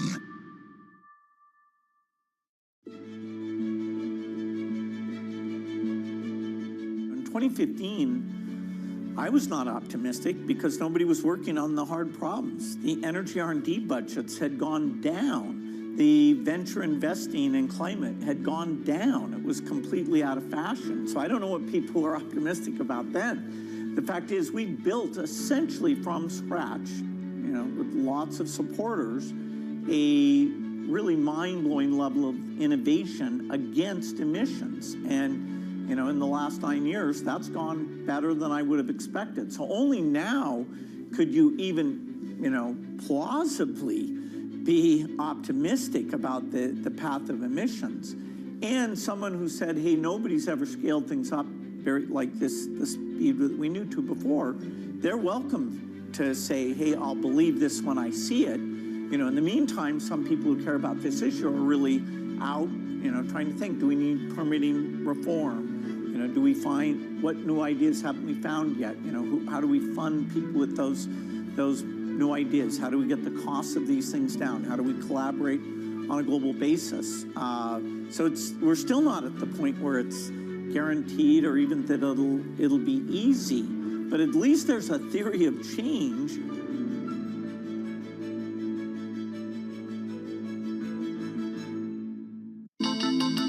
The countdown is on. Everything you need to get the edge at the end of the market day. Big tech earnings kick off later this afternoon. Gilead is coming out right now. We have take two numbers. Back to the markets, right? Our bread and butter. NVIDIA is one of the best stories in the tech space. That actually matters a whole lot more. It might shock some of your viewers. You're watching The Close. Get ahead of tomorrow's trading with The Close. Weekdays on Bloomberg. Context changes everything. Always on the heartbeat of the tech sector. Spread across global markets. The real-time data aspect is going to be important. We're going to bring you expert analysis on that. Sure. Don't miss Bloomberg's interview with the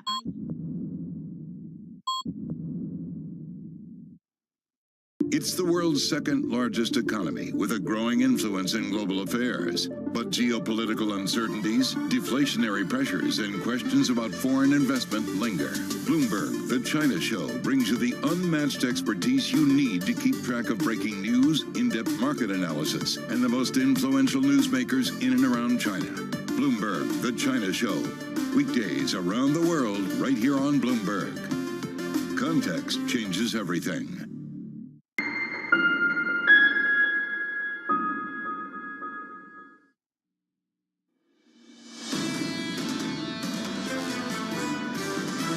I wouldn't consider valuations to be a detractor from markets heading higher. I can still get the equity market up to 7,000. That's my highest target. You could see markets continue to see momentum here. I actually see mid-caps as potentially a better way, a better beneficiary and kind of a hedge near term. To me, the market is pricing that the average outcome of all possible scenarios. This is Bloomberg Surveillance with Jonathan Ferro, Lisa Abramowitz, and Anne-Marie Hordern.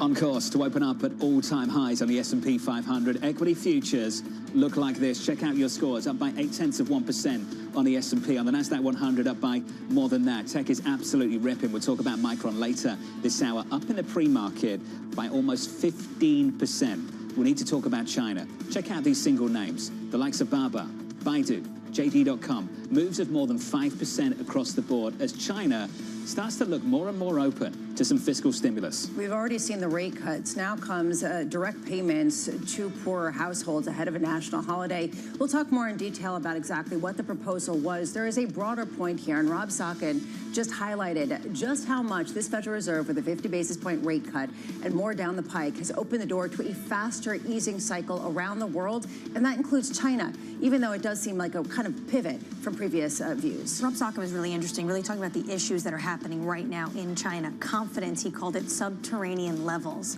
That is where the domestic market is right in. He was saying he was one of those believers that potentially China was going to hold back and wait. You have to think, how much more firepower are they going to have depending on what kind of policy we're going to get in Washington in 2025? We've been through some of the moves. Dollar CNH, the offshore yuan, a break of 7. First time in 16 months. We saw that in yesterday's session. It holds this morning. Elsewhere in the FX market, commodity currencies, the Aussie outperforming. You've seen the move in stocks. Let's talk about commodities. Base metals perking up. What isn't happening?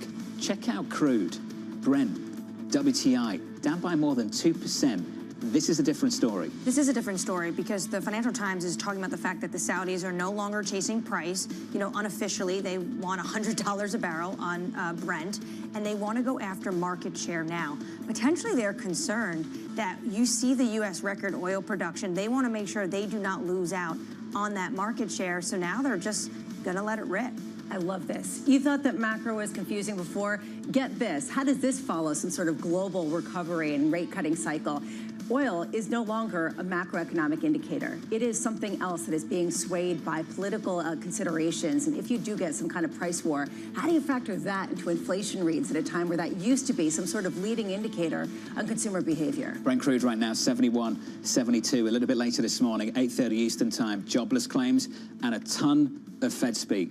Pick your Fed speaker. Who do you like? They're probably talking. Who do you want to hear from? Oh, you pointed out John Williams earlier this morning that was one to watch for sure because he's one of the big three. I'm interested in hearing Mickey Bowman again because I always like hearing dissent.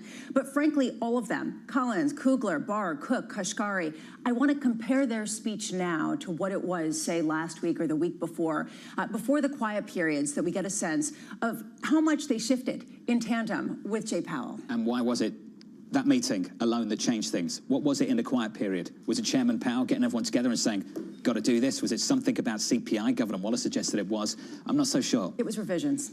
That's what we found out. No, I think, honestly, it's also this idea that if you get inflation data that comes in below expectations or even in line, how much does that alone without weakness really give them the confidence to go more aggressively? Next up for this market, jobless claims, 8:30 Eastern time. Coming up this hour, we'll catch up with Evan Brown of UBS on why we should price out a recession, not price in a recession. Doug Redeker of International Capital Strategies as Kamala Harris makes her economic pitch. And Barbara Humpton of Siemens on the growing demand to power AI.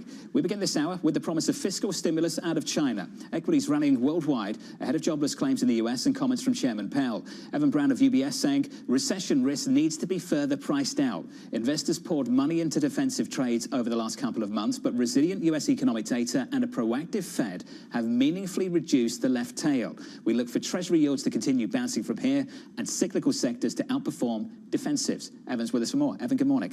Good morning. Before we get to the market calls, let's start with the call on the economy. How encouraged are you by what you saw from the Fed last week and what you're seeing from China this week? Very encouraged. I mean, look, when you have a meaningful change in messaging from two of the most important economic actors in the world, which would be Jay Powell and I guess President Xi and the broader Politburo, it pays to listen. And what we saw from Powell was a message of labor markets fine.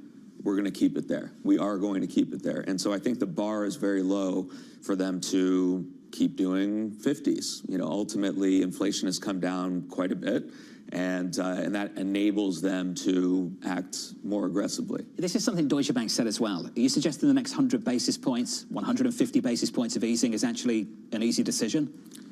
I don't know if it's an easy decision. I just think that the next, well, yeah, look, I think the next 100, 125 we're gonna get. The more aggressive that they are right now, the less I think they have to do later. Ultimately, you're as we're saying, we're bringing down recession risk because they're acting sooner and more aggressively at this point. At a certain point, you have to wonder, how much does this leave inflation as a bigger concern, even if recession is less of a concern? We were talking about that with longer-term yields picking up just a touch. You have to imagine, are we truly seeing just a return to the past normal? Or is this going to be a new inflationary environment where officials aren't willing to allow the economy to collapse enough to create that disinflation? Yeah, I think we're a long way from inflation becoming a meaningful concern again. I think, you know, we were just talking about oil and what's happening there. And oil is, that's a major disinflationary force, that not just on a headline level, but ripples through into core inflation. The labor market is still cooling. You would need to see like a re-tightening of the labor market, I think, to get like domestically generated inflation getting going again. So I kind of think this is the best of all worlds, where they're supporting growth. Maybe inflation becomes more of an issue if we get Trump tariffs and the like down the road. But I think that's, you know, kind of tomorrow's story as opposed to today. The story that you're painting makes me think the U.S. is less exceptional. And frankly, everything else looks a little more exceptional, especially on the valuations that they're currently trading at. Is that how you're looking at it? I think the U.S. is still exceptional in one clear way, which is that we have a great productivity story here. We have seen productivity pick up in the U.S. yes, employment has been coming down, but GDP growth has been really, really strong. And that's allowed us also to get unit labor cost inflation lower. You're not seeing that in Europe. You're still seeing ongoing supply chain issues, corporate margin issues, and the like. You're not seeing that in the UK. And so the US is still quite exceptional on that front. When we talk about the equity markets, though, of course, a lot of that good news, more of it is priced in the U.S. and the rest of the world, as is almost always the case. You also like China, especially versus Europe, but how much is the European story dependent on what happens next in China and if what's happening with fiscal and monetary stimulus actually works? Yeah, I think, look, what happens in China, there's going to be some positive leak through into Europe, especially with some of the big luxury names. If you can shore up consumer confidence in China, then that helps on that front. I still think Europe faces a number of domestic challenges. You know, you still have stubborn wages. You still have German manufacturing sector that is in pretty bad shape. And we had from Mario Draghi last week, or maybe the week before, him talking about how do we get Europe more competitive. And it's almost a sad read because you see such great work, such interesting work of things that can and should be done, but so little confidence that the institutional framework is going to allow politically these reforms to happen. Well, let me jump in. As an investor looking at Europe, how do you react when the German finance ministry sounds almost unsettled by stock going up? Yeah, I mean, what does that tell you about the situation in Europe? Because that's ultimately what's happened in the last 2 weeks. Look, I think that's you know, the underlying, there's an underlying institutional issues that are going to hold Europe back. Now, I don't think I'm saying anything that's not already reflected in European equities. They're very cheap, and they can receive some bounce from this China improvement, and maybe the ECB gets a little more aggressive, and so that helps. But structurally, it's hard to make this long-term investment case for Europe relative to the U.S. LVMH right now, you mentioned luxury. LVMH over in Europe up by more than 6% at the moment. So we're seeing that running in luxury, as you might expect. On the menu, a number of asset classes. Let's pick three. So equities, commodities, foreign exchange. Out of those three, to price out recession, what does that mean? To price in what now and where? Yeah, so I think what we'll see most clear is what's happening in equities regionally and intra-sector. And you know, like I said, a lot of people poured money into defensive sectors here in the U.S. I think we've got to price a lot of that out. I think recession risk, that left tail has been let's pick a sector. Utilities. Where does it leave you? Given that run-up is actually just off the back of AI as well as the defensive nature of the particular group of stocks as well. What do you do with utilities? Utilities is the trickiest one because of that AI. I mean, in itself, utilities look extremely overbought. We've seen tons of ETF flows into utilities. It's all telling us, especially given the macro dynamics and our view that yields can bounce from here, that utilities should be vulnerable. But then you get these big AI power demand announcements, and that's